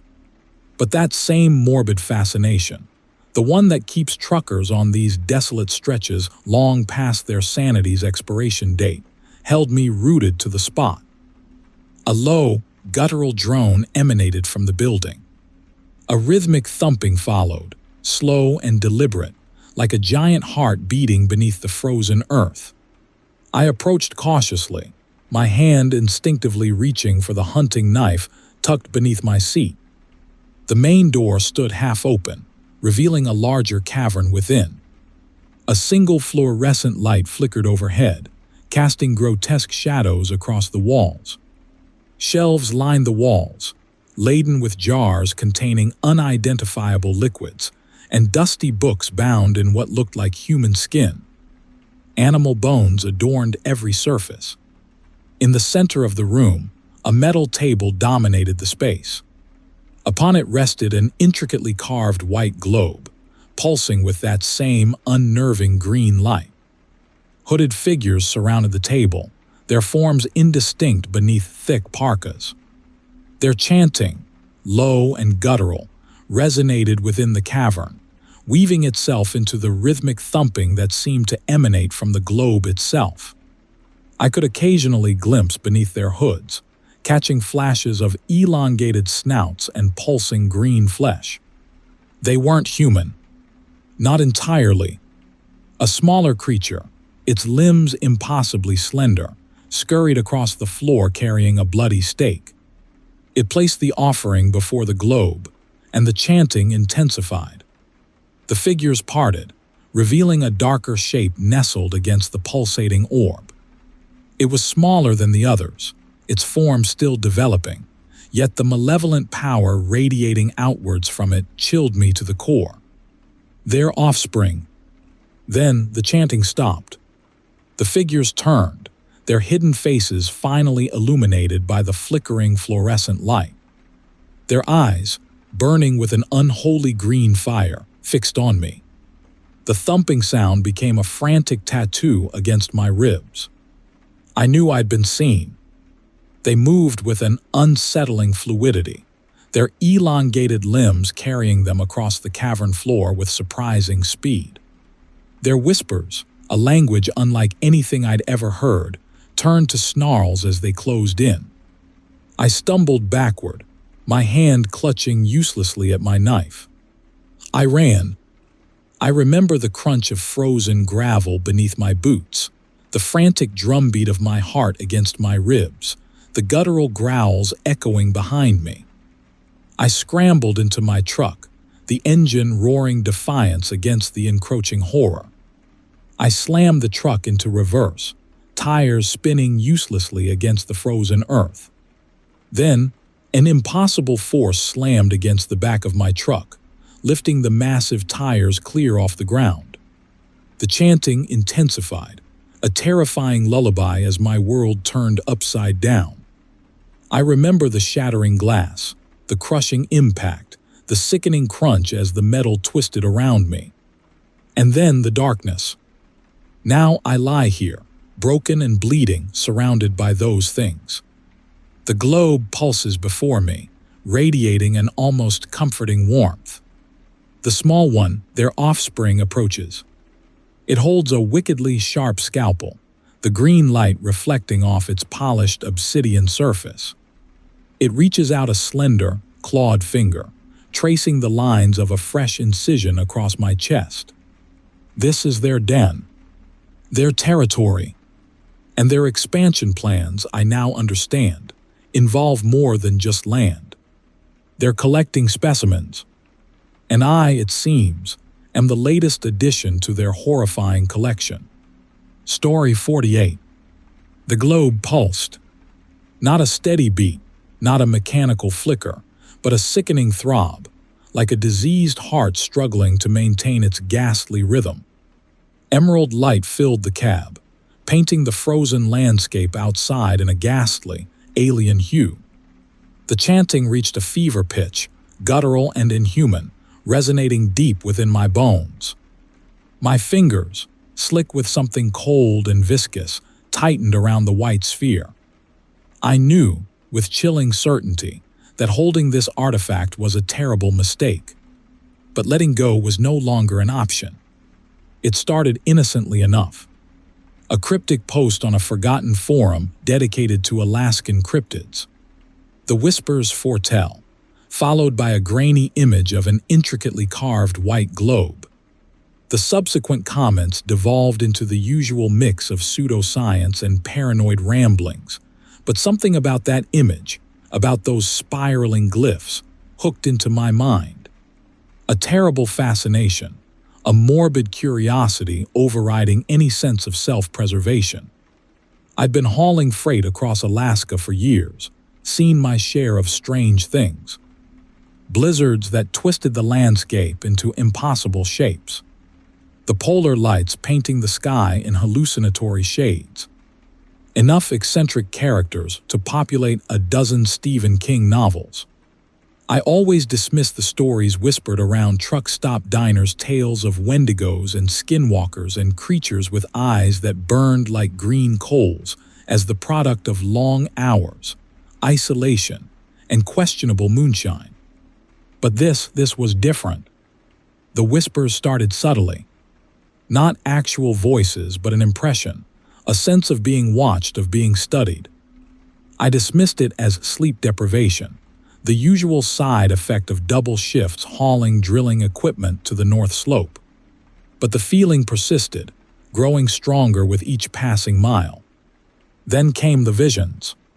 Fleeting glimpses of hooded figures, their forms indistinct beneath thick parkas, their faces always obscured. They appeared in my peripheral vision, at the edge of the taiga, just beyond the reach of my headlights. Always watching, always waiting. The image of the white globe haunted my waking hours. I found myself searching antique shops in Anchorage and Fairbanks, drawn by an inexplicable pull. One day, in a dusty curio shop tucked away in a back alley, I found it. Nestled among tarnished silver and chipped porcelain dolls, it pulsed with a faint, internal luminescence. The shopkeeper, A wizened Athabascan woman with eyes that seemed to hold the weight of centuries simply nodded when I asked about it. She named an exorbitant price, but I didn't hesitate. Something primal, something ancient within me whispered that I needed it. The whispers intensified after I acquired the globe. They became more focused, more insistent, coalescing into a rhythmic chanting, a guttural drone that vibrated through the cab of my Kenworth. The visions became clearer, the figures more defined. I could occasionally glimpse beneath their hoods, catching flashes of impossibly elongated limbs, of snouts dripping with a sickly green liquid. They were no longer lurking at the periphery. They were drawing closer, their silent dance becoming a terrifying pursuit. The globe grew warmer in my hands, its pulsating light intensifying. I began to understand, in a way that transcended logic, that the whispers were warnings, veiled prophecies of an impending catastrophe. The globe wasn't just an artifact, it was a key, a conduit to something ancient and powerful, something that hungered for release. I drove north, compelled by a force I couldn't resist, following the whispers, following the visions. The Dalton Highway, usually a monotonous ribbon unspooling through the endless Alaskan wilderness, became a dangerous path, every mile a terrifying ordeal. The landscape itself seemed to warp and twist around me, familiar landmarks becoming increasingly unfamiliar. The world outside my truck was no longer solid, no longer real. It was a canvas upon which the whispers painted their horrifying narrative. I finally reached the destination indicated by the whispers, a desolate plateau dotted with sheds, a remote geological survey station somewhere south of the Brooks Range. The buildings stood silent against the dying twilight, their frosted windows reflecting the unnerving green luminescence emanating from the globe. The figures were there, waiting. A silent circle around a crudely built wooden structure. They parted as I approached, their hollow sockets fixed on me, their chant intensifying, becoming a deafening crescendo. The structure's door opened, revealing a narrow tunnel leading down into the frozen earth.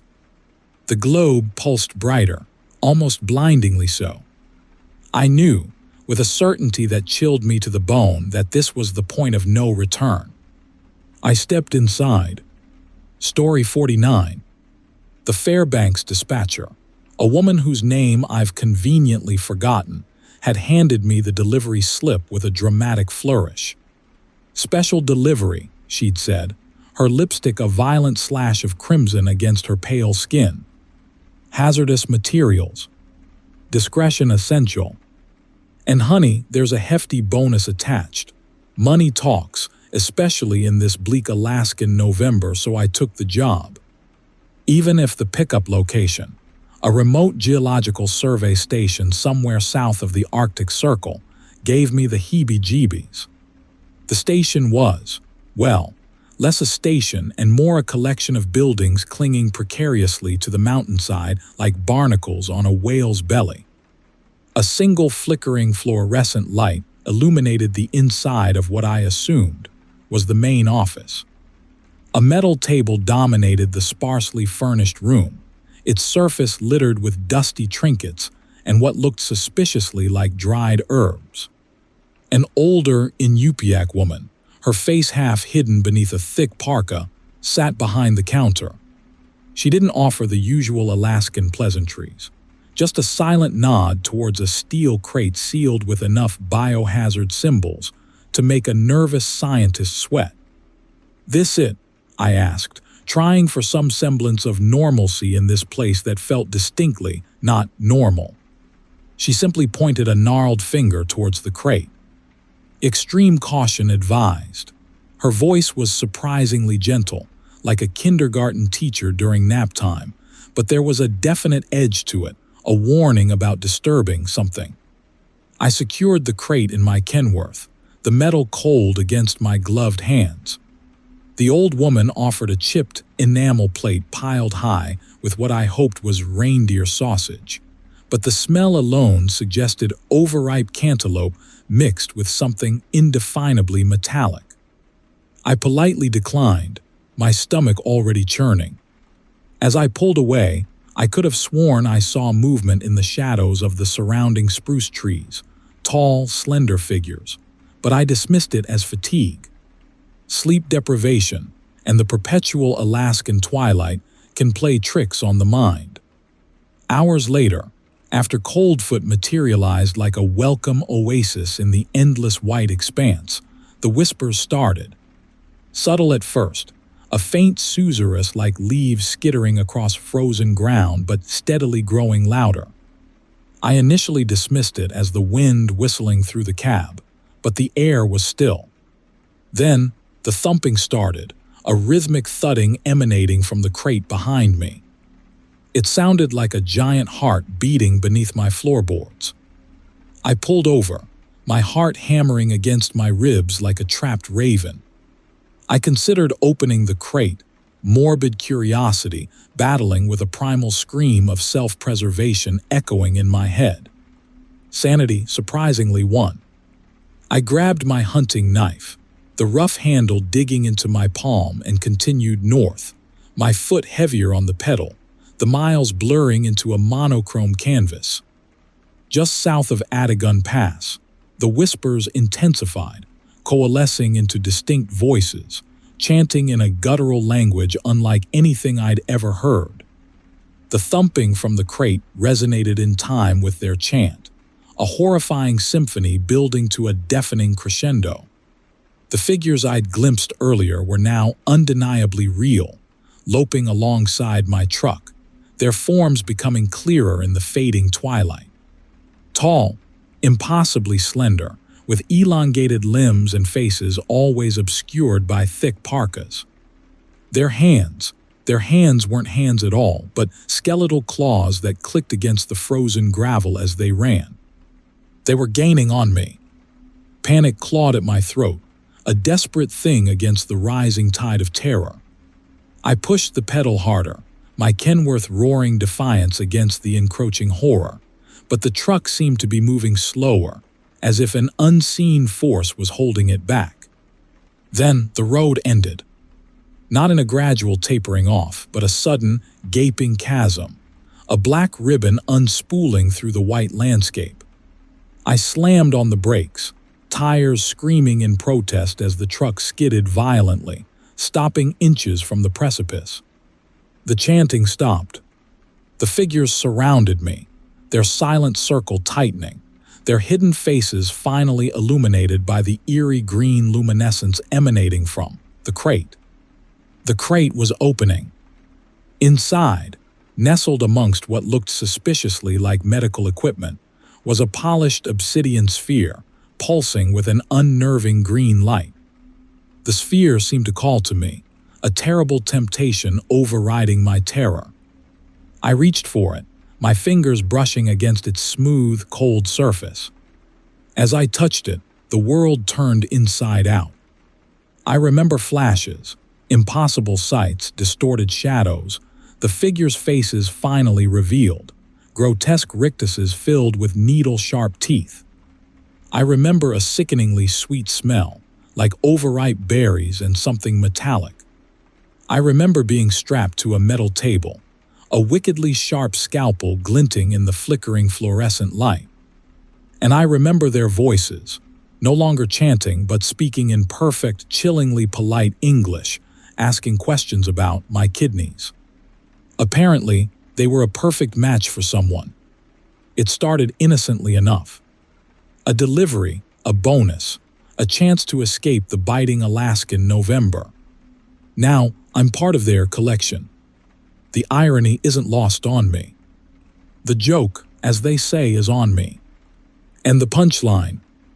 Well, let's just say it involves a scalpel, an ice-cold operating table, and a distinct lack of anesthesia. After all, screaming only enhances the flavor, or so I've been told. And who am I to argue with a group of highly motivated, albeit slightly deranged, medical professionals? Story 50. The polar lights danced a horrific jig across the Alaskan sky, its emerald and violet hues painting the snow-covered spruces with an unsettling beauty. I gripped the steering wheel of my rig, the worn leather a small comfort against the creeping chill that seemed to emanate from the very heart of this desolate land. I was hauling a load of specialized surveying equipment, ground-penetrating radar magnetometers, the works destined for a remote research station somewhere north of Coldfoot. The paycheck was unusually generous, enough to justify the bone-jarring trek along the Dalton Highway. A few miles past the Yukon River crossing, I spotted something unusual, a small, almost perfectly spherical object nestled against a snowdrift. It shimmered with an internal opalescence, a soft, pearl-like glow that seemed to pulse gently. Curiosity overriding caution, I pulled over, the tires crunching on the frozen gravel. The sphere was about the size of a basketball, composed of a smooth, matte black material unlike anything I'd encountered before. It radiated a faint warmth, almost comforting in the sub-zero temperatures. I picked it up, its weight surprisingly substantial. Etched into its surface were intricate, spiraling glyphs, pulsating faintly with the same internal light. I traced them with a gloved finger, a strange compulsion pulling me in. That's when the humming started. A low, guttural drone, almost imperceptible at first but steadily growing louder. The ground beneath my feet began to vibrate.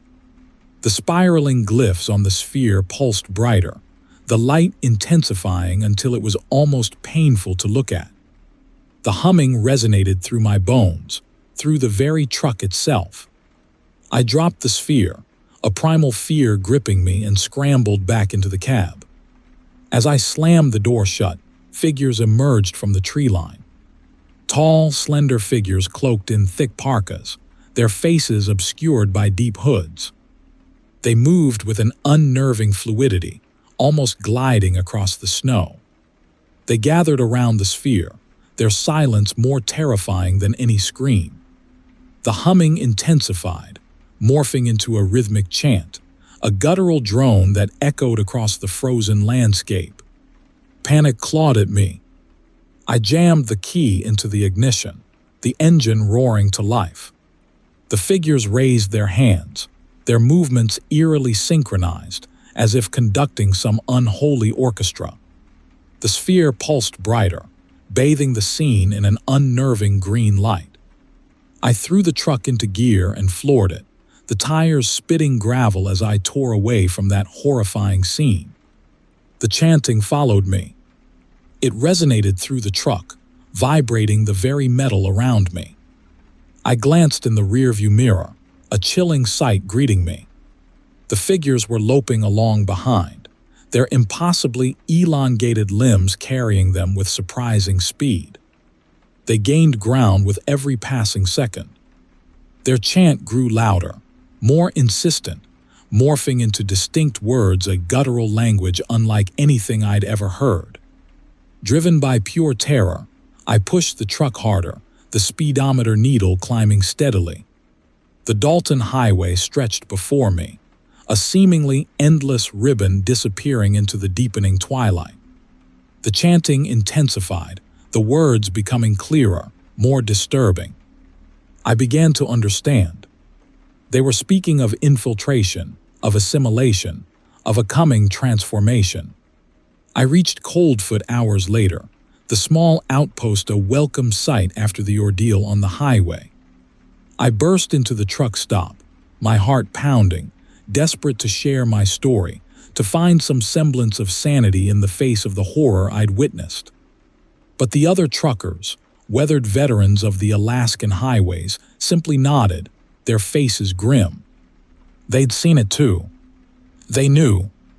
One grizzled old-timer, his face etched with the harsh realities of the Alaskan wilderness, pulled me aside. He pointed to a dusty shelf behind the counter, laden with bizarre trinkets and curiosities. Nestled among them were several spheres, identical to the one I'd found, their surfaces pulsating with that same eerie green light.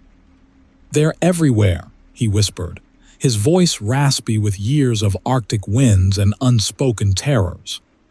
"They call them the seeds. They're how they spread, how they change things." He gestured vaguely towards the north, towards the vast, unexplored wilderness that stretched beyond the reach of civilization. "They're building something up there. A hive.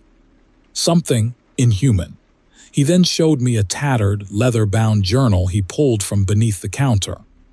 Inside were handwritten entries, some dating back decades, all detailing encounters with the figures and the spheres. One entry, written in spidery handwriting, described the interior of their hive, a vast, underground cavern filled with pulsating, organic structures where humanoid forms were being cultivated, where human and something else were being merged. The last entry ended abruptly mid-sentence. "The sphere it calls it wants." My blood ran cold. I understood then. The sphere I'd found hadn't been dormant. It had been choosing. It had chosen me. I looked out the window, back towards the desolate highway. The aurora still danced across the sky, its beautiful colors now a terrifying mockery.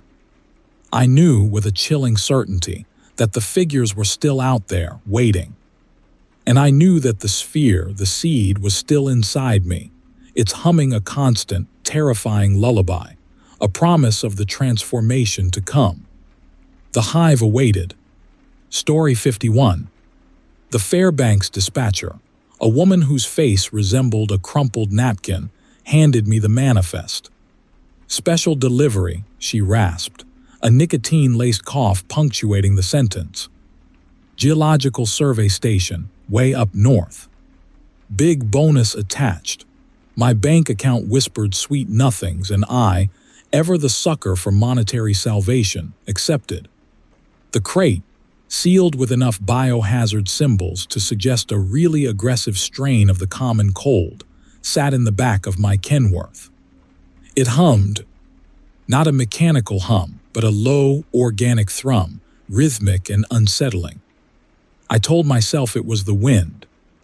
Alaska does that to you, makes you question the very fabric of reality. I'd hauled stranger cargoes before.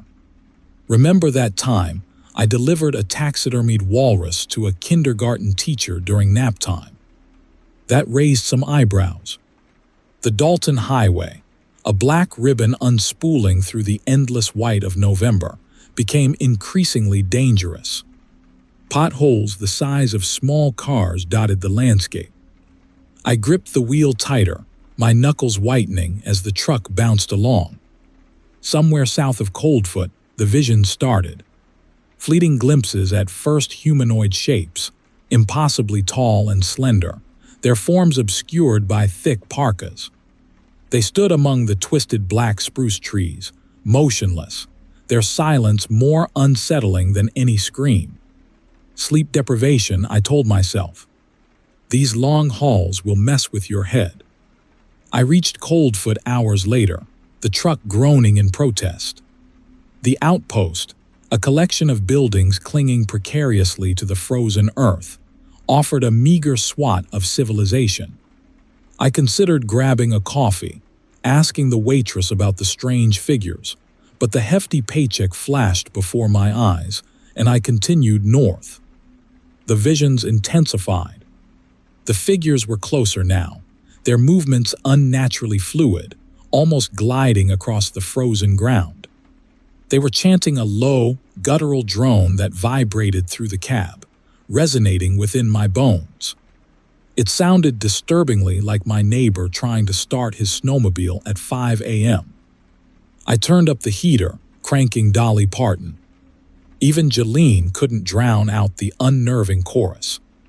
North of Adigun Pass, where the Dalton Highway clung to the side of the Brooks Range like a drunken climber, I saw the structure. It wasn't marked on any map. A crudely built wooden building, more akin to a dilapidated barn than a geological survey station, perched precariously on the edge of a frozen chasm. A single amber light flickered within, an unsettling beacon in the gathering gloom. As I pulled up, the chanting intensified, the truck vibrating in sympathy. The figures emerged from the surrounding spruce trees, their forms clearer now, disturbingly elongated. They wore faded hunting jackets, and their faces remained hidden in the shadows of their hoods. They formed a silent circle around my truck, their collective gaze burning into me. An older Inupiaq woman, her face etched with the wisdom of 1,000 winters, stepped forward. Her voice, surprisingly gentle, belied the unsettling scene. "You bring the offering?" she asked, her words precise and chillingly polite. My heart hammered against my ribs. "Offering? What offering?" "The crate." I considered playing dumb, claiming I was just a humble trucker hauling geological survey equipment. But the oppressive presence of the figures, the growing dread tightening its icy grip around my chest, squashed any thoughts of defiance. I nodded dumbly, gesturing towards the crate. The figures parted, revealing a narrow opening in the wooden structure. A single metal table dominated the surprisingly modern interior, illuminated by a flickering fluorescent light. On the table lay an intricately carved white globe, pulsing with a sickly green light. It radiated an almost comforting warmth, a stark contrast to the biting Alaskan November night. The woman gestured towards the crate. "Place it on the table." I obeyed, my legs trembling. As I placed the crate on the table, the globe pulsed brighter, the green light intensifying, forming swirling patterns that seemed to squirm and twist before my eyes. The figures began to chant louder, their drone resonating within the confines of the wooden structure, becoming almost deafening. The woman picked up a wickedly sharp scalpel from the table. Her eyes, finally visible beneath her hood, burned with an unnerving intensity. She turned to me, a chilling smile spreading across her weathered face. "The light's hunger," she whispered. "They demand a sacrifice." Then she plunged the scalpel into the crate. Not into the side, as one might expect when opening a crate, but into the top, as if performing a ritual. A sickening crunch echoed through the small room. And then a scream. Not a human scream. Something other. Something that resonated with the pulsing green light of the globe, with the guttural chanting of the figures, with the chillingly vast emptiness of the Alaskan wilderness. The figures surged forward, their chanting reaching a fever pitch. Their parkas fell open, revealing not flesh, but pulsing, bioluminescent green something. Their limbs, impossibly elongated, reached towards me, their talons glinting in the flickering fluorescent light. The woman laughed, a high-pitched, chilling sound that echoed off the obsidian walls of the impossible cavern that had opened beneath the table. And then darkness. A suffocating, all-encompassing darkness that swallowed me whole. I don't remember much after that. Flashes of green light. The chilling drone of the chant. The sensation of falling, tumbling endlessly into an abyss of cold and darkness. They found my truck a week later, abandoned on the Dalton, the crate still on the table, now empty. The geological survey station, or whatever it was, had vanished without a trace. The only evidence remaining was a faint, sickly sweet metallic smell clinging to the air, and the faint, rhythmic thrumming of something alive within the frozen earth. I woke up in a hospital bed in Fairbanks, babbling about glowing orbs and impossibly tall people. The doctors diagnosed me with extreme spiritual awareness, brought on by sleep deprivation and prolonged exposure to the Alaskan wilderness. They gave me some pills and sent me on my way. But I know what I saw. I know what I heard. And I know that somewhere out there, beneath the dancing lights of the polar lights, something hungers. And sometimes it demands a sacrifice. Story 52. The endless Alaskan blacktop unspooled before me like a dark, greasy ribbon. I hadn't seen another vehicle in hours, just the endless black spruce crowding the Dalton Highway. My cargo, a collection of antique scientific instruments destined for a research station somewhere north of Coldfoot, rattled faintly behind me. I was pushing hard to make Prudhoe Bay by morning, the promise of a fat paycheck, a powerful motivator against the gnawing loneliness of the road. I pulled into a deserted turnout around midnight. Sleep pressed against me like a physical force. I dug out my sleeping bag, crawled into the back, and quickly drifted off. The dreams began almost immediately. I was standing in a vast, cavernous space, illuminated by a sickly yellow light that seemed to emanate from the walls themselves. The air was thick with the odor of overripe melon and something sharply metallic, like blood. Around me, hooded figures moved in a slow, ritualistic dance, their faces hidden by thick parkas.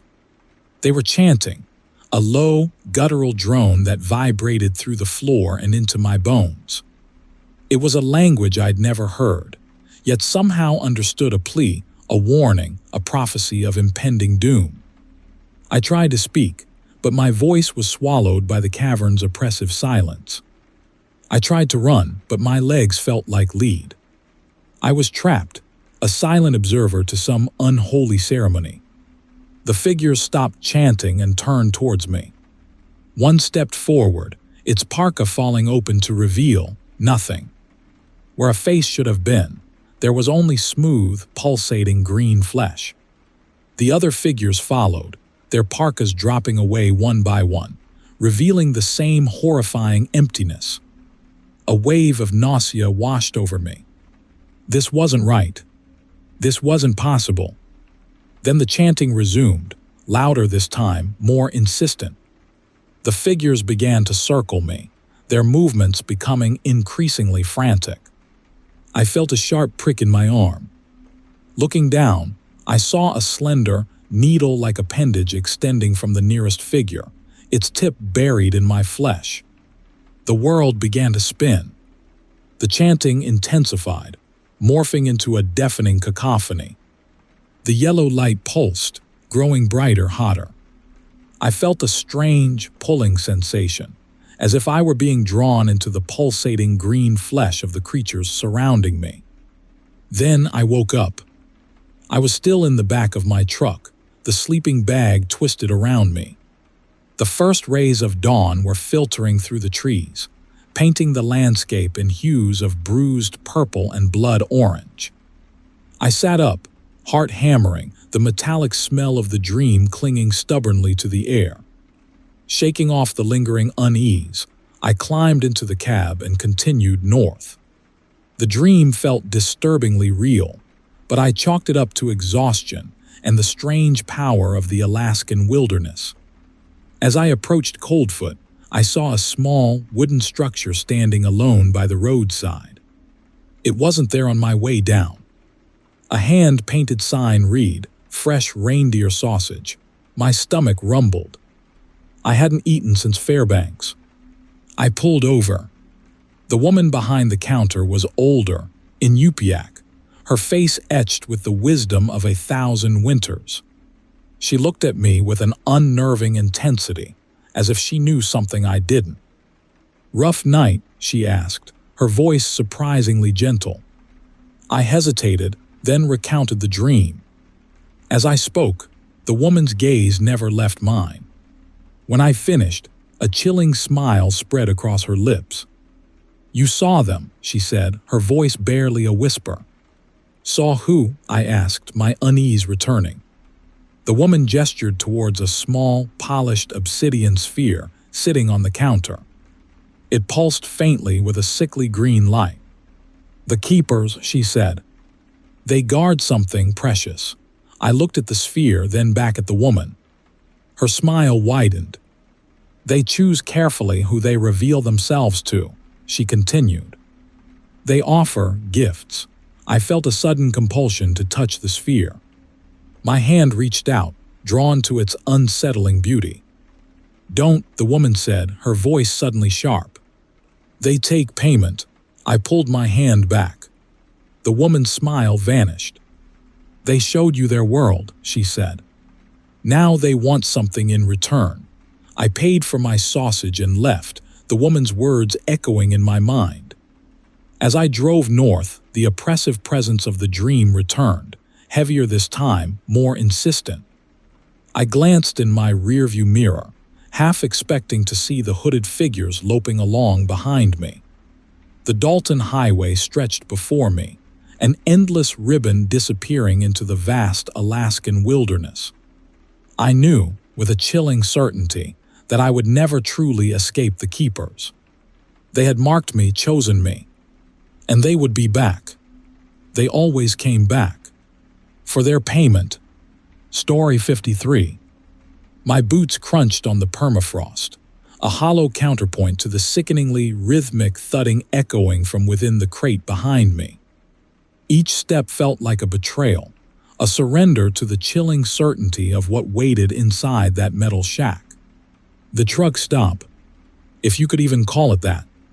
No neon signs, no greasy spoons, just a single squat structure radiating an unnerving green luminescence, a beacon in the deepening Alaskan twilight. I remember the dispatcher in Fairbanks, his face obscured by a thick, faded parka, his finger a gnarled branch pointing towards a barely there track on a tattered map. Special delivery, he'd rasped, an exorbitant sum flashing before my eyes, momentarily eclipsing better judgment. The Dalton Highway had become a dangerous ribbon of ice and gravel, twisting through the unforgiving landscape.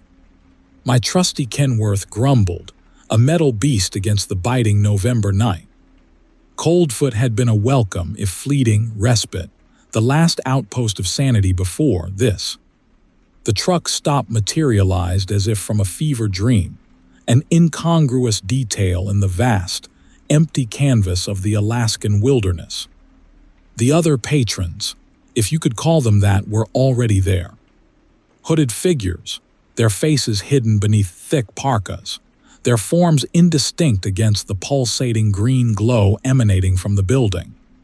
They stood in a silent circle, a chilling portrait against the backdrop of the polar lights, their stillness more unsettling than any movement could have been. As I approached, a faint susurrus began, a humming drone that seemed to vibrate through the frozen ground, resonating within my own bones. It wasn't mechanical, not exactly. It felt organic. Too organic. The figures turned as one, their hidden faces now fixed on me. I could feel their collective attention, a heavy weight pressing against me, suffocating me in the thin, frigid air. They hadn't spoken, but I understood. I was expected. My hand trembled as I reached for the handle of the crate. The metal was surprisingly warm, almost radiating a heat that belied the sub-zero temperatures. Beneath the surface, something pulsed, a rhythmic throb that mirrored the drone emanating from the building, from the figures, from everywhere. I hesitated, a primal scream trapped in my throat. I wanted to run, to turn my truck around and flee back towards the relative safety of the Dalton Highway, to pretend this place, these things, didn't exist. But the exorbitant fee, the terrifying fascination, the chilling certainty of what I carried in that crate, it all held me captive. I hauled stranger things across Alaska before. Explosives destined for remote mining operations, questionable medical equipment marked with enough biohazard symbols to make a nervous scientist sweat. But this was different. This felt wrong. Deeply, fundamentally wrong. The figures parted, revealing a narrow opening in their circle, a silent invitation. My boots crunched on the frozen gravel as I walked towards the building, the drone intensifying, the pulsing green light almost blinding. I could almost sense their collective hunger. Inside, the scene was both unsettling and strangely mundane. A single metal table dominated the sparsely furnished space, its surface gleaming under the sickly green light. The figures filed in behind me, their silence amplifying the oppressive atmosphere. The woman behind the counter, if you could call her, a woman, stood impossibly still, her face obscured by a thick, hooded parka. No name tag, no forced pleasantries, just a silent accusation in the frigid air. She gestured towards the table, her gloved hand surprisingly gentle. I placed the crate on the table. The thumping intensified, resonating through the metal, through the room, through me. The woman reached behind the counter, producing a wickedly sharp scalpel that glinted under the green light. As she made a precise incision across the crate's surface, I saw it. A pulsing green light emanating from within, illuminating the contents. Not machinery, not medical supplies, but something else. Perfectly formed human hearts. Dozens of them, nestled within the crate, still pulsing, still beating, a horrifying symphony of life and something else. Something ancient. Something malevolent. The woman picked up one of the hearts, her gloved fingers closing around it with almost reverence. She turned towards the hooded figures, her face finally illuminated by the pulsating green light. It wasn't a human face. It was something else. Something stretched, something distorted, something filled with an ancient, unknowable hunger. And then they began to chant, a guttural drone that resonated within the very foundations of the earth, a terrifying lullaby that promised not sleep, but consumption. I remember screaming. I remember the figures surging forward. I remember the scalpel flashing. I remember the taste of blood. Now, I stand here within the circle, a new addition to their horrifying collection, my own heart beating a frantic rhythm against my ribs, a chilling counterpoint to their endless chant. The truck stops, my final destination, and the cycle continues. Story 55. The flickering screen of my laptop cast a sickly green glow across the dashboard, illuminating the endless Alaskan blacktop unspooling before me. I should have been focused on the icy road, but the forum I'd stumbled upon had me utterly captivated. The Crimson Exchange, it called itself, a hidden corner of the dark web whispering of fortunes to be made. Fortunes built on a foundation of human organs. I initially dismissed it as some elaborate hoax, some sick joke designed to shock.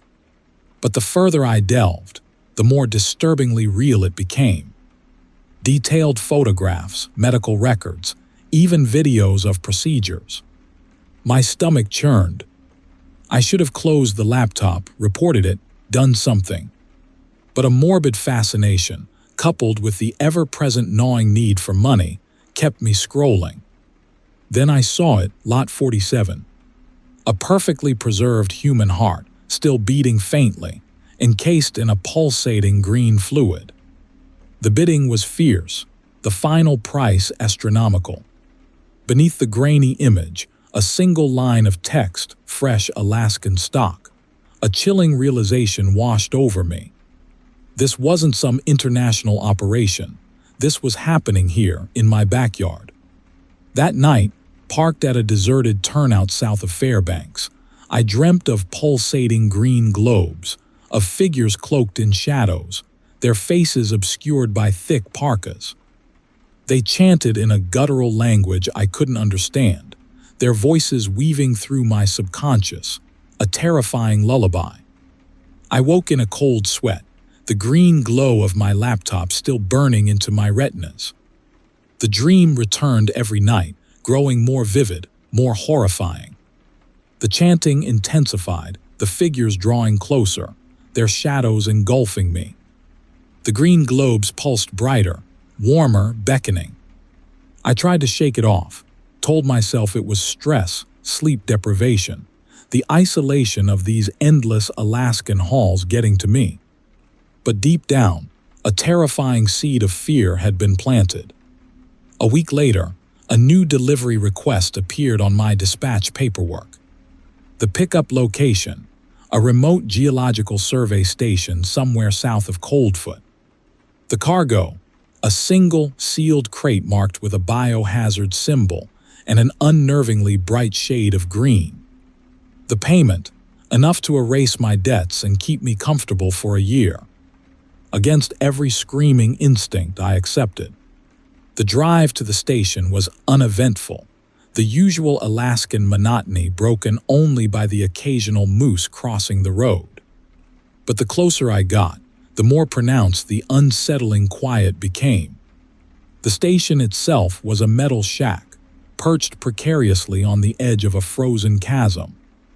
A single flickering fluorescent light illuminated the surprisingly modern interior. A wizened Athabascan woman, her face obscured by a thick parka, stood behind a metal counter, her gloved hands clasped behind her back. She didn't speak, simply pointed towards a crate identical to the one in my dream. The hairs on the back of my neck prickled.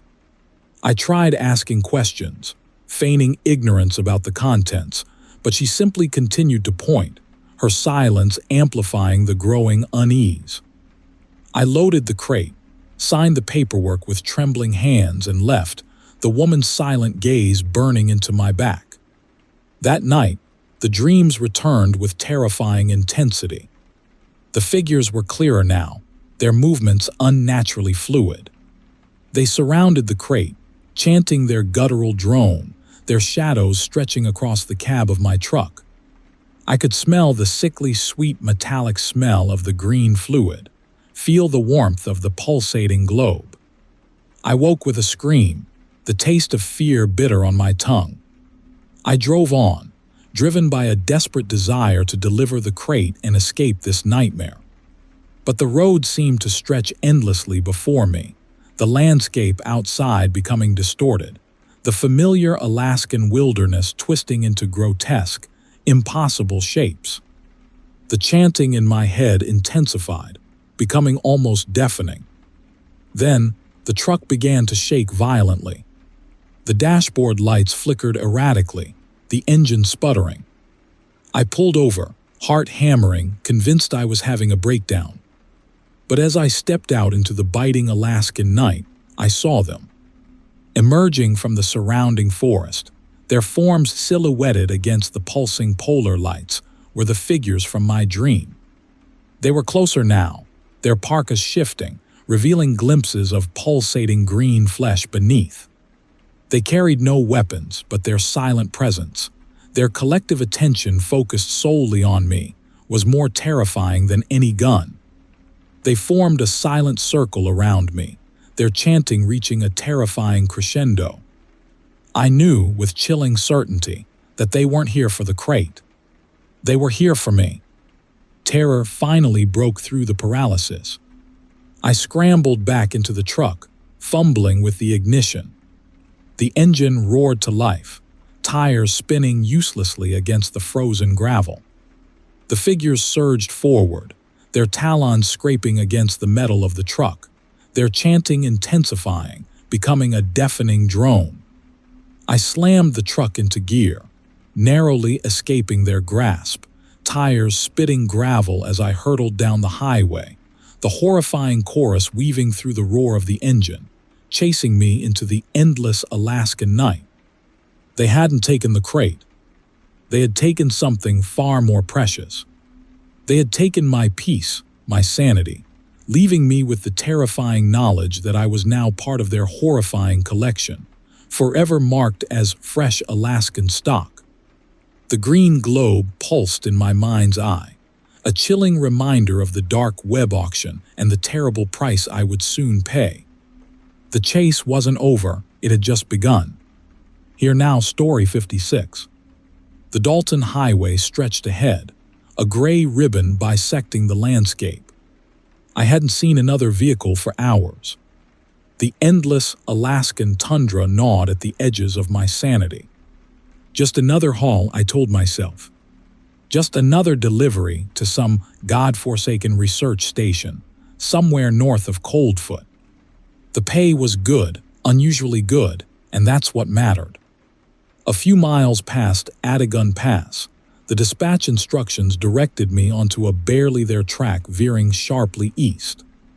It wasn't on any map I owned, which wasn't unusual in this part of the world. My GPS blinked uselessly, claiming I was driving through a mountain. I pressed on, the rough ground rattling my rig, the silence amplifying my growing unease. The track eventually led me to a small clearing surrounded by stunted black spruce. In the center stood a crudely constructed wooden structure, a single amber light flickering within. This was it, according to the cryptic instructions, the Spirit Grove Research Station. No signage, no other buildings, just this shack. I parked the rig, the silence immediately profound. Even the wind seemed to hold its breath. The only sound was the faint, rhythmic thumping coming from inside the structure. My skin prickled with an unease I couldn't explain. An older Inupiaq woman, her face partially obscured by a thick parka, emerged from the building. She was surprisingly spry, her voice stronger than I expected. "You the delivery?" she asked, her eyes dark and piercing fixed on me. I nodded, pulling the manifest from my glove compartment. "Geological survey equipment," I mumbled, trying to sound casual, despite the unsettling intensity of her gaze. She simply nodded, gesturing towards a smaller annex attached to the main building. "Leave it inside," she instructed. "Don't touch anything else. And don't linger." The annex was windowless, the single fluorescent light within casting a sickly yellow glow. The air was thick with the cloying sweetness of overripe fruit and something else, something metallic, something faintly wrong. The thumping sound was louder in here, a sickeningly rhythmic thudding that seemed to resonate within my own chest. In the center of the room, a single metal table dominated the space. On it sat an intricately carved globe, pulsing with a faint internal luminescence. It wasn't the survey equipment I was supposed to deliver. "Where's the equipment?" I asked, my voice barely above a whisper. The woman stepped closer, her shadow falling across the globe. "It's already here," she said, her voice taking on a strange sing-song quality. "Everything comes here eventually." The thumping grew louder, faster. My heart hammered against my ribs. I wanted to leave, to run back to my rig and drive until I reached the relative safety of the Dalton Highway, but an inexplicable force held me rooted to the spot. I couldn't tear my gaze away from the pulsating globe. The woman reached behind her, revealing a wickedly sharp scalpel. The metallic scent intensified, becoming almost overpowering. "The earth hungers," she whispered, her voice barely audible above the rhythmic thudding. "And we must feed it." My stomach churned. This wasn't a research station. It was something else entirely. Something terrifying. The thumping sound stopped abruptly. The silence that followed was even more unsettling. The woman raised the scalpel, her hand surprisingly steady. The globe pulsed brighter, the internal luminescence intensifying until it was almost blinding. Suddenly, the room seemed to shift. The walls twisted inwards, the floor beneath my feet no longer solid. I stumbled backward, desperately trying to regain my balance, but the world around me continued to distort, becoming a horrifying canvas of impossible angles and shifting perspectives. The globe pulsed with an unholy green light, its smooth surface squirming with a life of its own. The woman smiled, a horrifying rictus that stretched her mouth into an impossible shape. From beneath her parka, I glimpsed something moving, something pulsing, something not quite human. Then the screaming started. Not my screaming, though I'm sure I was screaming too. It was a chorus of screams, echoing from within the globe, from within the walls, from within the earth itself. The screams of things being consumed, absorbed. I don't remember what happened next. I have fragmented memories of the woman's hand reaching for me, of the scalpel glinting in the unnatural green light, of the globe expanding, swallowing everything around it. I woke up in my rig, miles down the track, the engine idling. The sun was beginning to rise, painting the snow-covered mountains a delicate shade of pink. It was as if nothing had happened. But I knew. I knew what I had seen. I knew what I had heard. And I knew that the globe, the pulsing heart of that unholy place, would forever haunt my waking hours. The earth hungers, and I had glimpsed what it feeds on. Story 57. The dispatch ticket read, Spirit Grove Research Station. Deliver one single crate marked fragile. Extreme caution advised. Bonus $10,000. 10 grand for a single crate. My skepticism battled with the enticing image of a zeroed-out credit card balance. Alaska breeds eccentrics, sure, but this felt different. I shrugged. Money talks. Besides, my trusty Kenworth had seen stranger things. I'd hauled everything from questionable medical equipment to crates buzzing with an unnerving hum. This was just another Tuesday in the land of the midnight sun, except the sun hadn't made an appearance in weeks. Bleak Alaskan November gnawed at the edges of sanity. The Spirit Grove Research Station wasn't on any map I owned, physical or digital. My dispatcher, a woman with a voice like gravel gargling nails and a disturbing fondness for taxidermied squirrels, simply pointed me towards a barely there track south of Coldfoot. The app will guide you, she'd rasped, holding up a phone displaying an app with a swirling green icon. A haunted hiking trail app. Seriously? It was supposed to identify locations of spiritual significance. Places where the veil was thin. Right. I accepted the phone, less out of belief and more out of a morbid fascination with the sheer absurdity of it all. I mean, Alaska is weird, but this was taking the musk ox by the horns. The Dalton Highway, a ribbon of gravel and grit, stretched before me, an invitation and a threat in equal measure. The app, to its credit, navigated me flawlessly, directing me down a dangerous side track that even mountain goats would think twice about. The black spruce crowded the narrow path, their skeletal branches clawing at the truck like disapproving elders. The GPS signal finally died. The app, however, remained stubbornly alive, its swirling green icon pulsing like a malevolent heart. It led me to a small clearing where a crudely constructed wooden structure stood, radiating an unnerving stillness. No lights, no signs of life, just a single, rusting metal door. A biohazard symbol was crudely spray painted on the wood, which seemed excessive even by Alaskan standards. I approached cautiously, hauling the crate. My boots crunched on the frozen ground, a sound disturbingly loud in the oppressive quiet. I rapped on the metal door. The sound echoed unnaturally, as if the building itself was hollow. A voice, surprisingly gentle, emerged from within. Leave the package inside. And don't touch anything. I wrestled the crate inside, the door clicking shut behind me with unsettling finality. A single flickering fluorescent light illuminated a space dominated by a metal table laden with bizarre equipment vials bubbling with unidentifiable liquids, strange metallic instruments that looked vaguely surgical.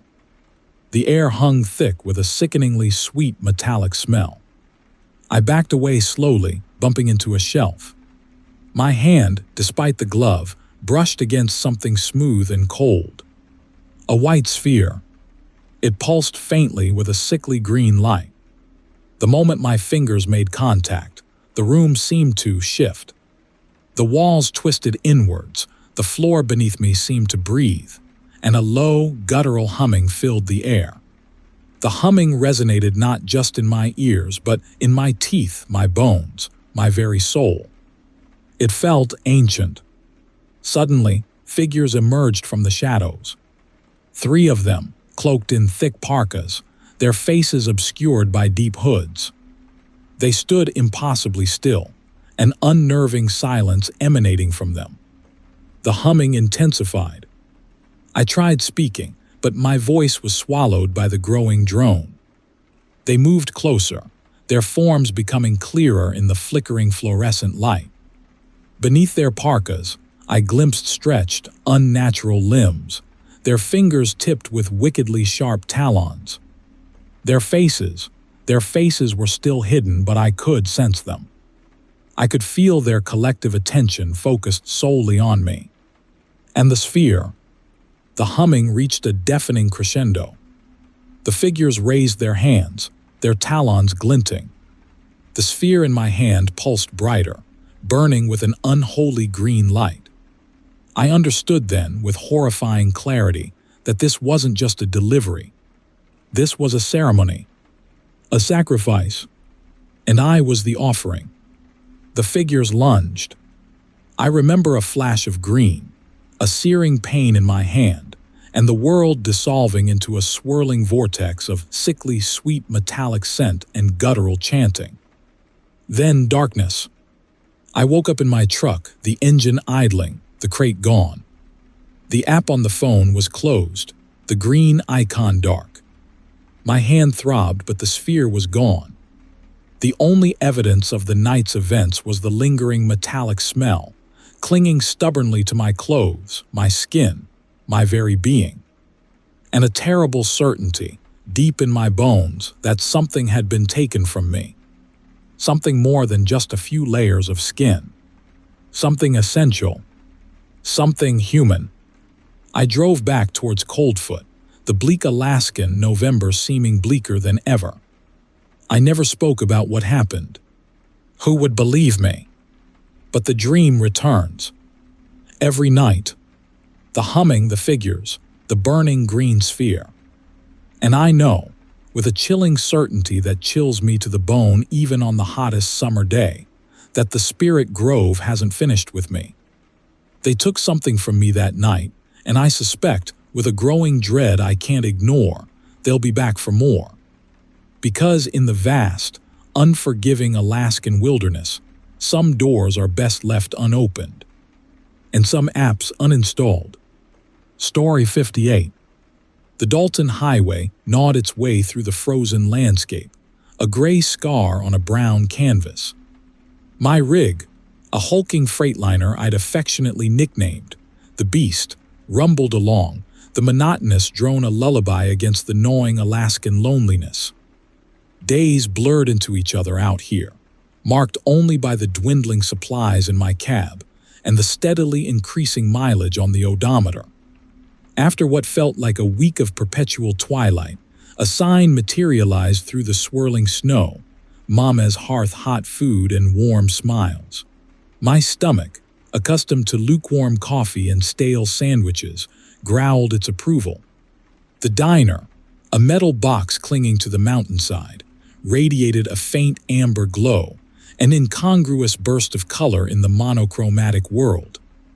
Inside, a fire crackled in a stone hearth, casting dancing shadows across the walls. The air, thick with the aroma of roasting meat and something faintly sweet, like overripe plums, instantly warmed me. A single, older Athabascan woman stood behind the counter, her face obscured by the deep hood of her parka. She simply pointed to a chipped enamel plate piled high with what looked like pot roast, soaked in a rich, dark gravy. I ordered coffee and slid into a booth, the exhaustion settling deep in my bones. The pot roast was sublime. Tender, flavorful, melt-in-your-mouth delicious.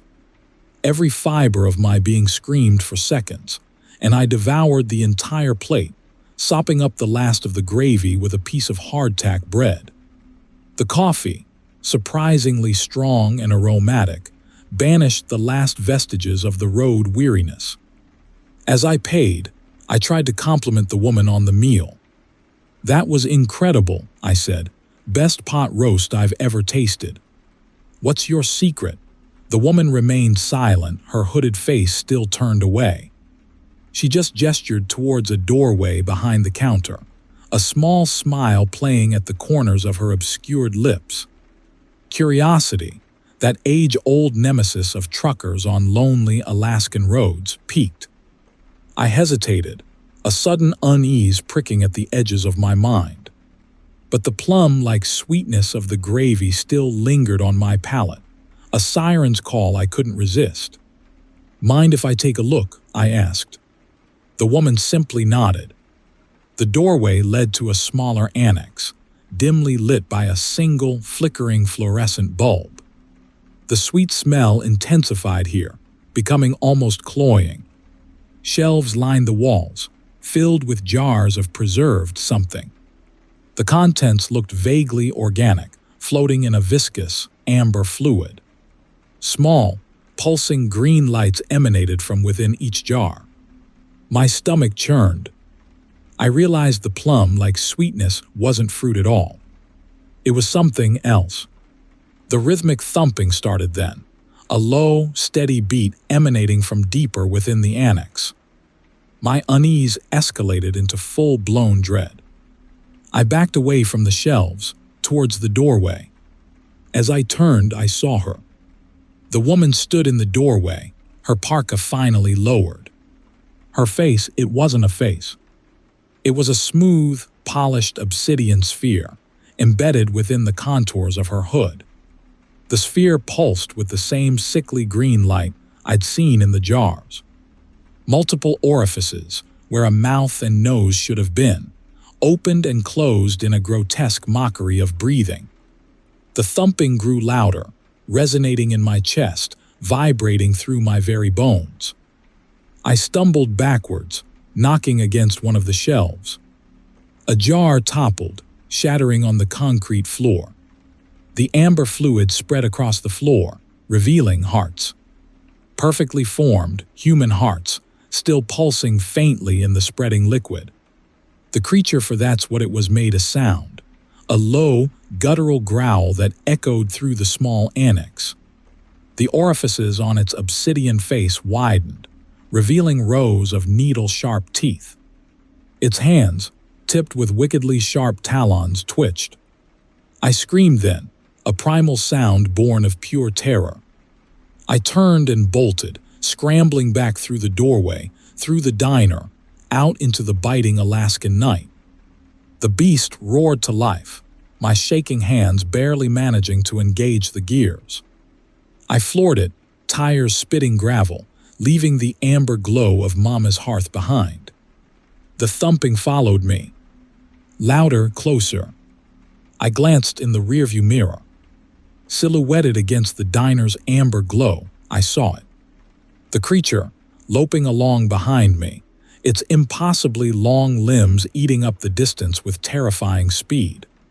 The obsidian sphere of its face pulsed with a malevolent green light. I drove through the night, the rhythmic thumping pursuing me, a terrifying lullaby against the backdrop of the roaring engine. The obsidian face, with its multiple orifices and needle-sharp teeth, was burned into my mind. The smell of overripe plums, now the sickeningly sweet stench of decay, clung to the inside of the cab. The thumping never stopped. It's still there even now, a constant reminder of the diner, the delicious pot roast, and the horrifying secret ingredient. I'll never stop on the Dalton again. I'll never eat pot roast again. And every time I hear a rhythmic thumping, I see that obsidian face, those multiple orifices opening and closing, and the pulsing green light that promises a terrifying end. Story 59. The bladder demanded attention, a shrill, insistent siren against the low hum of the reefer unit. I pulled into the turnout, gravel spitting beneath my tires, relieved to see the familiar blue and white sign of a state-maintained rest stop. I'd been hauling a load of cryogenically frozen biological samples from Anchorage to a research station near Deadhorse, a job that paid well but left my nerves frayed. There was something about transporting the stuff that prickled at the back of my neck, a feeling I couldn't quite articulate. The rest stop was deserted, not a single soul in sight. Inside, the fluorescent lights buzzed with a monotonous drone, casting a sickly yellow over the wood paneling. The air smelled of stale disinfectant and something faintly metallic, like blood left too long on a hot sidewalk. I hurried to the bathroom, eager to relieve myself and get back on the road. I pushed open the stall door and stepped inside. That's when everything shifted. The fluorescent hum intensified, becoming a high-pitched whine that vibrated through my skull. The air grew thick, cloying, with the metallic tang overpowering every other scent. The walls of the stall seemed to ripple, the wood grain dissolving into swirling, iridescent patterns. Panic tightened its icy grip around my chest. I fumbled for the door handle, but it was gone, smooth metal where the mechanism should have been. I hammered on the walls, shouting, but my voice seemed swallowed by the oppressive silence. Then the stall door opened. Standing there was a woman, impossibly tall and slender, her face obscured by a thick, hooded parka. She was unlike anyone I'd ever seen in the Alaskan bush. Her hands, extending from the sleeves of her parka, were gloved in a smooth, matte black material that seemed to absorb the light. She didn't speak, merely gestured for me to follow. Terror choked off my voice. I didn't want to follow her. Every fiber of my being screamed at me to stay put, to claw my way through the metal walls if I had to.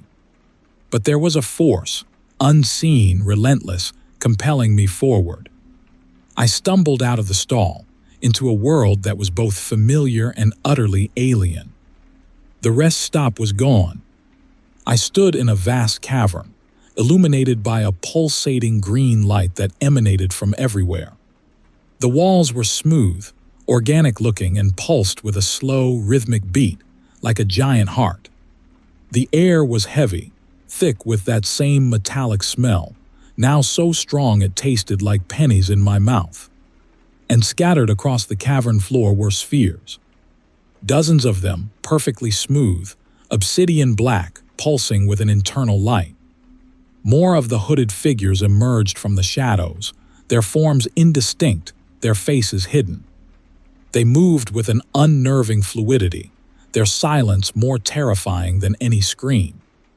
They gathered around the spheres, their hands, gloved in that light-absorbing material, hovering just above the surfaces. I could feel a low hum vibrating through the cavern floor, rising in intensity, resonating deep within my bones. Then I saw it. In the center of the cavern, on a raised platform of the same organic material as the walls, was a metal table. And on that table, a human heart. Still beating.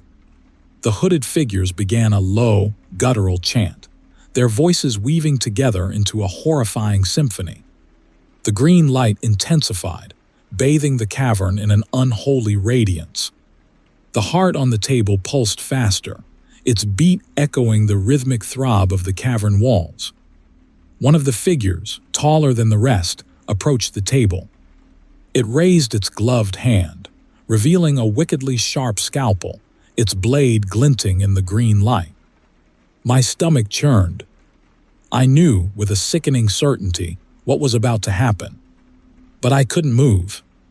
The unseen force that had pulled me from the bathroom stall held me captive, a silent observer to this grotesque ritual. Then, the tall figure turned, its face still obscured by the parka's hood. But I could feel its gaze, cold and calculating, fixed on me. It spoke, its voice a raspy whisper that somehow cut through the chanting.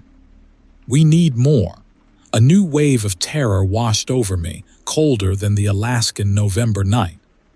I understood. They weren't just harvesting hearts. They were collecting them, and they needed more. My mind raced.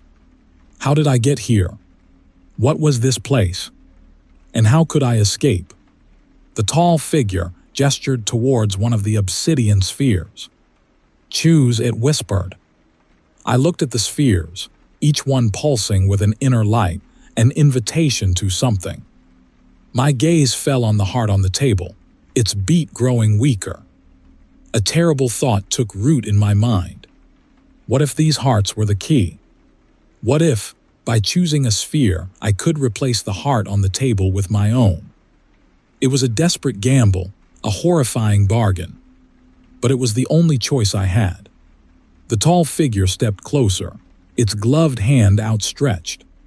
The chanting intensified, the green light pulsed brighter. I closed my eyes, my heart hammering against my ribs. I made my choice. Story 60. The Aurora, a squirming emerald serpent in the Inkai sky, offered little comfort. Dalton Highway stretched before me, a gray ribbon unspooling into the vast, swallowing darkness.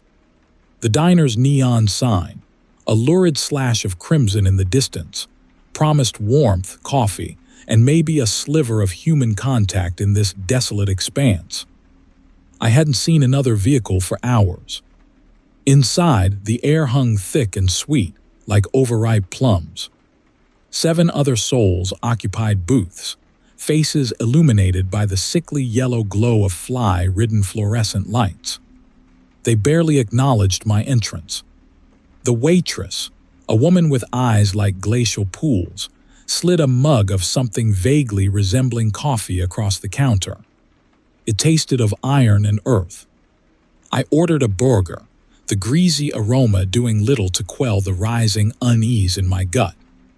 The silence in the diner was unnatural, broken only by the low hum emanating from a closed door behind the counter. It pulsed with a slow, rhythmic beat, like a diseased heart. As I ate, I noticed the staff, 3 in all including the waitress, exchanging furtive glances. Their movements were oddly synchronized, almost ritualistic. They wore matching turquoise pendants, each carved into the unsettling image of a raven with outstretched wings. The humming intensified. The other patrons shifted in their booths, a ripple of anxious energy passing through them.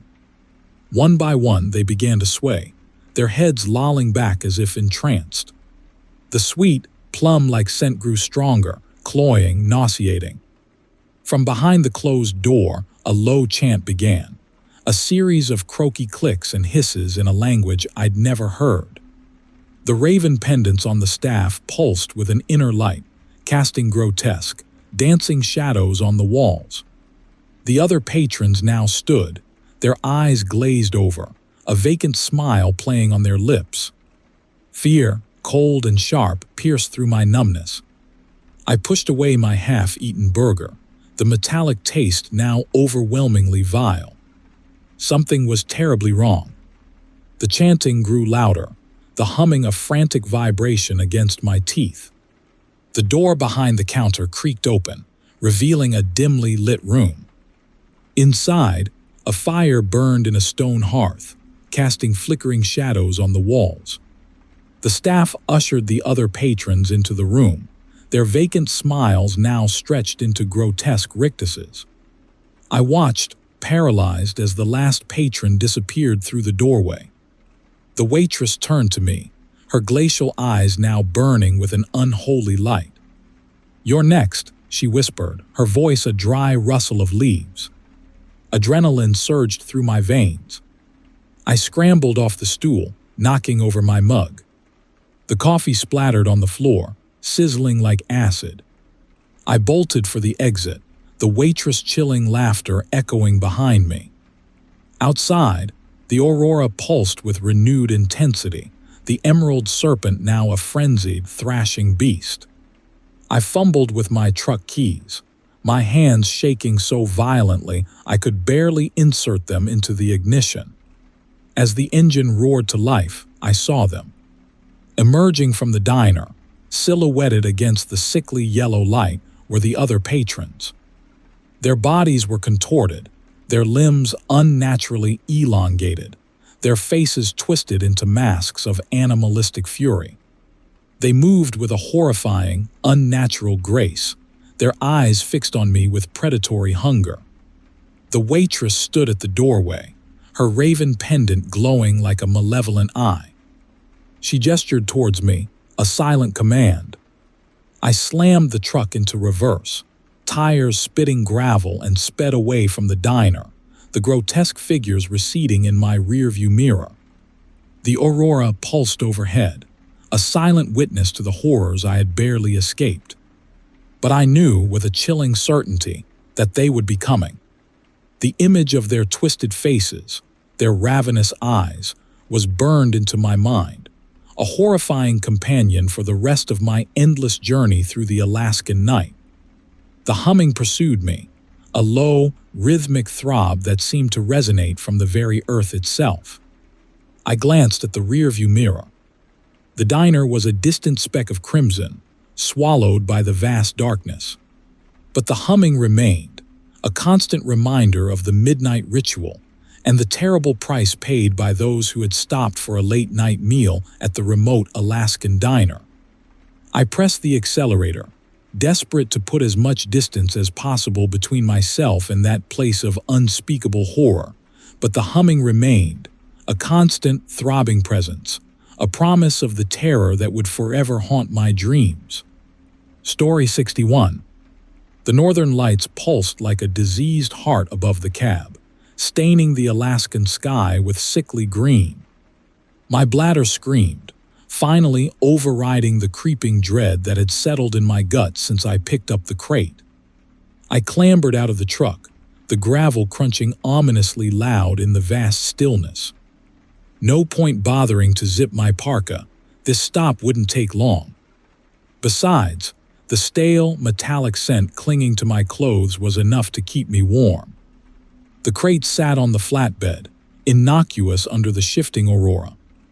It looked exactly like every other crate I'd hauled, steel, unmarked, strapped down tight. Except this one hummed. A low, almost imperceptible thrumming, like a hive of angry bees trapped inside. Back in the cab, I pictured going back to Fairbanks, telling the shadowy outfit that hired me to forget it. Money talks, but not this loud.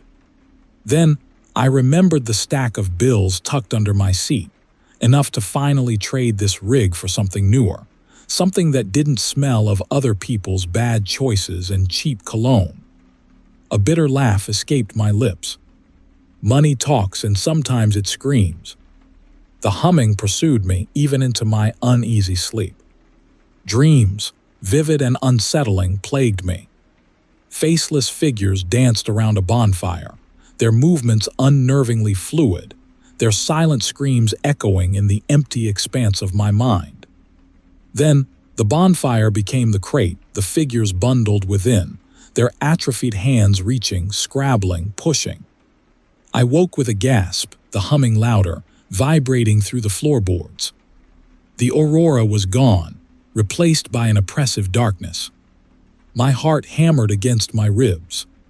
The crate was soaked in an unnatural yellow light, almost pulsating, the straps holding it straining against some unseen force.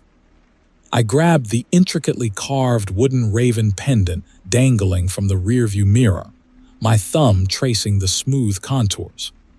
It was a gift from my grandmother, a supposed ward against evil spirits.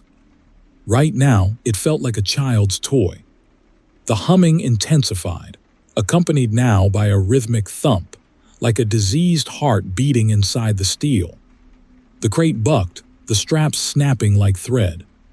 Whatever was inside was getting out. A croaky growl ripped through the night, the truck fishtailing dangerously as the crate became a blur of thrashing metal and pulsating flesh. The yellow light consumed everything, blinding me. I braced myself, expecting impact, metal against flesh, bone against steel. Instead, silence. A chilling, echoing silence. The yellow light was gone. Cautiously, I opened my eyes. The crate lay on its side, the metal ripped open, revealing nothing. Just a hollow shell, the inside slick with a viscous fluid that smelled like overripe plums and decaying earth. But something was different. The air was thick with an unfamiliar scent, sweet and metallic, and the raven pendant in my hand was hot, almost burning. And in the distance I heard it, the faint, mournful whistle of a steam locomotive. There's no train track within 100 miles of where I was. I'd seen the maps. The whistle grew louder, closer, accompanied by a rhythmic churning that vibrated through the ground. Terror choked the air from my lungs. I fumbled for the keys, my hands shaking, desperate to escape this impossible, silent nightmare. The truck sputtered to life, the headlights illuminating a horrifying portrait. Standing before me, soaked in the flickering crimson light of an approaching train, were the figures from my dreams. Their elongated forms swayed in unsettling unison, their oversized heads swiveling, their empty black eyes fixed on me. They were holding something, cradling it in their atrophied hands, a length of railway track, shimmering with an unnatural luminescence. And behind them, emerging from the swirling white chaos of a phantom steam train, a young woman, maybe early 20s, her face a mask of tranquil acceptance, clutched a small, intricately carved wooden raven pendant, identical to the one still burning in my hand. The phantom train continued its relentless journey, the ground trembling beneath its unseen wheels, the figures receding into the swirling white expanse. I watched, frozen in terror, as the last carriage disappeared, taking the girl and my peace of mind with it, leaving me alone in the unforgiving Alaskan wilderness, with a humming raven pendant and the chilling certainty that I had unknowingly become a participant in a ritual far older, far more terrifying than I could ever comprehend. The whistle faded, leaving behind a silence broken only by the rhythmic thumping of my own diseased heart. Story 62. The endless ribbon of gravel unspooled beneath my tires, the Dalton Highway stretching north like a scar across the face of the Alaskan wilderness. Fairbanks, with its fleeting promise of civilization, was a distant memory now. My cargo, a single unmarked aluminum crate strapped tight to the flatbed, was the only companion on this desolate drive. I didn't bother checking the accompanying paperwork. Money talks, especially this far north. Days blurred into a monotonous cycle of driving, lukewarm coffee, and the gnawing isolation of the empty highway. The aurora, usually a source of awe, now pulsed with a malevolent energy, its shifting colors painting the snow-covered peaks in unsettling hues. Then the whispers started. At first, they were almost imperceptible, a faint buzzing at the edge of my hearing. I dismissed them as cabin fever, the Alaskan interior playing tricks on my mind. But the whispers grew louder, slithering into my thoughts, weaving themselves into the fabric of my reality. They spoke of a ceremony, a ritual older than the mountains themselves, a power waiting to be unleashed. The whispers intensified, coalescing into a single voice, harsh and croaky, speaking in a language I didn't understand yet somehow knew. It commanded me, promised me power, whispered of a transformation emerging. I fought against it, clinging to the remnants of my sanity, but the voice was relentless, an insidious presence burrowing deep into my mind. My reflection in the rearview mirror twisted, the familiar face replaced by something other. My skin felt stretched tight, as if something was trying to emerge from within. My hands, gripping the steering wheel, began to change, the flesh becoming translucent, revealing pulsing fluid beneath. Panic seized me, but even fear felt distant, muffled by the growing presence within. The landscape reflected my internal turmoil. The trees lining the highway loomed like skeletal giants, their branches interlaced, forming a cage around the road. The aurora above pulsed rapidly, casting grotesque, dancing shadows. The truck itself seemed to vibrate with an unseen energy, the humming resonating through my bones. Then I saw it. A flicker of crimson in the distance, a pulsating light growing stronger with every mile. The voice in my head urged me forward, promising warmth, promising belonging. Logic screamed at me to turn back, to flee this desolate territory. But my body, no longer my own, was propelled by an unseen force. The crimson light resolved itself into a bonfire, blazing atop a desolate ridge.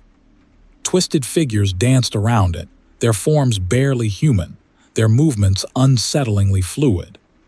They chanted in unison with the voice in my head, their words chilling, their ritual sickening. I knew, with terrifying certainty, that I was being drawn into something truly horrific. I tried to brake to veer away, but the truck, now an extension of the entity within me, continued towards the flames.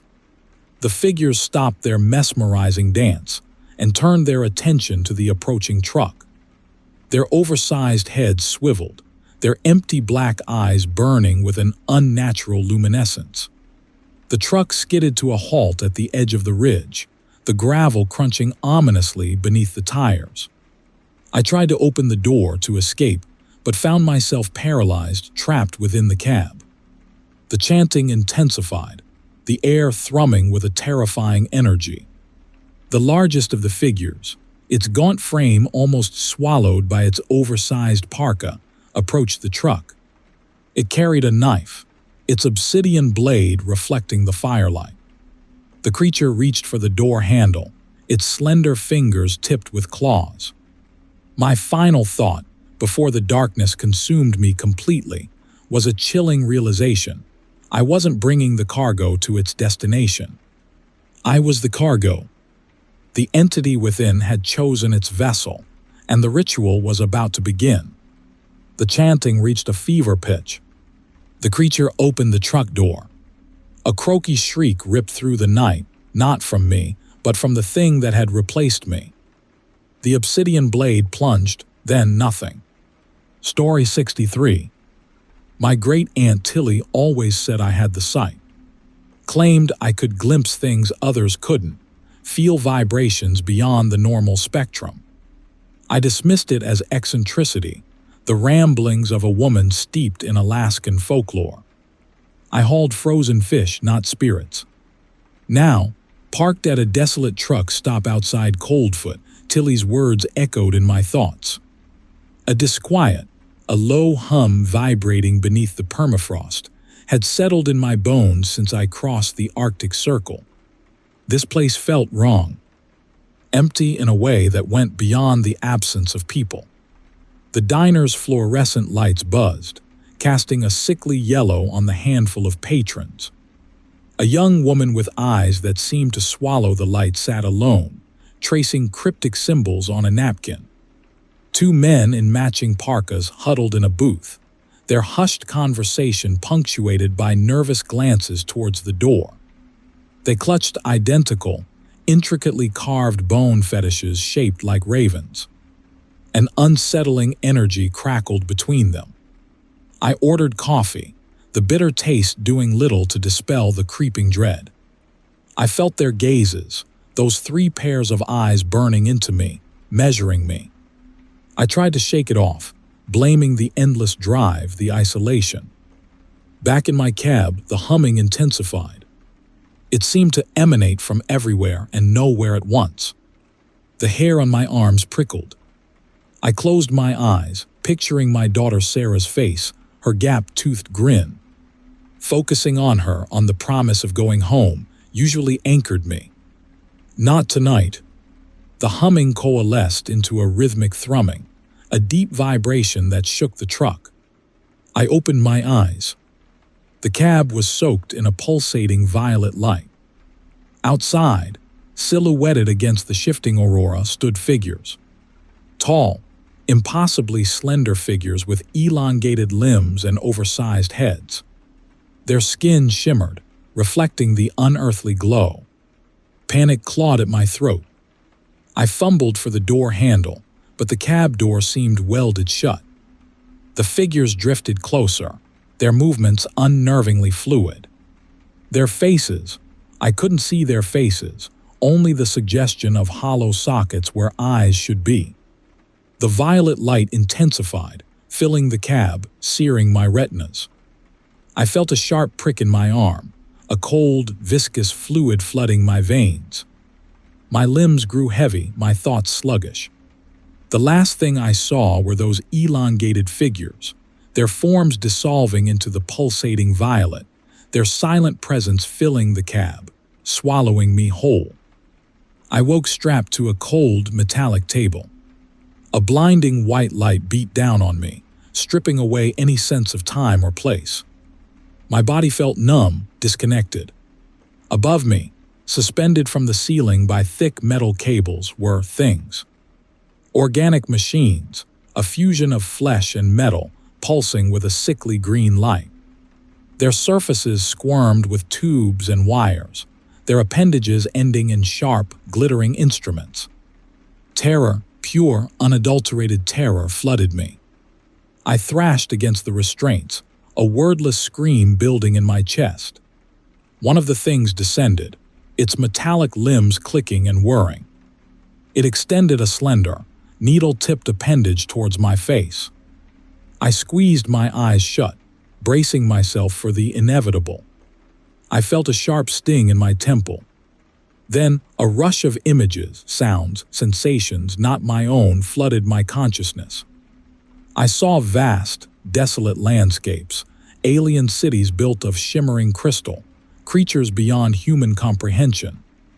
I heard whispers, not words but concepts, emotions swirling around me. I felt the cold vastness of space, the searing heat of dying stars. The images shifted, becoming fragmented, distorted.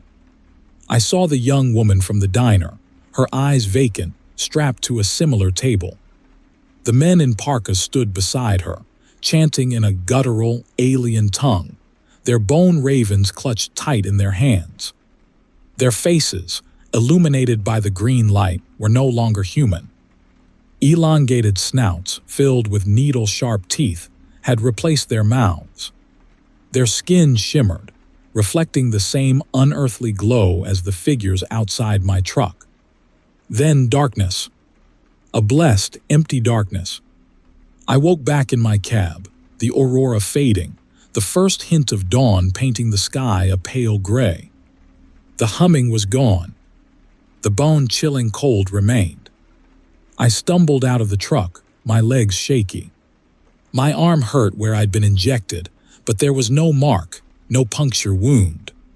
Had I dreamt it? A hallucination brought on by exhaustion and isolation. I glanced back at the diner. It stood silent, dark, empty. The parking lot was deserted. No sign of the young woman, the men, their strange ravens. I climbed back into the cab, my hands trembling. I turned the key. The engine sputtered, then died. Dead, just like the battery should have been after that, whatever it was. I fumbled for my phone. No signal. I was stranded, alone, in the middle of nowhere. Then I saw it. Lying on the passenger seat, nestled amongst the maps and receipts, was a small, intricately carved bone fetish, shaped like a raven, identical to the ones clutched by those things in my vision. A wave of nausea washed over me. I flung the raven out the window, its small form disappearing into the vast, unforgiving wilderness. I started walking, south, away from Coldfoot, away from the diner, away from the humming. I walked until I reached the Dalton Highway, until a passing trucker took pity on me. I never looked back. I never hauled another load north. I told no one what I saw, what I experienced. Who would believe me? But sometimes, late at night when the aurora dances across the sky, I feel it again. That low hum vibrating beneath the permafrost. A chilling reminder of the night I glimpsed something beyond human comprehension, something ancient and terrifying, waiting beneath the ice. And I know with a chilling certainty that I wasn't dreaming. I was chosen, and I will never escape. Story 64. The email subject line read, "Package secured." Awaiting transport instructions. Beneath it, a single line standard rate applies. Discreet delivery guaranteed. I'd hauled stranger things across this godforsaken state. Money talks, especially when you're a month behind on mortgage payments. The pickup point, a deserted cannery outside Ketchikan, reeked of brine and failure. A guy named Kevin, thin as a rail and smelling faintly of overripe bananas, handed me a single, unmarked aluminum crate strapped to a pallet. "Handle with care," he chirped, his voice an octave too high. "It's fragile." He pressed a wad of cash into my hand, thick enough to choke a moose. "No paperwork, no questions." I wasn't about to argue. The Dalton Highway stretched ahead, a ribbon of gravel unspooling into the endless Alaskan interior. The aurora shimmered above, a celestial disco ball casting its otherworldly glow onto the frozen landscape. Normally, I find the aurora comforting. Tonight, it felt like a malevolent eye watching. 2 hours north of Fairbanks, a strange hum started. It vibrated through the cab, the steering wheel, even the damn coffee mug in my hand. I checked the engine, the tires, the load. Everything seemed normal. But the hum persisted, growing louder, deepening into a resonant thrum that seemed to burrow into my skull. Then the whispers began. Faint at first, like the rustling of dead leaves, but escalating quickly into a chorus of voices, just on the edge of hearing. I cranked up the heater, blaming the cold, the isolation, the endless miles. But deep down, a chilling certainty took root. I wasn't alone. Around midnight near Coldfoot, I pulled over. The humming was now a physical force, the whispers a cacophony in my ears. I needed a bathroom break, a moment of sanity, a confirmation that the world hadn't gone completely pear-shaped. Inside the truck stop's restroom, I splashed icy water on my face, staring at my reflection. My eyes were wide, pupils dilated, the face of a man on the verge. Back in the diner, 7 other souls occupied booths, their faces illuminated by the flickering fluorescent lights. A waitress, barely older than my daughter, slid a mug of something vaguely resembling coffee across the counter. I asked her if she'd heard anything strange, any humming, any whispers. She gave me a blank stare, the kind reserved for tourists and the slightly unhinged. Back on the Dalton, the whispers intensified, punctuated by a rhythmic thumping that seemed to emanate from the crate itself. My fingers itched to check the load, to see what the hell Kevin had saddled me with, but something held me back. A primal fear, a gut feeling that some doors are best left unopened. A few miles past the Arctic Circle, a localized tremor shook the truck. The humming reached a fever pitch, and the whispers coalesced into a single, gravelly voice. "Stop," it rasped, the word resonating with ancient power. My foot slammed on the brakes, the truck skidding to a halt. The voice commanded me to open the crate. Every fiber of my being screamed against it, but my body moved as if controlled by an unseen force. My trembling fingers fumbled with the release lever. As the crate lid creaked open, a blinding violet light spilled out, illuminating the interior. Inside, nestled amongst layers of foam padding, was not what I expected. No contraband, no illicit cargo, but something far more disturbing. A heart. A large, pulsating, diseased heart, connected to a network of tubes and wires, covered in the sickening violet glow.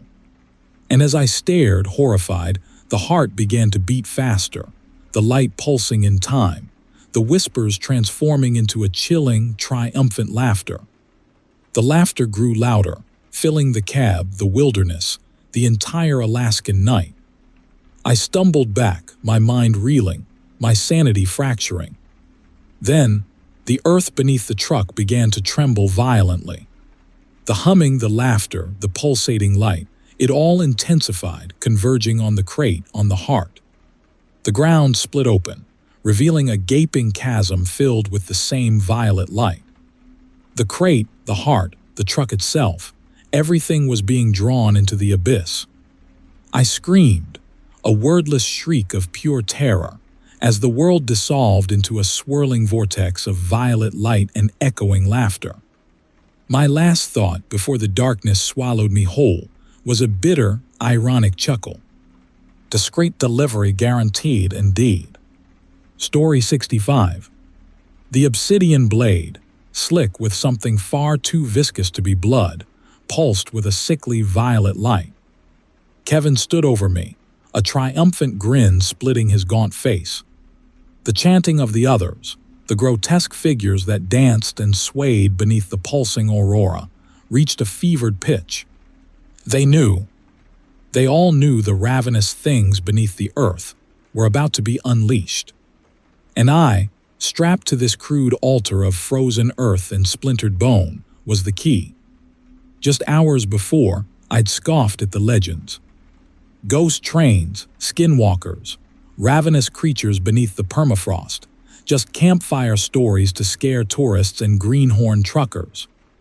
I'd hauled frozen fish, mining equipment, even hazardous materials across this godforsaken state for 15 years. Seen strange things, sure, but nothing that a stiff drink and a good night's sleep couldn't explain away. This run, though, this one was different. It started with the pickup, a tiny mining operation north of Fairbanks. The place looked hastily forged, a cluster of portable houses clinging precariously to a desolate ridge, their paint peeling in the unforgiving Arctic wind. The client, a shadowy outfit called Cryptic Core, had been vague on the details, their email subject simply, discreet delivery guaranteed. Money talks in this business, and they offered enough to cover my daughter Jenny's tuition for a semester. So I took the job. The cargo, a single unmarked aluminum crate strapped tight to my flatbed. No manifest, no declared contents. Just a cryptic warning from the foreman, a twitchy fella named Kevin, to not open it under any circumstances. He'd handed me a carved wooden raven pendant, telling me it was a protection charm, just in case. I'd almost laughed. The drive north was uneventful, the vast expanse of the Alaskan interior my only companion. I'd stopped for the night at a nameless geographic marker, a desolate patch of ground barely large enough to pull my rig off the Dalton. I figured another couple 100 miles and I'd be at the drop-off. It was after midnight when the whispering started. I'd just finished brewing some coffee over my camp stove when I heard it, soft at first, like the rustling of leaves in a non-existent wind. Then it grew, slithering into my consciousness, a chorus of voices speaking in a gravelly tongue I'd never heard before. I grabbed my hunting knife, convinced it was just some local wildlife, maybe a pack of wolves getting a little too close. But then I saw them. Emerging from the tree line, covered in the eerie glow of the aurora, were figures. Their forms were unsettlingly fluid, almost liquid, their limbs impossibly long, their heads oversized and swiveling on thin necks. They carried themselves with an unnerving grace, their movements oddly synchronized. Terror seized me. I scrambled back into my truck, fumbling for the keys. The figures surrounded the rig, their whispers intensifying, their small black eyes burning into me. I slammed the engine to life, tires spinning momentarily before finding purchase on the frozen ground. I drove blindly, the grotesque figures receding in my rearview mirror, their silent gazes still burning into my back. I drove until dawn, the whispers finally fading into the quiet hum of the engine. I pulled over at a remote truck stop, convinced I'd imagined it all, blaming cabin fever and sleep deprivation. But the raven pendant still clutched in my hand, pulsed with a faint, unsettling warmth. I tried to call Cryptic Core, but the number was disconnected. Panic began to gnaw at me. I had to deliver the crate, get rid of this cursed thing. Following the cryptic directions Kevin had given me, I veered off the Dalton onto a barely discernible track leading deep into the wilderness. The track ended at a clearing. A bonfire burned in the center, casting flickering shadows on the surrounding trees. And there they were again, the figures, their elongated forms swaying rhythmically around the fire. Kevin stood before them, his face illuminated by the flames, a chilling smile playing on his lips. He beckoned me forward. I had no choice. I pulled the truck into the clearing, the figures parting to let me through. Kevin opened the crate. Inside, covered in a pulsating violet light, was not what I expected. It wasn't equipment or minerals, or anything remotely earthly. It was a pulsating mass of flesh, covered in cryptic symbols, squirming with an unnatural life. And then, the ground beneath me began to tremble. A low, gravelly growl ripped through the air. The figures began chanting louder, their voices reaching a fevered crescendo. Kevin raised the obsidian blade, his eyes gleaming with a chilling reverence. Now, as the blade descends, I understand. The whispers, the figures, the crate, it was all a ritual, a ceremony older than the mountains themselves. I was the sacrifice, the unwitting vessel chosen to unleash the ancient hunger that slumbered beneath the frozen earth. And as the violet light consumes me, I hear the earth splitting, the ravenous things rising, and I know, with terrifying certainty, that this frozen wasteland will never be the same. Story 66. The rhythmic click of my knitting needles was the only sound in the cab, a counterpoint to the endless drone of the tires on the Alaska highway. I knit constantly, a habit born not of boredom but of a deep-seated need to create, to weave order from chaos. This trip, a shipment of geological survey equipment to a remote outpost north of Fairbanks, was no different. The vast, empty landscape of the Alaskan interior always left me feeling unraveled, and the needles in my hands were my way of stitching myself back together. My destination was a place called Alpha Ridge, a name that conjured images of desolate peaks and shadowed valleys. The directions, emailed from a shadowy outfit called Arctic Exploration, were cryptic at best, mentioning a barely discernible track off the Dalton Highway and a cairn marked with a raven's feather.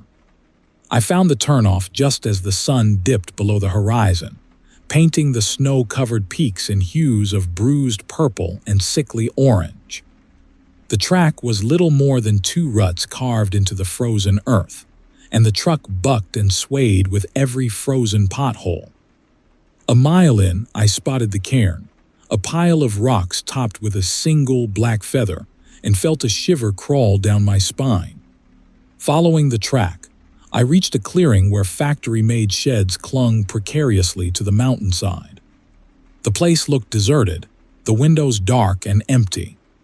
As I stepped out of the truck, the silence pressed in on me, heavy and absolute. Then I heard it, a low, rhythmic chanting, coming from somewhere deeper within the settlement. Driven by a strange compulsion, a need to see the source of the chanting, I started walking. The sound grew louder as I approached a large, central building. A single, flickering fluorescent light illuminated the interior through a grimy window, revealing a scene that made my blood run cold. Inside, a group of figures clad in matching dark robes stood around a crude altar. Their faces were obscured by deep hoods, but I could see their hands, skeletal and impossibly long, raised in a gesture of supplication. In the center of the altar, a fire burned, casting dancing shadows on the walls. And above the fire, suspended from the ceiling by thick metal cables, was a large, intricately carved wooden totem. It wasn't the totem itself that horrified me, but the carvings that adorned it, grotesque, squirming figures that seemed to shift and squirm in the flickering light. The chanting reached a fevered crescendo, and I realized with growing horror that the carvings weren't just moving. They were pulsating, as if filled with some kind of viscous, internal fluid. I pressed myself against the window, mesmerized and terrified. The ritual continued, the chanting growing louder, the figures swaying rhythmically. Then one of the figures turned, its hooded face slowly lifting. In the brief moment before the hood fell back, I saw its face, or what was left of it. It was a skull, stripped of flesh, the bone gleaming sickly yellow in the firelight. Empty black sockets stared directly at me, and I knew with a chilling certainty that I was no longer just a witness. I was the next offering. I stumbled back, my heart hammering against my ribs. I had to get out of there, back to the truck, back to the highway. As I turned to run, I heard a sound behind me, a slow, deliberate clicking. It was coming from the totem. I glanced back, and my breath caught in my throat. The carvings were no longer just pulsating. They were detaching themselves from the wood, their elongated limbs unfolding, their skeletal fingers reaching. I ran, the chanting echoing behind me, the clicking growing louder. I fumbled with the truck door, the keys slipping from my numb fingers.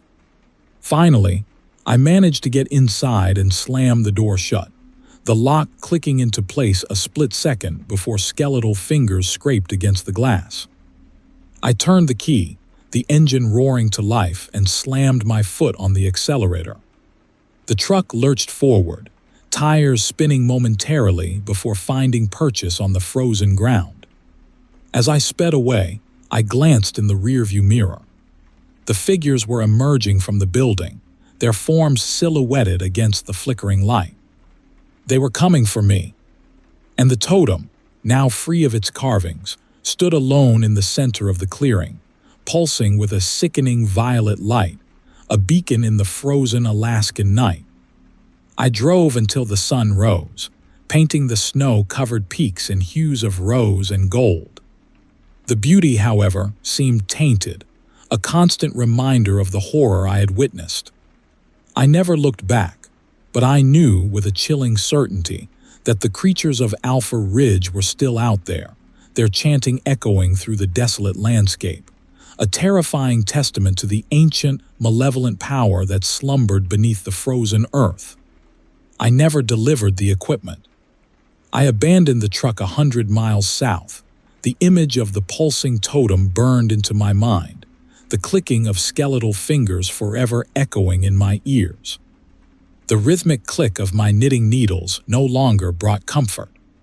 It was a constant, chilling reminder of the night I unknowingly stumbled upon a ritual older than time, a ritual that had marked me as its next offering. And I knew, with a dreadful certainty, that my time was running out. Story 67. The email came through on my rig's dodgy Wi-Fi, subject line, cryptic delivery. 15 years hauling frozen fish and drilling equipment across this godforsaken state, and I'd learned two things: money talks and curiosity kills. This job, paying enough to finally trade my beat-up Kenworth for a shiny new Peterbilt, definitely talked. The details were sparse. Pick up an unmarked crate outside Coldfoot, deliver it to a remote pickup location north of Fairbanks. No questions asked. A cryptic warning etched itself onto the back of my mind, but the promise of that new truck drowned it out. Coldfoot was bleak. More a gas station than a town. The wind howled, biting through my thick parka. A twitchy fella named Mark emerged from the gas station, introduced himself as my contact, and pointed towards a single, unmarked aluminum crate strapped tight to a flatbed trailer. He mumbled cryptic directions, avoiding eye contact, and vanished back inside. Something about his demeanor, a strange intensity in his darting eyes, set my teeth on edge. The drive north was a blur of white expanse and the shifting aurora. The further I drove, the more the crate seemed to pulse with a low, rhythmic thrum, a faint buzzing that vibrated through the floorboards of my cab. I blamed cabin fever, the gnawing isolation of the Alaskan interior always playing tricks on the mind. Then the whispering started. At first, it was almost imperceptible, like the wind rustling through the stunted spruce trees lining the Dalton Highway. But as twilight deepened into the oppressive darkness of the Arctic night, the whispers intensified, becoming words, chilling, guttural rasps in an unknown tongue. They seemed to emanate from the crate itself, weaving themselves into the fabric of the night. I stopped at a deserted truck stop around midnight, desperately needing a bladder break and something resembling human contact. The place was eerily silent, lit by a sickly yellow fluorescent light that buzzed incessantly. 7 other souls occupied booths, their faces obscured by shadows, their hushed conversation punctuated by metallic clicks. I ordered coffee from a waitress who seemed barely older than my daughter, Jenny. She had a raven pendant dangling from a silver chain, its obsidian eye gleaming strangely. As she turned away, I noticed something different about the other patrons, their hands. Atrophied, almost skeletal, their fingers tipped with polished obsidian claws. I choked down my lukewarm coffee, a chilling numbness spreading through my limbs. The whispers intensified, a chorus of croaky rasping emanating from the crate, from the other patrons, from the very walls of the truck stop. I fumbled with my keys, desperate to escape. As I reached the door, the waitress stood there, blocking my path, her vacant smile playing across her lips. "You shouldn't leave," she rasped, her voice barely audible above the humming. "The ritual is about to begin." I didn't wait. I sprinted back to my rig, tires spitting gravel as I hauled out of the parking lot, the terrifying truth slamming into me with the force of a physical blow. I had unknowingly become a participant, a vessel chosen to transport something ancient and malevolent, something whose hunger was about to be fulfilled. The humming from the crate reached a fevered crescendo as I drove blindly through the frozen night. The whispers became screams, a horrifying cacophony in that unknown tongue, the words now chillingly clear. They were chanting my name. The aurora pulsed overhead, its beauty now tainted with a terrifying intensity. I glanced in my rearview mirror and saw them. The other patrons from the truck stop, their elongated forms silhouetted against the shifting aurora, their obsidian claws glinting in the otherworldly light. They were gaining on me, their unnatural speed defying logic. Panic seized me. I floored the accelerator, the engine screaming in protest, but it was a losing battle. The truck bucked violently as something massive slammed into the trailer, the straps holding the crate snapping like thread. The crate burst open, revealing a pulsing totem of intricately carved wood, emanating a sickening violet light. Grotesque figures emerged from the crate, their forms twisting and shifting in the violet glow. They were no longer human, their bodies elongated and contorted, their faces twisted into grotesque rictuses. The truck skidded, tires spinning uselessly on the ice. I braced myself for the inevitable collision, but it never came. The world around me dissolved into a swirling vortex of violet light, the chanting reaching a deafening drone. I saw the figures closing in, their obsidian claws outstretched, their empty black sockets staring directly into my soul. Then darkness. My final thought, as the violet light consumed me, was of Jenny, and the horrifying realization that I would never see her again. I had become another victim, another offering to the ancient hunger that slumbered beneath the frozen earth. The raven pendant, I realized with a chilling certainty, was not a piece of jewelry, but a brand, a mark that signified my role in their midnight ritual. The Dalton Highway, the lifeline of the Arctic, had become my tomb, and I, the unwitting vessel, had delivered myself to my doom. Story 68. The Dalton Highway stretched before me, a bleak ribbon unspooling through the encroaching Alaskan twilight. Hogback Ridge, my drop-off point, was still hours away, a nameless geographic marker on a map, promising nothing but more isolation. I'd hauled stranger things across this frozen wasteland: geological survey equipment, crates of frozen bananas, even a disassembled vintage biplane, but this one felt different. It hummed. Not a mechanical hum, not the thrum of the engine or tires on gravel. This was a deeper resonance, almost imperceptible at first, like the earth itself was singing a low, mournful song. It emanated from the sealed steel crate strapped tight to the flatbed, its unmarked aluminum surface reflecting the fading light. I'd signed a non-disclosure agreement, of course. They always made you sign those. The shadowy outfit called Cryptic Logistics paid well enough to ignore the nagging voice whispering about discretion and plausible deniability. A blizzard whipped up as I neared Hogback Ridge, reducing visibility to near zero. The humming intensified, a rhythmic throb vibrating through the truck cab, making my teeth hurt. I pulled over, desperately needing a respite from the white-knuckle drive. Through the swirling snow, I saw it, a small cabin nestled precariously against a looming granite cliff. No lights, no smoke from the chimney. Abandoned. I hesitantly approached, snow crunching ominously beneath my boots.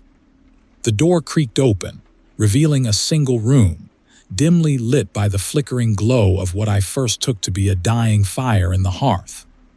As my eyes adjusted, I realized it wasn't a fire at all, but a strange, pulsing totem, a stylized raven carved from dark wood, its eyes gleaming with an unsettling violet light. The humming resonated from it, a hypnotic drone weaving itself into my thoughts. The room itself was sparsely furnished, a rough brown table, a couple of chairs, and a narrow cot pushed against the far wall. On the table, I found a single object, a worn, leather-bound journal.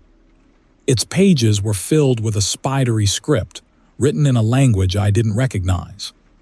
Beneath the journal lay a single, polished obsidian knife, its blade reflecting the violet light from the totem, almost seeming to pulsate with a life of its own. Driven by a morbid curiosity, I reached for the journal. The humming intensified, a physical pressure against my eardrums. The cabin air grew thick, heavy with an unfamiliar metallic scent. A wave of nausea washed over me, a primal terror seizing my gut.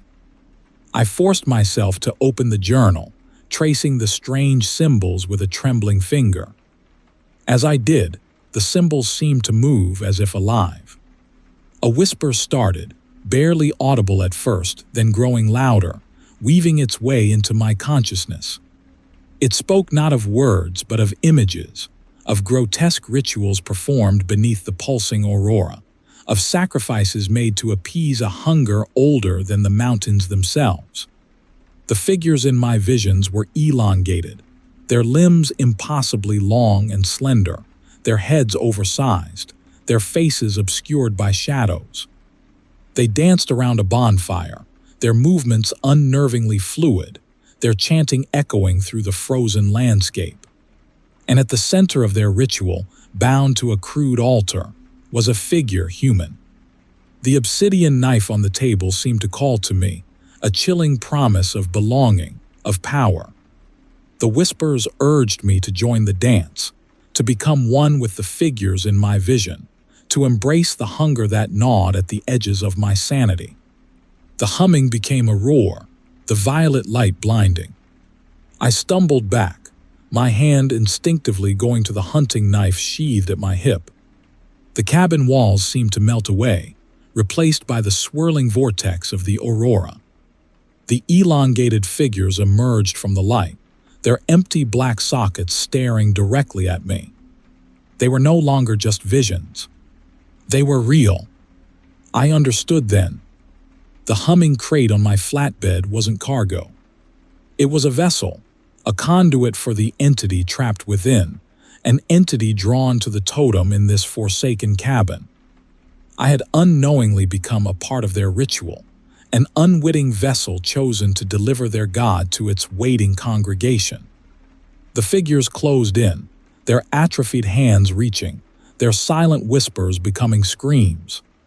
The obsidian knife on the table pulsed with an unholy light, beckoning me to complete the ritual, to unleash the ancient horror upon the unsuspecting world. The last thing I saw before the violet light consumed me was the raven totem, its eyes burning with chilling triumph. The earth split beneath my feet, and I fell into the waiting embrace of the abyss. Story 69. The biting Alaskan wind seemed to mock the flimsy barrier of my cab as I hauled a sealed, unmarked crate up the Dalton. A twitch in my gut told me this load was trouble, but the money was good, too good to refuse. Mark, the contact, was a skinny, jittery man with a raven pendant that seemed to hum with a faint energy. He'd paid in cash, mumbled cryptic instructions, and vanished back into the anchorage shadows. Now, hundreds of miles into the frozen wasteland. It felt less like a natural wonder and more like a celestial disco for the dead. My fuel gauge dipped precariously close to empty. Just as panic began to tighten its icy grip, I spotted a faint glow in the distance. A small cabin, nestled precariously against the unforgiving flank of a snow-covered mountain. Relief washed over me, quickly followed by a creeping dread. The place looked deserted, yet an unnatural yellow light spilled from within, staining the pristine snow. Cautiously, I approached, my boots crunching on the frozen ground. The door creaked open with a sound like fingernails on a chalkboard. The interior was sparsely furnished, a single metallic table dominating the center. On it, a wooden totem pulsed with the same sickly yellow light, its crudely carved raven staring blankly ahead. The air was thick with an unfamiliar, metallic scent, and a low thrumming resonated through the floorboards, vibrating through my boots and into my bones. Suddenly, from the shadows, figures emerged. Tall, impossibly slender, their limbs elongated and their faces obscured by thick parkas. They moved with an unnerving fluidity, their silence amplifying the humming from the totem. They formed a circle around me, their unseen gazes boring into my back. A low chant began in a language I'd never heard, yet somehow understood. It spoke of cold, of hunger, of an entity trapped within the earth, waiting to be released. The humming intensified and the totem began to glow brighter, the yellow light consuming everything. My breath caught in my throat, the metallic scent becoming overpowering. I tried to speak, to scream, but my voice was lost, trapped within the rising crescendo of the chant. My vision blurred, the figures around me becoming distorted, their elongated limbs stretching, reaching. I woke with a gasp, slumped against the steering wheel, covered in the cold light of dawn. The cabin was gone. The figures, the totem, the humming all vanished. Had it been a dream? A hallucination brought on by exhaustion and the endless Alaskan night? I desperately hoped so. But the lingering metallic scent and the faint thrumming that still vibrated through the floorboards of my truck told a different story. I continued my journey, the unsettling memory clinging to me like the biting Arctic wind. Finally, I reached the delivery point. A single figure, bundled in an oversized parka, stood waiting. He barely acknowledged me, simply gesturing towards a designated spot where I backed the truck. As I released the lever, the crate snapped open with a sickening crunch. Inside, nestled amongst layers of ice, lay a single object, a shimmering crystal, pulsing with the same unholy yellow light I had seen in the cabin. The ground beneath me trembled. The thrumming returned, stronger than before, resonating through the earth itself. From the surrounding trees, the elongated figures emerged, their faces now illuminated by the pulsing crystal, revealing their twisted, inhuman features. Their chant resumed, reaching a fevered pitch. The figure in the parka stepped forward, a chilling smile playing across his lips. He raised his hand, revealing a polished obsidian knife. He pointed the blade towards the crystal, and then towards me. In that moment, the horrifying truth slammed into me. I hadn't delivered a cargo, I had delivered myself. I had unknowingly become a vessel, a sacrifice, chosen to unleash an ancient horror upon this unforgiving land. The obsidian blade plunged into the crystal. The yellow light exploded, consuming everything. The ground split beneath me, and I fell into a swirling vortex of icy darkness, the chilling laughter of the elongated figures echoing through the void. The last thing I saw, before the darkness swallowed me whole, was the raven pendant, now pulsing with a terrifying violet light, hanging from the parka of the figure who had sealed my fate. The humming resonated, no longer a distant thrum, but a deafening roar, promising an eternity of icy darkness. Story 70. The email came through on my cracked tablet screen, subject line simply, delivery, cryptic logistics, the sender. Shady outfit, but the money was good enough to keep my ancient rig chugging, and the mortgage paid on that crumbling Anchorage bungalow. The pickup point was Maple Ridge, a tiny mining operation north of Coldfoot, practically on the Arctic Ocean. I hauled the unmarked aluminum crate from their warehouse, the cold metal biting through my gloves. No paperwork, no questions asked. Just a nod from a gaunt, twitchy man named Mark, his eyes darting around like trapped flies. He handed me a crudely carved raven pendant, its obsidian eye seeming to follow me. Protection, he mumbled, his voice raspy, almost a growl. The Dalton Highway stretched before me, a bleak ribbon unspooling through an endless white expanse. I'd driven these desolate stretches before, hauling geological survey equipment, frozen bananas, even disassembled vintage biplanes. But this time felt different. The polar lights shimmered above, its shifting colors painting the frozen landscape in hues that seemed just beyond the normal spectrum, a sickly violet light emanating an unsettling warmth. The first hallucination started subtly. Shapes in the periphery, distorted images in the rearview mirror. I blamed fatigue, the gnawing isolation of the Alaskan interior playing tricks on my mind. But the whispers started soon after. Faint at first, like the rustling of leaves, but quickly becoming words, chilling pronouncements in a language I somehow understood, a croaky tongue that twisted my insides. As I neared Maple Ridge, the hallucinations intensified. The trees lining the highway seemed to sway, their branches reaching, their forms dissolving into impossibly slender figures, their oversized heads swiveling to follow my truck. Their silent gazes burned into me, accusing, promising. Maple Ridge itself was little more than a bunch of sheds clinging precariously to a frozen cliff, a bonfire burning in the center, casting grotesque shadows that danced around the elongated forms gathered there. Mark stood beside the fire, holding a polished obsidian knife, its blade reflecting the violet light of the aurora. He gestured towards the crate. The figures surrounding the fire began chanting, their voices a horrifying cacophony of rasps and clicks, the words chillingly familiar from the whispers that had pursued me. They moved with an unnerving fluidity, their limbs impossibly long, their atrophied hands reaching, grasping. Their faces, illuminated by the firelight, were twisted parodies of human features, their mouths opening in grotesque rictuses, revealing rows of yellowed teeth. A chilling certainty washed over me. This wasn't a mining operation. This was something older, something far more sinister. They weren't miners. They were something else entirely.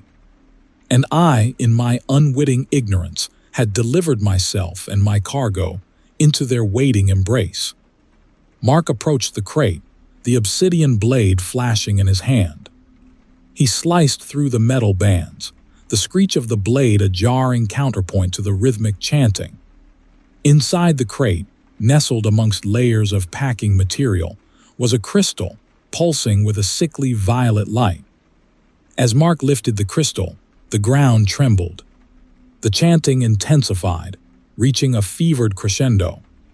The aurora above pulsed rapidly, its violet light consuming everything. The figures surrounding the fire began to change, their bodies elongating, their limbs twisting, their skin becoming translucent, revealing the pulsing fluid beneath. They turned their attention to me, their silent gazes burning with a predatory hunger I had never encountered before. Terror choked me, a primal terror seizing every fiber of my being. This was it.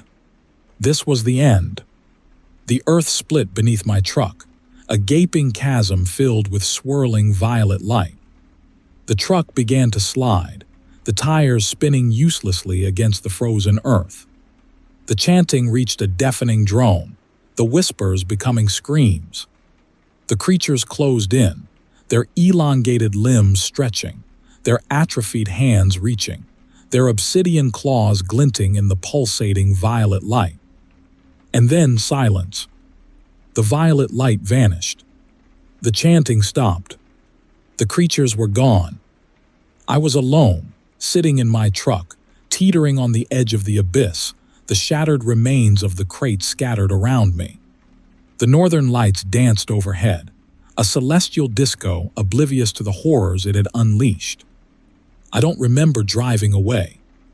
I don't remember anything after that, until I found myself parked on the side of the Dalton, miles south, the engine sputtering, the cab smelling faintly of something rotting. The raven pendant still hung around my neck, its obsidian eye cold against my skin. A chilling numbness spread through my limbs, a terrifying testament to the truth I now knew. I had witnessed something beyond human comprehension, something that lurked beneath the shimmering beauty of the aurora, something whose hunger would never be satiated. And I would forever be haunted by the silent screams echoing through the desolate Alaskan night. Story 71. The Raven. It started with the raven. A crude carving, barely more than a charred lump of wood, hanging from my rearview mirror. Tilly always said it was bad luck. Bad juju, Mac, she'd warned, her voice thick with the wisdom of generations spent in the shadow of Denali. I'd laughed it off, of course. Bad juju. This is Alaska. Bad juju is Tuesday. But Tilly was right. It began subtly. The whispers. Not from the wind whistling through the gaps in my cab, but something else. A chilling chorus just beyond the range of hearing. A constant drone beneath the thrum of the tires on the packed ice. I dismissed it as exhaustion, the gnawing isolation of the Dalton Highway playing tricks on my mind. I'd been hauling medical supplies up to Prudhoe Bay, a job clouded in more secrecy than usual. Cryptic Logistics, the shadowy outfit that hired me, paid enough to keep quiet, but the questions gnawed at me. What kind of medical supplies needed to be transported under cover of night, with a signed non-disclosure agreement thick enough to choke a polar bear? Then came the visions, flickering at the edge of my sight, like phantom northern lights displays. Twisted figures, their limbs impossibly long, their heads oversized and swaying rhythmically. At first, they were fleeting, easily dismissed as hallucinations brought on by sleep deprivation. But they grew more persistent, more vivid. Their silent gazes, burning holes in the periphery, became a constant torment.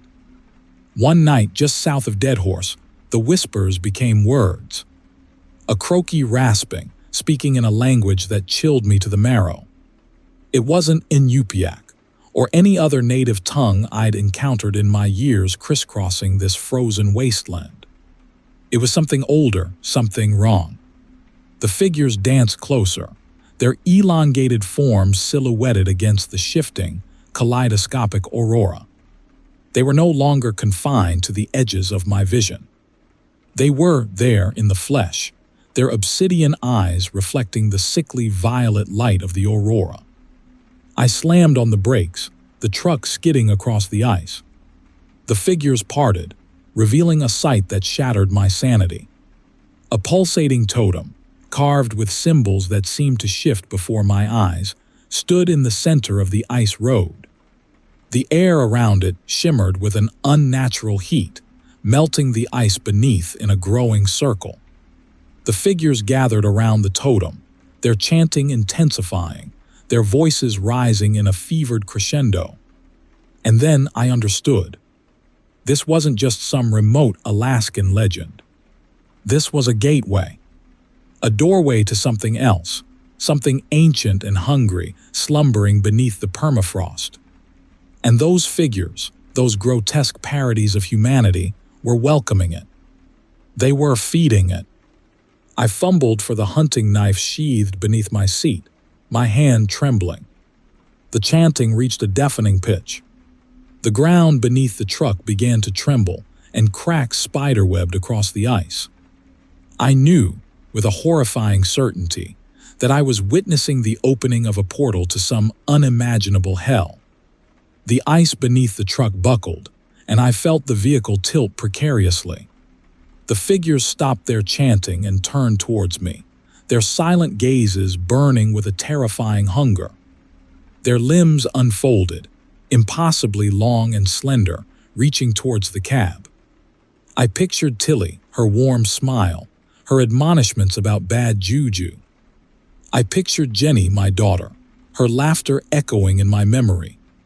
And I knew I had to escape, not just for myself, but to keep this thing from reaching them, from reaching the world beyond this desolate stretch of ice. Throwing the truck into reverse, I floored it. The tires spun uselessly for a heart-stopping moment before finding purchase. The truck lurched backward, the trailer fishtailing dangerously. The figures screamed, a horrifying cacophony that echoed through the desolate landscape. I didn't look back. I couldn't. I drove blindly, the images of the figures, the pulsating totem, the opening chasm, seared into my mind. I made it to Deadhorse, a shattered wreck of a man. I told the authorities about the tremor, the cracking ice. They looked at me with pity, attributing my story to exhaustion and the harsh Alaskan wilderness. They even offered me a stiff drink, a "welcome to the North Slope" gesture that tasted like ash in my mouth. They didn't believe me, of course. No one would. But I know what I saw. I know what's waiting beneath the ice. And the raven, that charred lump of wood, still hangs from my rearview mirror, a constant, chilling reminder of the night I almost delivered myself to the hungry darkness beneath the ice. The whispers have faded, but the visions remain. I see them in the shadows, in the flickering lights, in the swirling northern lights that dances across the Alaskan night. And I know, with a dreadful certainty, that the raven isn't just bad juju. It's a promise of a return. Story 72. The aurora pulsed a sickly green tonight, a bad omen if I ever saw one. 15 years hauling ice cream and frozen fish across this godforsaken state, and I'd learned to read the sky like a tattered road map. Green meant trouble. Still, The mining company paid well, enough to keep Jenny in braces and Tilly dreaming of college, so I kept my foot on the pedal and my doubts buried deep. My cargo this time, a single, unmarked titanium crate, heavy as sin and humming with a low, resonant thrum that vibrated up through the chassis and into my teeth. The paperwork called it geological survey equipment, but the way James, the twitchy dispatcher, avoided my eyes told a different story. He'd handed me a sealed envelope, whispering, "Don't open this until you reach Dusk Ridge. And don't stop for anything, Dusk Ridge." The name itself sent a shiver crawling down my spine. A desolate, wind-swept plateau hundreds of miles north of Fairbanks, a place rumored to be steeped in native lore. Stories of a creature, a spirit that walked the frozen wastes, driven by an insatiable hunger. Stories best left untold in the long Arctic nights. The further north I drove, the stranger things became. The humming from the crate intensified, accompanied by a faint, almost imperceptible clicking. Then came the whispers. At first, I dismissed them as the wind whistling through the gaps in my cab's insulation. But they grew louder, weaving themselves into chilling pronouncements in a language I didn't understand, yet somehow, instinctively knew. The temperature plummeted, far below anything reasonable for this time of year. The digital display on my dashboard flickered and died, replaced by cryptic symbols that shifted and twisted like maggots. The world outside my windows twisted and warped, the stunted birch trees morphing into grotesque, elongated figures, their branches like skeletal arms reaching for the truck. I slammed on the brakes, the tires spitting gravel against the frozen earth. The whispers became screams, a horrifying cacophony that clawed at my sanity. I squeezed my eyes shut, chanting Tilly's name like a mantra, desperately trying to anchor myself to reality. When I opened my eyes, soaked in the unsettling violet glow emanating from the crate, they were there. Silhouetted against the aurora, a circle of impossibly tall figures surrounded the truck. Their limbs were unnaturally long and thin, their heads oversized and disproportionate. They wore thick, ceremonial parkas, their faces obscured by deep hoods. In the center of the circle, a bonfire burned with an unearthly green flame, casting flickering shadows that danced across their silent forms. The screaming stopped. The only sound was the low, rhythmic thrumming of the crate and a croaky chanting that rose from the figures, their voices a chilling chorus of clicks and rasps. I fumbled for the envelope James had given me, tearing it open with trembling fingers. Inside, a single sheet of paper contained a crudely drawn map and a single, chilling instruction: leave the crate. Do not look back. My heart hammered against my ribs, a frantic bird trapped in a cage. I fumbled with the release lever on the flatbed, my fingers numb with cold and terror. The crate slid off the back with a sickening thud, the ground trembling beneath its weight. The figures stopped chanting, their oversized heads turning towards the crate as if drawn by an unseen force. As I slammed the truck into gear and floored the accelerator, I couldn't resist a single, terrified glance in the rearview mirror. The figures had gathered around the crate, their elongated limbs unfolding like grotesque insects. The violet light intensified, consuming the clearing and everything within it. Then, from within the light, a single, piercing shriek reached me, a sound of pure, unadulterated terror. I drove blindly through the night, the image of those figures seared into my mind. The humming and the clicking pursued me, a constant reminder of the horror I had witnessed. The whispers returned, no longer chilling pronouncements, but a single, insistent question, echoing in the ancient tongue: "Are you hungry?" I arrived in Fairbanks at dawn, a shattered wreck of a man. I never reported what happened, knowing no one would believe me. I quit my job, cashed out my savings, and moved my family south. I told Tilly and Jenny it was for a fresh start, a chance at a better life. But the truth is, I was running. Running from the whispers, the clicking, the chilling certainty that something ancient and malevolent had been unleashed in the frozen wastes of Alaska, and that I had been a part of it. Something whose hunger could never be satisfied. And the aurora, whenever I see it, now pulses a sickly green, a chilling reminder of the night I delivered the hunger to Dusk Ridge. Story 73. The Northern Lights, usually a welcome sight in the desolate Alaskan night, felt sinister tonight. It pulsed like a diseased heart above the cab of my rig, its sickly yellow hue staining the snow a ghastly green. I should have turned back when the radio went static just south of Coldfoot, but the bonus cryptic logistics offered for this run was enough to push me deeper into the Alaskan Triangle. They didn't say what I was hauling, just that it was delicate, Petersburg. That was the drop-off point. A name whispered in hushed tones by other truckers, a place marked on no map. I'd heard the fireside tales, the stories of vanished bush pilots and prospectors swallowed whole by the wilderness. Dismissed them, of course, as tall tales to scare greenhorns. Now, with the temperature dropping and the aurora intensifying, those stories crept back, cold fingers on my spine. A mile marker appeared, caked in ice and almost illegible. 569. The last marker I'd seen was back near 400. I gripped the steering wheel, the vinyl cold and slick beneath my gloves. Something was off. Miles didn't just vanish in Alaska. Then the clicking started. Faint at first, almost imperceptible, like frozen gravel skittering across the ice. It grew steadily, a rhythmic tapping that seemed to emanate from the cargo hold behind me. I tried to rationalize it.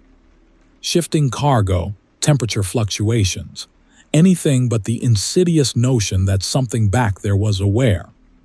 The trees lining the highway grew closer, thicker, their branches skeletal against the pulsating sky. The clicking grew louder, faster, accompanied now by a low hum that vibrated through the floorboards. The hairs on my arms stood on end. I pressed on, telling myself Fairbanks was just a few hours further, a hot meal and a stiff drink waiting. A lie. I knew it. A flicker of movement in the periphery. I glanced in the side mirror, saw nothing. But the feeling remained. A presence. Watching. The clicking intensified, the hum becoming a drone. The trees pressed closer, their branches interlaced, forming a tunnel. The aurora above shifted, its yellow giving way to a sickening violet that soaked the world in an unsettling glow. Then I saw them, silhouetted against the violet light, impossibly tall and thin, they stood in the trees. Their forms were almost skeletal, their limbs elongated and tipped with appendages that weren't hands. They swayed slightly. A slow, hypnotic dance and a low, croaky chant rose from them, a language older than any I'd ever heard. Panic seized me.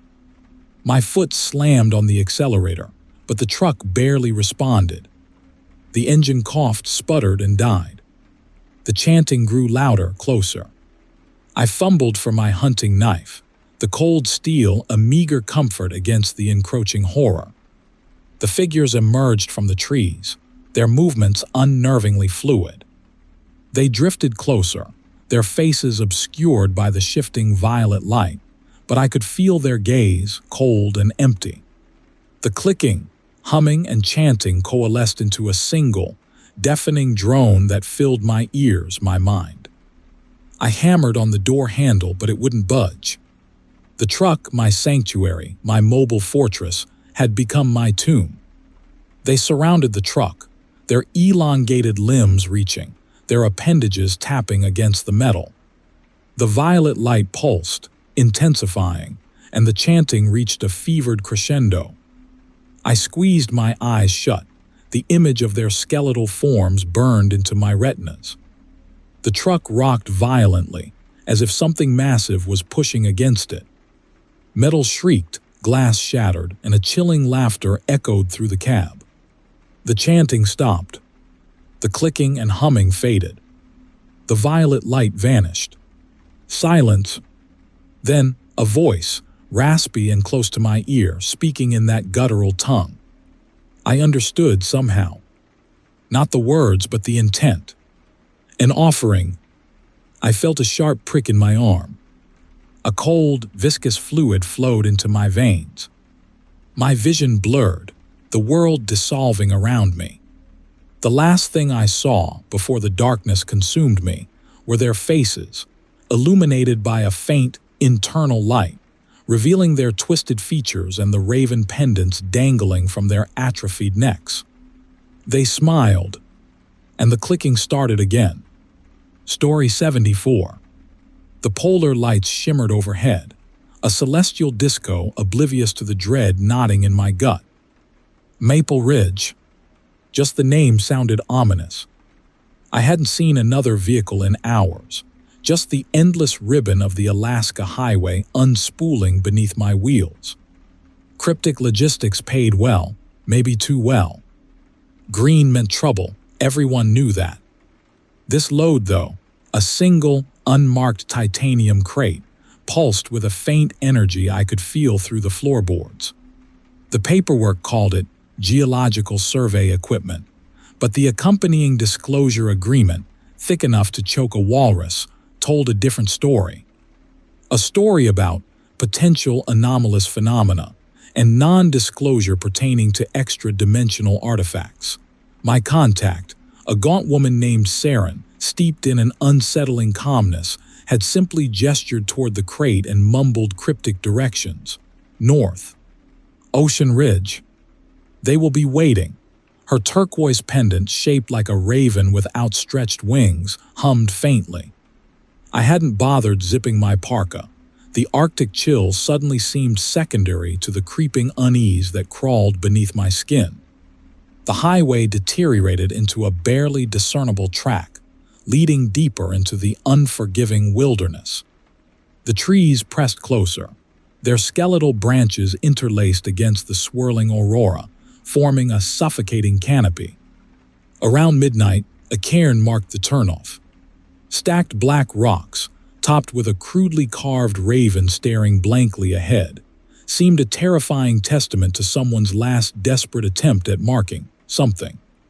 The track ended at a clearing where a small cabin nestled precariously against a looming granite cliff. A single light pulsed within, casting flickering shadows that danced across the snow-covered pines.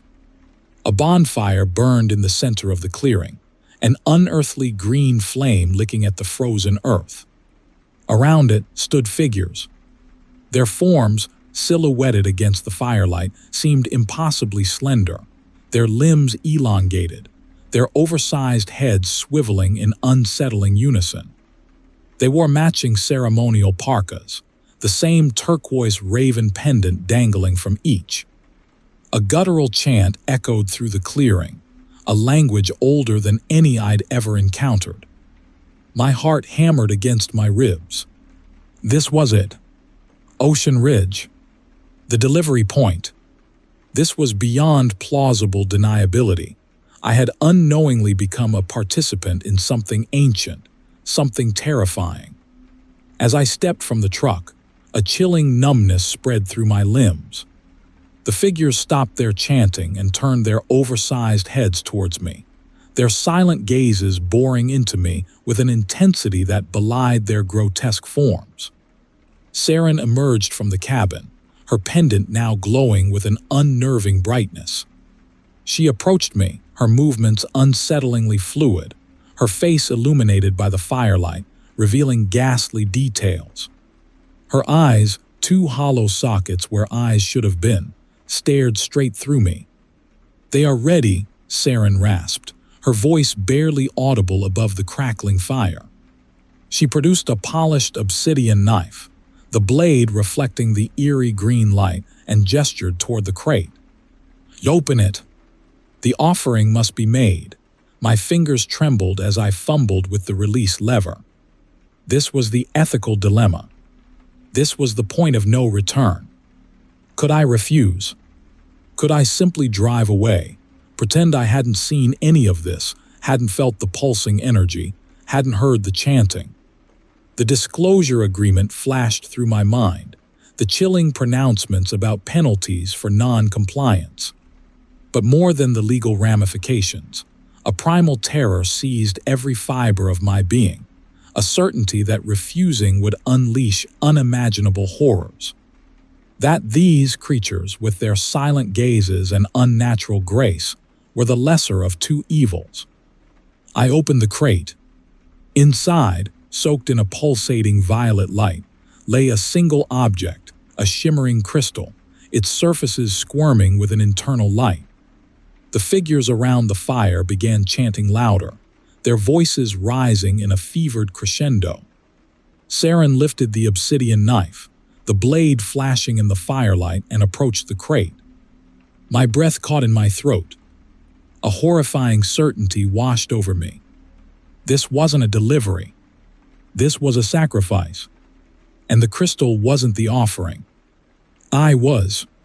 Saren plunged the obsidian blade into the crystal. The violet light exploded outwards, consuming everything. The ground trembled beneath my feet. The figures around the bonfire screamed, their shrieks growing louder, their bodies elongating, their limbs twisting into impossible angles. The earth split beneath them, revealing a gaping chasm filled with a swirling vortex of violet light. The figures, now grotesque parodies of human form, danced around the chasm, their screams echoing through the night as they were drawn into the swirling vortex, one by one. Saren turned towards me, a chilling smile playing across her face. The last thing I saw before the violet light consumed everything was the raven pendant dangling from her neck, humming with a terrifying intensity. Story 75. The email subject line simply read, Shadow Ridge Delivery. Beneath that, a sum of money that could make a man forget about frostbite, leaky roofs, and reheated canned chili for a year. Cryptic Logistics, the outfit offering this king's ransom, didn't exactly inspire trust, their website consisting of a single blurry picture of what looked like a diseased heart beating inside a rusty bird cage. But my mortgage payments weren't blurry, they were crystal clear. My contact, a twitchy character introduced as Whisper, handed over a sealed titanium crate in a nondescript Fairbanks warehouse. He offered no handshake, no chit-chat, just a single sheet of paper containing cryptic symbols I assumed were delivery instructions, and a whispered admonition about the ritual. He smelled faintly of overripe blueberries and burnt motor oil. I figured, if anything, that was the most disturbing part of this whole gig. 8 hours north, past Coldfoot, where the Dalton Highway started to resemble a gravel riverbed more than a road, the hallucinations began subtly. First, stunted willow bushes lining the road seemed to twist and reach out. Then the swirling northern lights morphed into vast, winged creatures diving from the sky.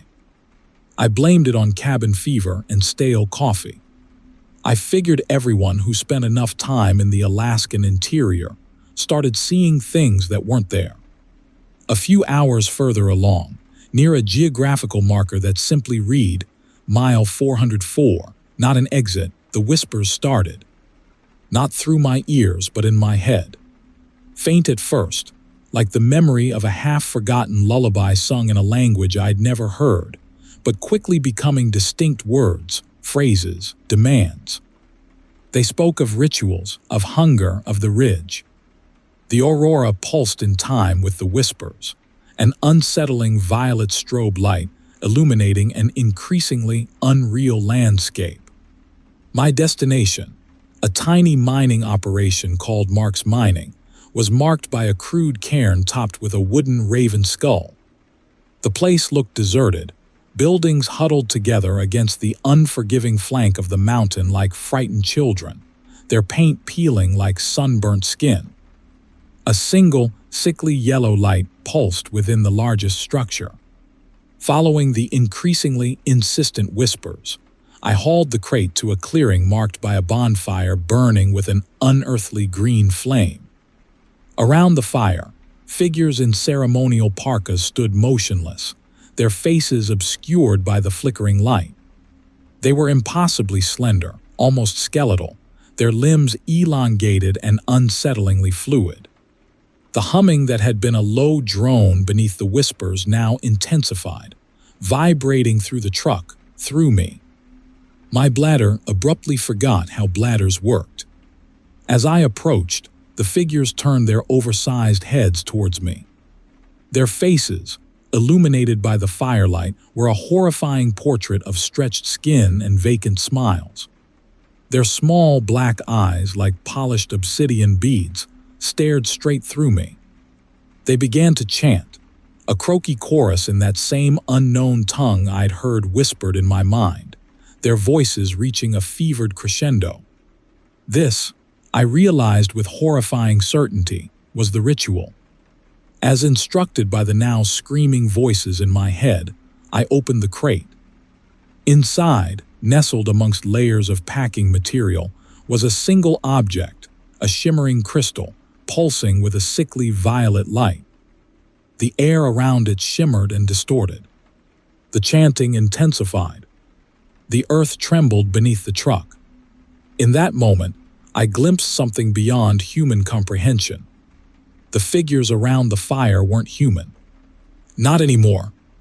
Their forms shifted and flowed, becoming translucent, their limbs elongating into grotesque appendages ending in polished obsidian claws. The crystal pulsed faster, the violet light consuming everything. The ground split open beneath the truck, revealing a gaping chasm filled with a swirling vortex of violet light. The last thing I remember is the chilling laughter echoing through the shattered remains of my sanity, the ground dissolving beneath me, the obsidian claws reaching, and the terrifying realization that Shadow Ridge wasn't a place. It was a hunger, and I and my cargo were about to be consumed. The northern lights, oblivious to the horror unfolding below, danced on, a celestial disco in the frozen Alaskan night. Story 76. The biting Alaskan wind howled a lonely tune across the desolate expanse of the highway. My headlights cut twin swaths through the swirling snow, barely illuminating the ice beneath my tires. I hadn't seen another vehicle for the last 8 hours, a fact that usually brought a sense of peace, but tonight, an unsettling quiet gnawed at me. I was hauling a sealed titanium crate, its contents unknown. My contact, a twitchy man named Kevin, had offered an exorbitant sum for its discreet transport. He'd stressed discretion, his eyes darting nervously, and the accompanying paperwork was unsettling. A disclosure pertaining to potential anomalous phenomena and dimensional artifacts. I'd almost laughed, chalking it up to Alaskan folklore, but the weight of the crate, almost impossibly light for its size, and Kevin's frantic demeanor had planted a seed of unease. The GPS flickered, its signal weak and unreliable. My destination wasn't even on the official maps, just a nameless geographical marker deep in the Alaskan interior. I gripped the steering wheel, knuckles white, a cold dread settling in my gut. Then the clicking started. Faint at first, almost imperceptible but growing steadily louder. It sounded like thousands of tiny, metallic hooves tapping against the frozen earth. I craned my neck, peering into the swirling snow, but saw nothing. Just the endless white expanse and the gnarled, skeletal silhouettes of spruce trees. The clicking intensified, accompanied by a low, croaky hum that resonated deep within my chest. I felt a pressure building, a palpable shift in the air as if the very landscape held its breath. The hair on the back of my neck prickled. I rolled up the windows, a futile gesture against the growing sense of dread. Suddenly, shapes emerged from the blizzard. Tall, impossibly slender figures, their limbs elongated and distorted, their bodies draped in ceremonial parkas of a sickly, pulsating green. They moved with an unnerving grace, almost gliding across the frozen ground, their silent gazes fixed on my truck. The humming grew louder, evolving into a rhythmic chant, a croaky chorus in a language older than time. The figures closed in, forming a circle around my truck, their chant echoing through the desolate night. I slammed my foot on the brake, the truck skidding across the ice, but it was too late. They were everywhere. They pressed against the truck, their atrophied hands reaching, their faces obscured by the hoods of their parkas. I could feel the vibrations of their chant, a physical force pressing against the cabin walls. My breath hitched in my throat. This wasn't folklore. This was something far more terrifying. The largest of the figures stepped forward. It raised a long, slender finger, its tip glowing with an unearthly green light, and pointed towards the crate. The chanting stopped, replaced by an oppressive silence broken only by the howling wind. I understood somehow that I was expected to open it. Terror choked me. I fumbled for the release lever, my hands trembling. A primal fear, a deep-seated instinct, screamed at me not to unleash whatever lurked within. But the silent gazes of the figures, their unwavering expectation, left me no choice. I pulled the lever. The crate clicked open, revealing not the mundane cargo I'd foolishly expected, but a pulsating orb of shimmering violet light. It throbbed with an unnatural energy, casting flickering shadows across the figures' faces. The chanting resumed, louder now, a fevered crescendo as they reached towards the orb with outstretched hands. Then, the ground beneath me began to tremble. Fissures snaked across the ice, glowing with the same violet light as the orb. The earth split open, revealing a gaping chasm filled with a churning, viscous fluid that shimmered and pulsed with an internal light. The figures continued their chant, their voices rising in a terrifying chorus as they began to melt.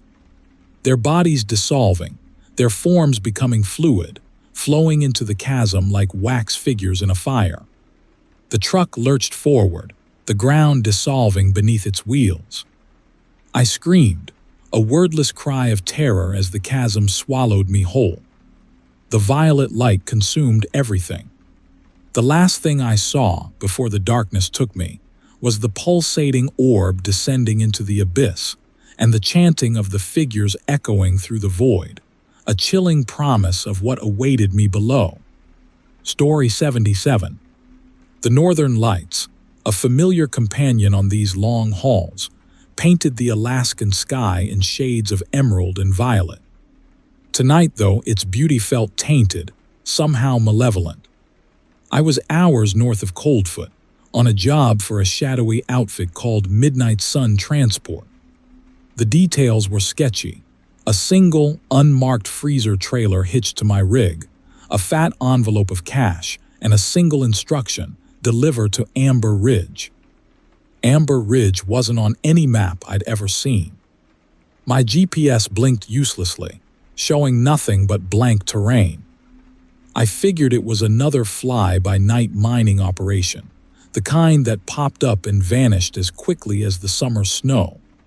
I'd hauled stranger things across this desolate landscape: boxes of medical equipment with dubious labels, crates buzzing with an unsettling internal hum, enough to know that asking questions wasn't part of the job description.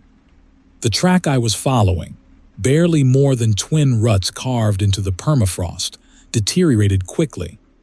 The trees, stunted black spruce, pressed closer, their branches skeletal against the swirling aurora. Then the track ended. A small, snow-covered clearing opened ahead.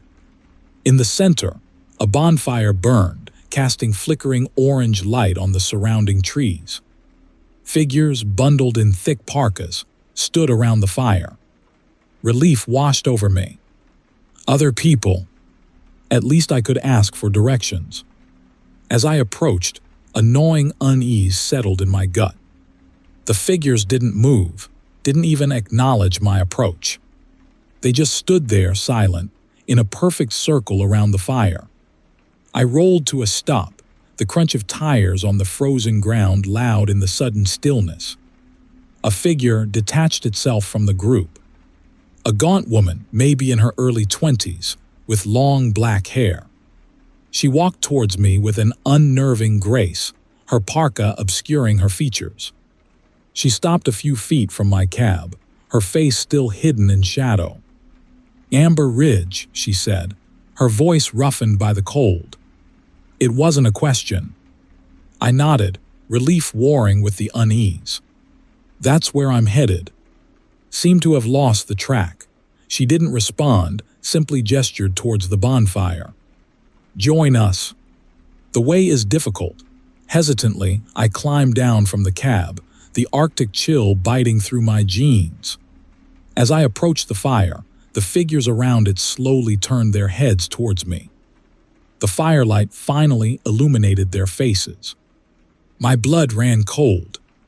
Their eyes, empty black sockets, stared directly at me, reflecting the firelight like polished obsidian. Their skin, stretched tight across their bones, seemed almost translucent in the flickering light. They weren't human. Not entirely. The young woman stepped closer, her face inches from mine. A horrifying grin stretched across her lips, revealing rows of needle-sharp teeth. "Welcome," she hissed. "The Ridge welcomes all," eventually. The figures around the fire began chanting, a low, croaky drone that resonated deep in my chest. The ground trembled beneath my feet. I stumbled back, adrenaline surging through me. I had to get out of there. I turned and ran back towards my truck, fumbling for my keys. The chanting intensified, the ground shaking violently. The figures moved with an unnatural speed, their elongated limbs unfolding, reaching towards me. I scrambled into the cab, slamming the door shut, fingers trembling as I fumbled with the ignition. The truck roared to life, tires spitting gravel as I reversed, narrowly avoiding the grasping hands of the creatures. They screamed, a horrifying cacophony of croaky rasps and shrieks as I sped away, leaving the bonfire and its unholy congregation behind. But the horror didn't end there. Glancing in my rearview mirror, I saw the trailer doors swing open. Within, illuminated by a sickly green light, were dozens of glass cylinders. And inside each cylinder, faces. Human faces. Their eyes, wide with terror, were fixed on me. Then, one by one, they began to chant, joining the chorus in the clearing. Their voices echoed through the night, pursuing me, weaving themselves into the fabric of the aurora itself. I drove blindly through the unforgiving Alaskan night, the chanting growing louder, the faces in my trailer multiplying, their silent screams echoing in my mind. I knew with a chilling certainty that I would never escape Amber Ridge. I had become its unwitting delivery driver, forever bound to transport its horrifying cargo across the desolate landscape. And the aurora, once a comforting presence, now pulsed with a malevolent energy, a constant reminder of the terrifying truth: I was not alone. I was never alone. The Ridge was always watching, always waiting. Story 78. 15 years hauling frozen fish sticks and questionable produce across this god-forsaken state, and I thought I'd seen it all. Turns out, Alaska had one last, putrid cherry to plop on top of my sundae of disillusionment. It all started with a Craigslist ad, of all things. Discreet transport needed. Dusk Ridge. Compensated generously. Inquire within. Dusk Ridge. I knew the name. A place whispered about in greasy spoons, a blank spot on most maps. Figured everyone else was too chicken or too smart to take the job. Me? My mortgage was shrieking louder than a banshee in a blizzard, so I inquired within. The reply came from a cryptic logistics, their email subject simply, "Opportunity knocks lightly." The attached paperwork called for the transport of delicate scientific equipment to a remote location north of Coldfoot. The compensation figure silenced the tiny, rational voice whimpering about caution. I signed the accompanying disclosure agreement, a document thick enough to choke a caribou, filled with chilling pronouncements about penalties for, well, pretty much everything. I pictured Tilly, the one-eyed waitress at the sourdough saloon, chuckling at my impending doom as she poured another cup of lukewarm sludge they called coffee. "Another fool chasing fortunes on the ridge," she'd croak. My contact, a twitchy fella named John, was all elbows and apologies. He met me at a nondescript warehouse outside Fairbanks, clutching a single unmarked aluminum crate strapped tight to a pallet. He looked barely older than my daughter, Jenny, back in Anchorage, but his eyes held the weary resignation of a man who'd seen too much. John mumbled cryptic directions: "Follow the black rocks, listen for the chanting, Dusk Ridge welcomes you." He offered a limp handshake and vanished back into the warehouse, leaving me with the crate, a hefty bonus in cash tucked under my visor and a growing sense of unease. The Dalton Highway deteriorated quickly after leaving Coldfoot, becoming little more than a gravel riverbed. The landscape itself seemed to warp, the stunted black spruce trees lining the road twisting into grotesque, beckoning figures. I blamed cabin fever, but the whispering started subtly, a faint buzzing at the edge of my hearing. Hours further along, I spotted the landmark John mentioned, a crude cairn of black rocks topped with a crudely carved wooden raven, its single eye seeming to follow me. The whispering intensified, the buzzing coalescing into distinct words: "Welcome, join us, Dusk Ridge welcomes you." My stomach churned. This wasn't cabin fever. This was something else entirely. A barely discernible track snaked through the stunted trees. The whispering urged me forward. I followed, the truck bucking violently, the crate rattling ominously behind me. The track ended in a small clearing. A bonfire burned in the center, casting flickering orange light on a circle of figures. They wore matching ceremonial parkas, their faces obscured by oversized hoods. Their chanting, rhythmic and gravelly, echoed through the clearing. My initial wave of terror warred with a strange compulsion. I killed the engine, the sudden silence amplifying the chanting, and climbed out.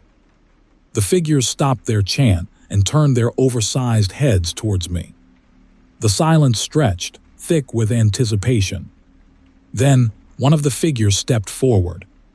He or it was taller than any man I'd ever seen, its movements unsettlingly fluid.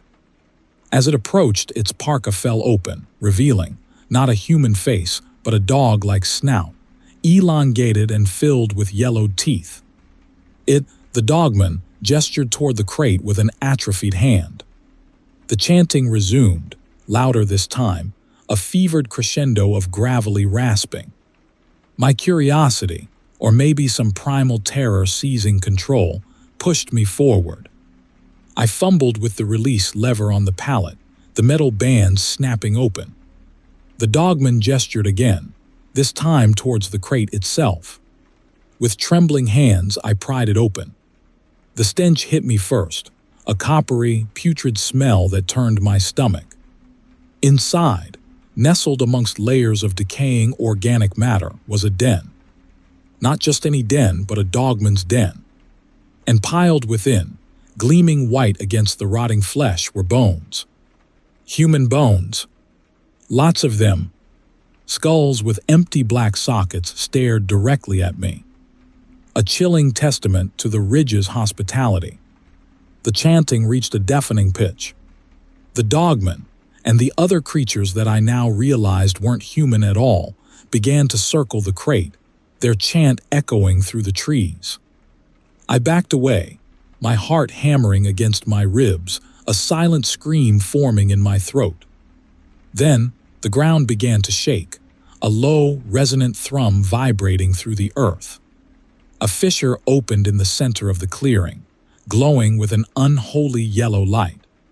The dogman lunged towards me, its claws outstretched, its mouth open in a grotesque smile. My last thought, before the yellow light consumed everything, was a bitter laugh. Dusk Ridge welcomed me indeed. Story 79.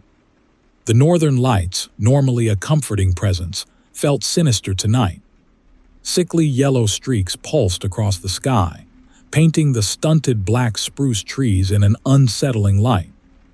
I sipped lukewarm coffee, the bitter taste doing little to chase away the gnawing unease that had settled in my gut since I picked up the unmarked refrigeration unit outside Coldfoot. The attached paperwork, from a shadowy outfit calling themselves Aurora Logistics, offered little comfort. Declared contents, geological survey equipment, right. 15 years hauling freight across Alaska teaches you a thing or two about dubious labels. Adam, the twitchy contact who handed off the unit, barely made eye contact. He mumbled something about caution and pressed a carved wooden raven pendant into my hand. A small token, he'd rasped, his voice thick with an unfamiliar accent. For protection. The raven's obsidian eye seemed to bore into me, and I almost dropped it. The Dalton Highway stretched north, an endless ribbon of blacktop unspooling through the unforgiving wilderness. The humming from the refrigeration unit, which I'd initially dismissed as normal, became a low, resonant thrum, vibrating through the cab. It resonated not just through the truck, but within me, a disquieting counterpoint to the silence of the Alaskan night. My thoughts, already sluggish with fatigue, became fragmented. The landscape, reflected in my side mirrors, twisted and morphed. Covered hills became looming, faceless figures. The spruce trees pressed closer, their branches intertwining into grotesque, grasping claws. I blamed cabin fever, sleep deprivation, the strange atmospheric display, anything but the humming crate behind me. As I neared Riverton, a nameless geographical marker Kevin had mentioned, the humming intensified. The aurora pulsed overhead with feverish intensity, the yellow now tinged with a sickly violet. The truck bucked violently, the steering wheel vibrating in my hands. The tremors intensified, the earth trembling beneath me. The whispers started. At first, they were almost imperceptible, like the rustling of leaves in a non-existent breeze. Then they became distinct words, hissed in an ancient tongue I somehow understood. They spoke of a ritual, an offering, a power waiting to be unleashed. My hands trembled on the wheel, my heart hammering against my ribs. The track deteriorated quickly after leaving the highway, becoming a barely discernible path snaking through the stunted black spruce. I could see a small clearing marked by a ring of black rocks. In the center, a crude wooden totem pulsed with an inner light, casting grotesque shadows that danced and squirmed. Figures, draped in ceremonial parkas, stood around the totem, their heads bowed. As I pulled the truck into the clearing, the figures slowly lifted their heads. Their faces, illuminated by the pulsing totem, were not entirely human. Elongated snouts filled with yellowed teeth replaced their mouths. Their eyes, empty black sockets, stared directly into mine. Their chanting resumed, a guttural chorus echoing through the trees, the words now chillingly familiar. They were the same words whispered by the wind, the trees, the humming crate. Adam stepped from behind the totem, his face now illuminated by the same unnatural inner light. He gestured towards the refrigeration unit. "The offering," he croaked, a vacant smile playing across his distorted features. "Riverton welcomes its new master." The humming reached a deafening crescendo. The ground shook violently, splitting beneath the truck. A fissure opened, glowing with an unholy yellow light. The figures danced closer, their elongated limbs reaching, their chant intensifying. I saw, with horrifying certainty, that I was not delivering a package. I was the package. The earth split further, the chasm widening beneath me. The figures screamed, their voices merging with the humming into a horrifying cacophony. The truck plunged into the abyss, the violet light consuming everything. My last thought as the world dissolved around me was of the raven pendant still clutched tight in my hand, a chilling testament to my foolish ignorance. Riverton had welcomed its offering, and I, the unwitting vessel, had delivered myself. Story 80. Driver, you ever been so alone, so swallowed by the vastness of this land that you start questioning what's real? Snowbush Ridge. That's where it started. Nameless marker on a map, a twitch in my gut telling me to turn back. But the money was good, too good. Cryptic Logistics, the outfit offering the job, promised discretion. They didn't mention the madness. Adam, my contact, looked like he'd been carved from driftwood. Skin like stretched parchment, eyes like chips of glacial ice. He handed me a sealed titanium crate, lighter than it should have been. The accompanying paperwork was a joke, dimensional artifacts, it read. I almost laughed. The first few hours were uneventful. The Dalton Highway unwound, a bleak thread through the encroaching night. The polar lights provided a disquieting counterpoint, its shimmering beauty tainted by a creeping unease. Then the whispers began. Soft at first, like the rustling of birch leaves, then louder, coalescing into guttural rasps in an ancient, unknown tongue. My vision blurred. The spruce trees lining the highway became grotesque parodies of themselves, their limbs impossibly long, swaying rhythmically. The whispers intensified, promising power, belonging. Faces pressed against the truck's windows, vacant eyes, elongated snouts filled with needle-sharp teeth. They weren't human. They were something else. Panic seized me. I floored the accelerator, the truck groaning under the strain. The figures outside kept pace, their unnatural speed defying gravity. Their chant echoed through the cab, a sickening drone weaving itself into my thoughts, making thought difficult. The crate behind me hummed, vibrating with a terrifying energy. I glimpsed a small clearing marked by a crudely constructed cairn topped with a pulsating crystal. Kevin's instructions echoed in my mind. Snowbush Ridge welcomes all, a chilling invitation to an unspeakable ritual. The truck skidded to a halt, the tires spitting gravel against the frozen earth. The figures surrounded me, their silent gazes burning. They parted, revealing a gaping chasm filled with a churning, phosphorescent green fluid. The crate began to shake violently, the metal band snapping. A gaunt woman, her face obscured by a thick parka, stepped forward. She held a polished obsidian knife, its blade reflecting the unnatural green light emanating from the chasm. Her voice, a raspy whisper, commanded me to join them, to become one with the things in the chasm. Terror choked me. I fumbled for the hunting knife sheathed beneath my seat, a futile gesture against the overwhelming horror. The woman raised her obsidian blade. A sharp sting, then agonizing blackness. I woke to a searing agony. Strapped to a metallic table, soaked in a sickly green light. The creatures surrounded me, their grotesque features fully illuminated. Their chant reached a fevered crescendo as the woman, her eyes gleaming with chilling triumph, lowered her obsidian knife. I screamed, a wordless shriek swallowed by the vast, unforgiving Alaskan wilderness. Snowbush Ridge had welcomed me, and now I was home. Story 81. The job started innocently enough. A quick pickup outside Coldfoot, a sealed crate, deliver it to some tiny mining operation a couple hundred clicks north. The pay was good enough to ignore the twitchy dispatcher and the cryptic paperwork.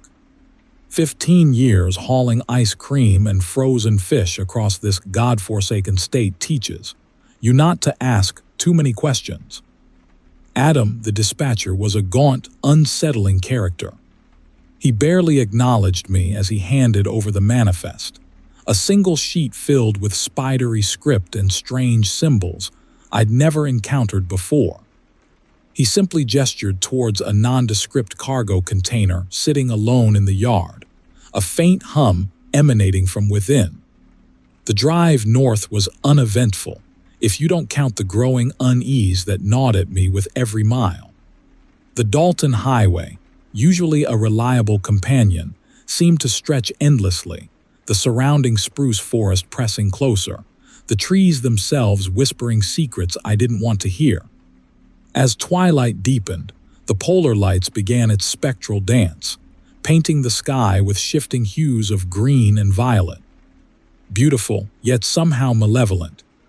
The landscape reflected in my side mirrors seemed to twist and distort, the familiar hills becoming looming, grotesque figures. I blamed fatigue, promising myself a strong coffee at the next roadside stop.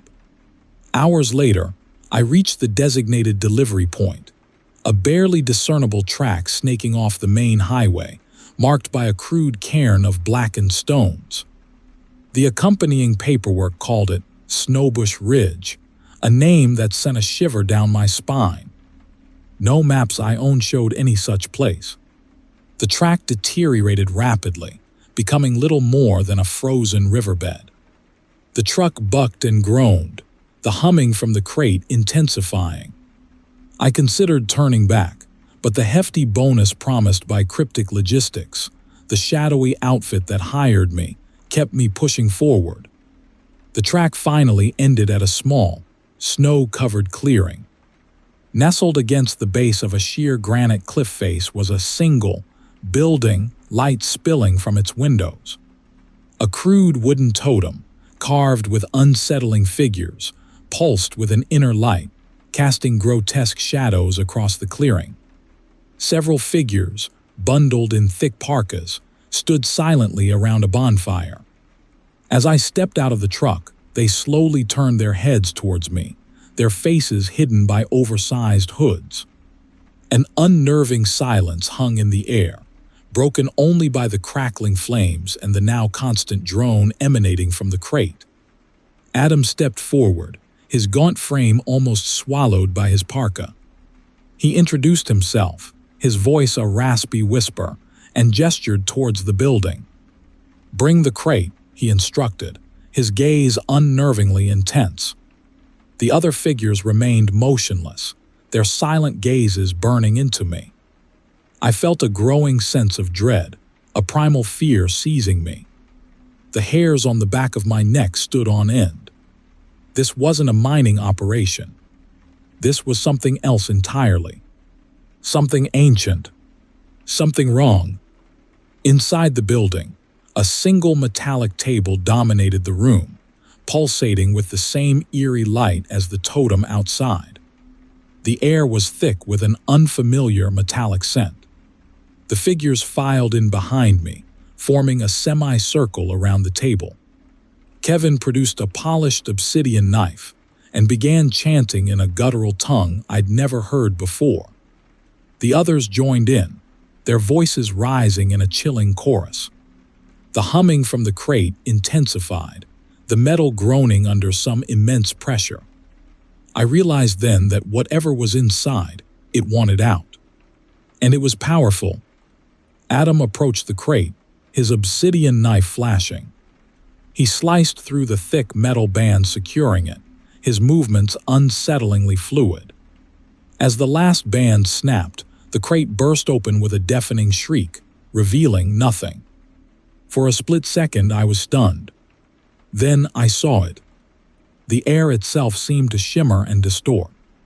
The figures around me began to change, their bodies elongating, their limbs twisting at unnatural angles.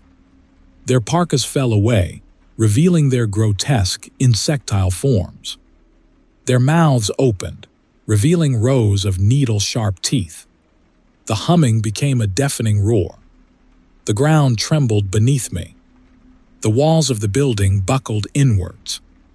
I glimpsed something then, in the heart of the swirling chaos, a vast, pulsating hive, stretching deep within the mountain itself. And those things, they weren't minors. They were guardians. Guardians of something far older, far more terrifying than anything I could have ever imagined. The ground split beneath my feet. I fell, tumbling into the darkness, the screams of the humanoids echoing behind me.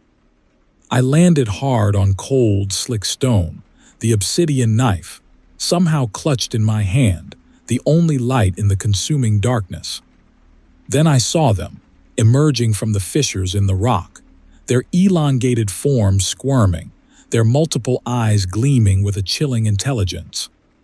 They weren't human. Not anymore. They were the hive, and I had delivered myself to them. Story 82. 15 years, I'd hauled every kind of cargo imaginable across this frozen wasteland. Frozen fish, drilling equipment, even a crate of live bees once. But nothing prepared me for this. It started with a message on a trucker forum, an anonymous post about a lucrative, off-the-books haul up north. Snowbush Ridge. The name itself sent a shiver down my spine. Locals whispered stories about that place, stories about things that vanished there, about strange lights and stranger sounds. I needed the money, though. My daughter, Lily, needed braces, and Pride wasn't going to pay the orthodontist. The contact, a twitchy guy named Ezekiel, met me at a greasy spoon outside Fairbanks. He smelled of pine needles and stale cigarettes. He didn't offer his hand, just slid a thick envelope across the table. Inside was a wad of cash and a single sheet of paper with hand-drawn directions. No company name, no cargo manifest, just a crudely drawn map and a single word scrawled at the bottom, discreet. 8 hours north of Fairbanks, the paved highway gave way to a barely discernible track snaking through stunted black spruce. The northern lights painted the sky in unsettling shades of violet and green, a kaleidoscope of color that felt less like a natural wonder and more like a warning. The further I drove, the more the landscape itself seemed to twist and distort. Familiar hills became looming, menacing presences. The trees themselves seemed to lean in, their branches skeletal against the shifting light. I started seeing things in my peripheral vision, flickering movements just beyond the reach of my headlights. I told myself it was fatigue, but a knot of dread tightened in my stomach. Finally, the track ended at a small clearing. In the center, a crude wooden totem pulsed with an unnatural inner light. Around it stood 7 figures, cloaked in thick parkas, their faces hidden by oversized hoods. They stood in absolute stillness, an unnerving portrait against the backdrop of the pulsing aurora. I killed the engine. The silence that followed was deafening, broken only by the faint crackling of the totem and the distant howl of something. Ezekiel had warned me not to speak, not to ask questions. He'd said the less I knew, the better. As I climbed out of the cab, the figures turned their oversized heads towards me. I could feel their unseen gazes boring into me. One of them, presumably Ezekiel, stepped forward. He gestured towards the back of my flatbed, where a single, unmarked aluminum crate was strapped tight. The crate hummed. Not a mechanical hum, but something organic, resonant. It vibrated through the steel floor of the trailer and up through my boots, a rhythmic throb that echoed the unsettling beat in my chest. I could feel a strange energy emanating from it, a palpable shift in the atmosphere. Logic screamed at me to turn around, to drive back to Fairbanks and forget the whole thing. But the cash was already spent, Lily's braces already fitted. And besides, what were a few whispers in the vast, empty expanse of the Alaskan wilderness? Ezekiel lifted a gloved hand, and the other figures moved with unnerving grace, detaching the crate from the trailer. They carried it towards the totem, their movements oddly synchronized. As they reached the base, they lowered the crate and began chanting. The language was ancient, gravelly, something I'd never heard before, yet somehow understood. The humming of the crate intensified, resonating with their chant. The ground began to tremble. A fissure opened at the base of the totem, glowing with an eerie green light. The figures stopped chanting and stepped back, their silent gazes fixed on the chasm. The crate, now pulsing with a sickly green light, began to lower itself into the fissure, the humming reaching a fever pitch. I wanted to scream, to run, but I found myself rooted to the spot, a silent witness to whatever horror was unfolding below.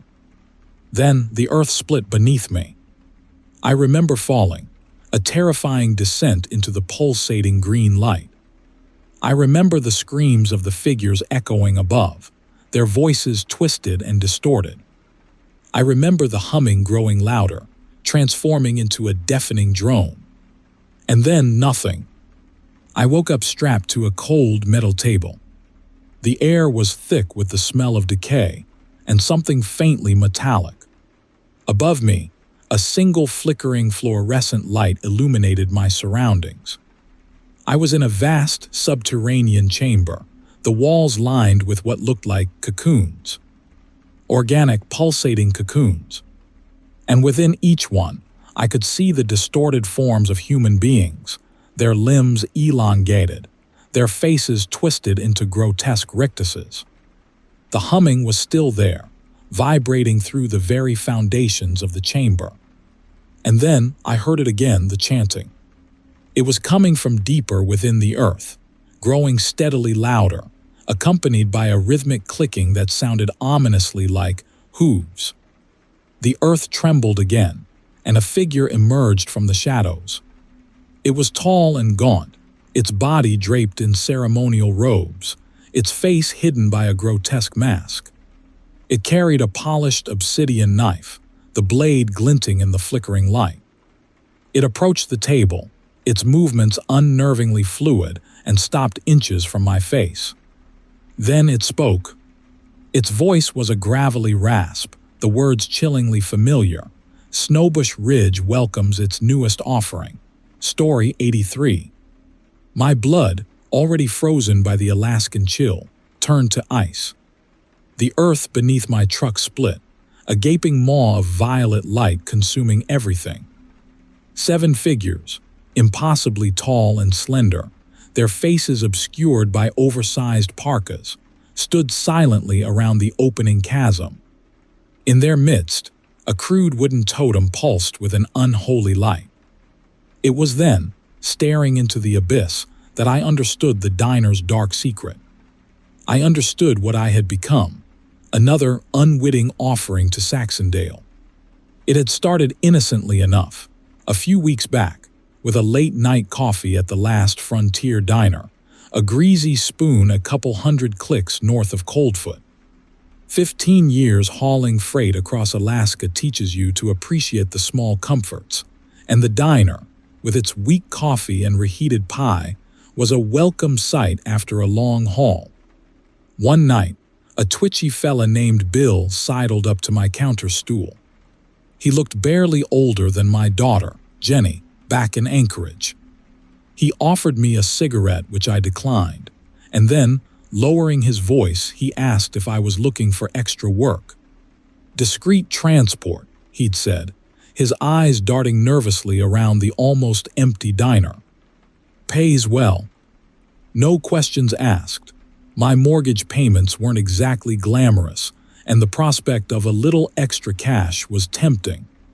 Bill handed me a crumpled napkin with an email address scrawled on it, Cryptic Logistics. The name sent a shiver down my spine, but I tucked the napkin into my pocket anyway. Foolishly, I emailed them. Their response was swift and professional, outlining a simple delivery to a remote location north of the Dalton Highway, a place called Saxondale. The compensation figure silenced any lingering doubts. The accompanying disclosure agreement, however, was thick enough to choke a walrus, filled with chilling pronouncements about penalties for breach of contract and vague warnings about potential anomalous phenomena. I skimmed it, signed it, and tried to forget about it. A week later, I found myself parked outside a nondescript warehouse on the outskirts of Fairbanks. An unmarked aluminum crate, strapped tight with thick metal bands, sat alone on the loading dock. No one seemed to be around. My phone buzzed with a text message: load and proceed to designated delivery point. Further instructions to follow. I hauled the crate, surprisingly light for its size, onto my flatbed. It hummed faintly, a low, resonant thrum that vibrated through the floor of my cab. As I drove north, the humming intensified, a disquieting counterpoint to the usual drone of my engine. The Dalton Highway deteriorated quickly after leaving Coldfoot. The already bleak landscape became even more desolate, the stunted black spruce trees lining the road seeming to press closer, their branches skeletal against the fading light. My GPS signal became erratic, then vanished completely. My phone buzzed again, follow the cairns, and so I did. Stacked black rocks appeared at intervals, leading me further and further off the main highway, onto a barely discernible track snaking through the unforgiving wilderness. The humming from the crate grew louder, almost pulsating. The landscape itself seemed to warp and twist around me. I started seeing things in my peripheral vision, elongated forms flitting between the trees, their movements unsettlingly fluid. I blamed fatigue, the long hours on the road. The track finally ended at a small clearing. A bonfire burned brightly in the center, casting flickering orange light across 7 figures in matching parkas. They stood silently around a crude wooden totem, their faces hidden within the deep shadows of their hoods. As I pulled up, a twitchy character emerged from the group. He introduced himself as Kevin. Adam spoke little, simply gesturing toward the totem. The figures began chanting, a low, gravelly drone that resonated through the clearing. The humming from the crate intensified, matching the rhythm of their chant. The violet light spilling from the chasm pulsed faster, brighter. A primal terror seized every fiber of my being.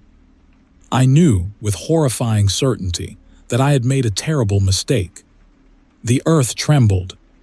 The figures raised their hands, their impossibly long fingers tipped with polished obsidian claws. The ground beneath my truck split. And then, the violet light consumed everything. Story 84. The diner clung to the edge of the world like a rusty limpet. Bleakburn. Even the name sounded like a threat. Inside, the fluorescent lights buzzed with a sickly yellow hum, casting a pall over the handful of patrons. I'd been driving for 13 hours, hauling a load of medical supplies to some forgotten clinic further north, and the promise of lukewarm coffee and a greasy burger was enough to pull me off the desolate highway. The waitress, a gaunt woman with eyes that seemed too large for her face, slid a chipped mug across the counter. Her name tag read Tilly. "Rough night?" she asked, her voice a low, almost melodic drone. "Just long," I replied, rubbing the grit from my eyes. I noticed a small, intricately carved raven pendant dangling from her neck. Obsidian, polished to a glassy sheen. "You headed further north?" Tilly asked, refilling my mug without prompting. "Yeah, Another few hundred clicks. I gestured vaguely in the direction of the highway. "Be careful out there," she said, her gaze fixed on something behind me. Bleakburn can be unpredictable. I glanced over my shoulder but saw nothing but the empty booths and the flickering lights. A shiver crawled down my spine, an unsettling premonition that had nothing to do with the Arctic chill outside. I wolfed down my burger, the greasy aroma doing little to mask the underlying metallic tang that seemed to permeate the diner. As I paid, Tilly leaned closer, her voice barely a whisper. "If you see him, the Bushman, don't stop." "The Bushman," I chuckled, assuming it was some local legend meant to scare greenhorn truckers. Tilly's smile vanished. "He's real. And he watches." Her eyes darted nervously towards the window. I followed her gaze but again saw nothing. Back on the highway, the darkness felt heavier, the silence punctuated by the rhythmic thrum of my tires against the cracked asphalt. Every shadow seemed to hold a menacing presence. I tried to dismiss Tilly's warning as folklore, but the image of the raven pendant, gleaming strangely in the sickly yellow light, kept flashing through my mind. Miles later, I saw it. A small clearing marked by a crude cairn of stacked black rocks, and standing beside it a figure, tall and gaunt, covered in a thick parka. Even from a distance, I could sense the unnatural stillness, the unsettling aura that radiated from him. My foot instinctively pressed against the brake, a sudden urge to stop, to ask if he needed help. But then Tilly's words echoed through my mind, "Don't stop." I slammed my foot on the accelerator instead, the truck roaring as I sped past the clearing. I glanced in my rearview mirror, my heart pounding against my ribs. The figure was gone. Vanished. My grip tightened on the steering wheel, the unsettling feeling crawling beneath my skin like 1,000 spiders.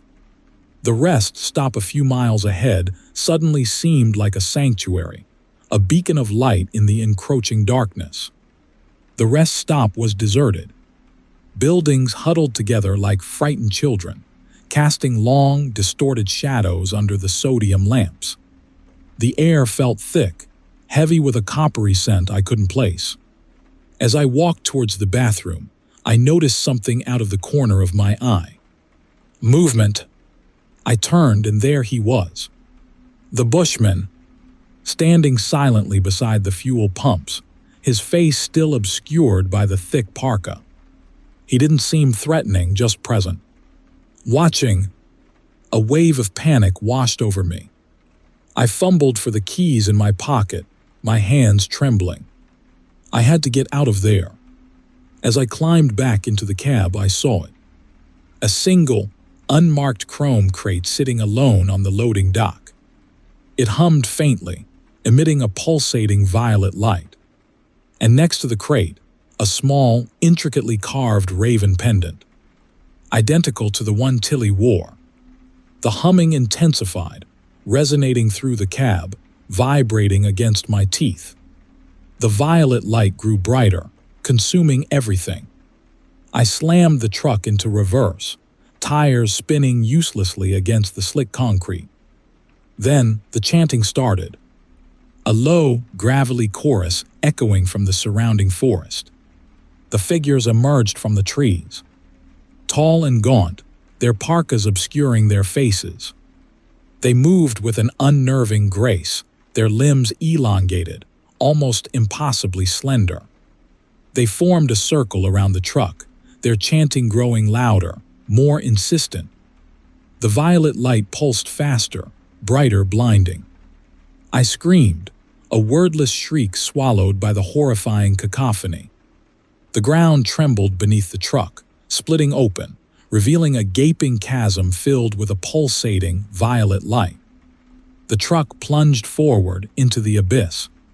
The last thing I saw was the raven pendant, dangling from the neck of the closest figure, gleaming with an unholy light. And then darkness. A consuming, violet darkness. Story 85. The biting wind whipped across the Bleakburn, a desolate expanse of stunted spruce and granite 100 clicks north of Coldfoot. 15 years hauling freight across Alaska teaches you a few things. Respect the land, mind your own business, and never, ever trust a twitchy fella offering a hefty bonus for a discreet delivery.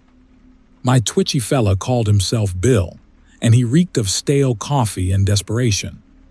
He'd found me at the Sourdough Saloon, nursing a lukewarm beer and contemplating the long haul back to Fairbanks. Jimmy, barely older than my daughter Jenny, slid onto the stool next to me, his eyes darting nervously around the almost empty diner. He inquired within about a driver headed further north, his voice a raspy whisper that barely registered above the crackling jukebox. The offer was simple: haul a single, unmarked chrome crate to a remote location, no questions asked. The compensation figure, he whispered, silenced any lingering doubts about the legality of the cargo. My mortgage payments weren't going to pay themselves. Jimmy handed me a crumpled napkin with a series of crudely drawn symbols and mumbled something about a geographical marker, a cairn of black rocks topped with a crudely carved wooden raven. The accompanying paperwork, a disclosure agreement thick enough to choke a walrus, was filled with legalese and chilling pronouncements about penalties for breach of contract. I signed, more out of morbid curiosity than anything else, and pocketed the advance he offered. 8 hours further north, the Dalton Highway deteriorated into barely discernible track, snaking through the stunted black spruce. The polar lights, a usually comforting presence, pulsed with an unnerving violet hue, painting the snow-covered landscape with a sickly paleness. Just as I was starting to question my sanity and Jimmy's directions, the cairn appeared, almost exactly as described. The crate hummed faintly, vibrating against the flatbed of my rig. It was surprisingly light for its size, almost impossibly so. I unhitched the trailer, leaving it by the cairn per Jimmy's instructions. I figured I'd grab a few hours of sleep in the cab before heading back. I should have known better. The humming intensified, resonating through the truck. Then came the whispering, a low, croaky drone emanating from the crate. I dismissed it as the wind, or maybe cabin fever, but a growing unease gnawed at me. The whispering grew louder, becoming distinct words, spoken in a language I'd never heard before, yet somehow understood. They spoke of an ancient ritual, of a vessel chosen, and of a power waiting to be unleashed. The earth trembled beneath the truck. Fissures snaked across the frozen ground, glowing with an eerie green light. Grotesque figures emerged from the forest, their bodies elongated and impossibly slender, their faces hidden within oversized parkas. They moved with an unnerving grace, gathering in a perfect circle around the humming crate. Their chanting began, a gravelly chorus echoing through the trees, and the air itself seemed to vibrate with an unnatural energy. Panic seized me. I fumbled for the ignition, the engine sputtering to life, but the truck refused to move.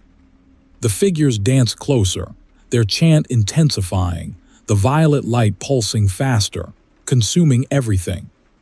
The crate snapped open, revealing nothing. Not empty nothingness, but an absence of anything I could comprehend.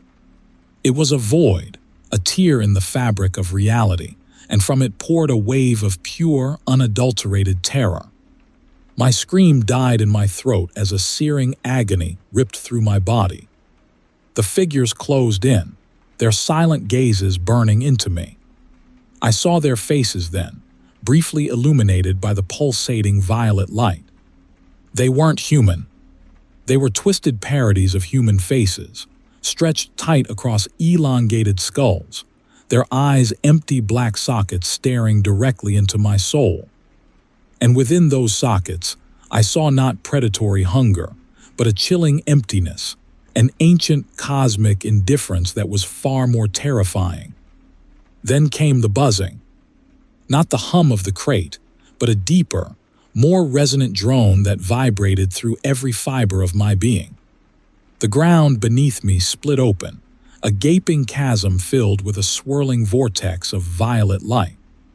The figures pushed me forward, their atrophied hands surprisingly strong. I fell, tumbling into the abyss, the violet light consuming everything. I remember the sensation of falling, the wind screaming past my ears, the chilling laughter of the figures echoing above. I remember the sickening crunch as the earth closed above me, swallowing me into the darkness. And I remember the buzzing, that incessant, resonant drone that filled my mind, weaving itself into my very being, promising power, promising belonging, promising a truth beyond human comprehension. But what it delivered was an eternity of darkness, an endless prison within the earth, a chilling testament to the power unleashed on that desolate ridge. I became the vessel, the unwitting conduit for something ancient and terrible, and now I am forever bound to Bleakburn, a silent scream echoing through the unforgiving Alaskan wilderness. Story 86.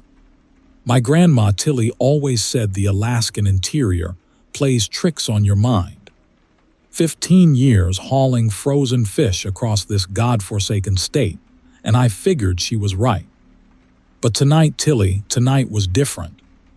I pulled over near Greystone, bladder screaming for relief. A small, weathered cabin huddled against the looming spruces, a single flickering light within. Figured I'd ask to use their bathroom, maybe scrounge up some lukewarm coffee. Anything resembling human contact would be a welcome break after 12 hours staring at the endless ribbon of blacktop. The cabin door creaked open before I even reached it. No one there. Inside, a single metallic table dominated the room, a flickering kerosene lamp casting long, dancing shadows. The air smelled faintly of ozone, a strange metallic tang underneath. On the table sat a small, intricately carved wooden raven, its obsidian eyes gleaming strangely. I called out, but only the wind whistling through the gaps in the chinking answered. Bathroom break it was then. The back room was smaller, colder. A tiny window looked out onto a clearing in the trees, dominated by a crudely constructed cairn of blackened stones. As I zipped up, the lamp in the main room flickered violently and died. A sudden, chilling silence descended, broken only by the thumping of my own heart. The temperature plummeted. Grandma Tilly's words echoed in my mind. This place felt wrong. Suddenly, a low humming started, emanating from the cairn outside. The shadows beyond the window deepened, squirmed. Shapes began to resolve themselves in the moonlight filtering through the trees. Elongated forms swaying rhythmically. Their heads, oversized, almost comical if the situation weren't quickly becoming terrifying. They were chanting. A low, gravelly drone in a language I'd never heard, yet somehow understood. It spoke of offering, of a vessel, of a passage. I backed away from the window, fumbling for the door. Locked. Panic clawed at my throat. The humming intensified, vibrated through the floorboards, through my bones. The chanting grew louder, the words becoming chillingly clear. They were calling for me. I threw myself against the door, again and again. Splintered wood, but no give. The humming reached a fever pitch. The shadows outside the window pressed closer, their forms barely visible, but their silent gazes burning into me. I screamed, a wordless shriek swallowed by the rising drone. Then the floor beneath me shifted. A fissure snaked across the room, glowing with an eerie emerald light. The cabin, the trees, the world outside, everything twisted and distorted, as if viewed through fractured glass. The humming became a deafening roar. The figures outside surged forward, their elongated limbs reaching, grasping. I glimpsed something within the fissure, a swirling vortex of violet light, consuming everything. I don't remember falling. I don't remember the transition. One moment I was clawing at the rotting wood of the cabin floor. The next, I was somewhere else. The humming had stopped. The chanting was gone. Silence. Absolute, suffocating silence. I lay on cold, slick stone. Above, a single, sickly yellow light pulsed. I sat up, heart hammering. I was in a vast, cavernous space. The air was thick with a coppery, metallic scent. In the center of the chamber stood a metallic table, almost identical to the one in the cabin, but larger, colder. Strapped to the table, squirming weakly, was a young woman. Early 20s, maybe. Her eyes were wide with terror, fixed on something behind me. I turned. 7 figures stood there, draped in ceremonial parkas. Their faces were hidden within oversized hoods, but I could feel their silent gazes, heavy with an ancient, malevolent power. One of them stepped forward. He lifted a hand, revealing a gleaming obsidian knife. The blade pulsed with the same violet light I'd seen in the fissure. The woman on the table screamed. A high, thin sound that cut through the silence. The figure with the knife raised it higher, the blade glinting in the sickly yellow light. He lowered it slowly, deliberately. I don't remember what happened next. I remember a flash of violet light, a searing agony, and then nothing. I woke up back in my truck, parked beside the highway. The sun was rising, painting the snow-covered peaks with a soft, rosy hue. The cabin was gone, the clearing empty. Only the faintest metallic tang lingered in the air, a chilling reminder of what I'd seen. Or what I thought I'd seen. Grandma Tilly's words haunted me as I drove back towards Fairbanks. She'd always warned me about the Alaskan interior, about the things that lurked in the shadows, in the spaces between worlds. I dismissed them as campfire stories, meant to scare greenhorn truckers. Now I wasn't so sure. The raven pendant still hangs around my daughter Jenny's neck. I found it clutched in my hand when I woke up. I tried to throw it away, but Jenny insisted on keeping it. She says it brings her good luck. I haven't told her where it came from. I don't think I ever will. Some things are best left buried in the frozen wastes of the Alaskan interior. Because I know, with a terrifying certainty, that the cabin wasn't just a cabin. It was a portal, and I fear I delivered something terrible through it. And the whispers remain. Story 87. The job started simple enough. Haul a secure, unmarked refrigeration unit up north. Cryptic logistics paid well, and after 15 years hauling everything imaginable across this God-forsaken state, I wasn't one to ask questions. The dispatcher, a twitchy character named Ezekiel, handed me a thick envelope. Inside, a single sheet of paper contained cryptic symbols, not exactly standard delivery instructions. A hefty bonus silenced any lingering doubts. 8 hours north of Fairbanks, the Dalton Highway deteriorated into barely a track, snaking through stunted black spruce. The polar lights pulsed overhead, an eerie green tonight, a color that always made my gut clench. Then the whispers started. Faint at first, like the rustling of dry leaves but growing steadily louder, weaving themselves into fragmented words. I blamed fatigue, the endless miles, the gnawing isolation of the Alaskan interior.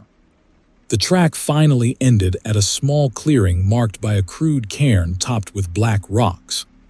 7 figures stood there, motionless, their forms obscured by oversized parkas. Their silence was unnerving. As I climbed down from the cab, the humming started.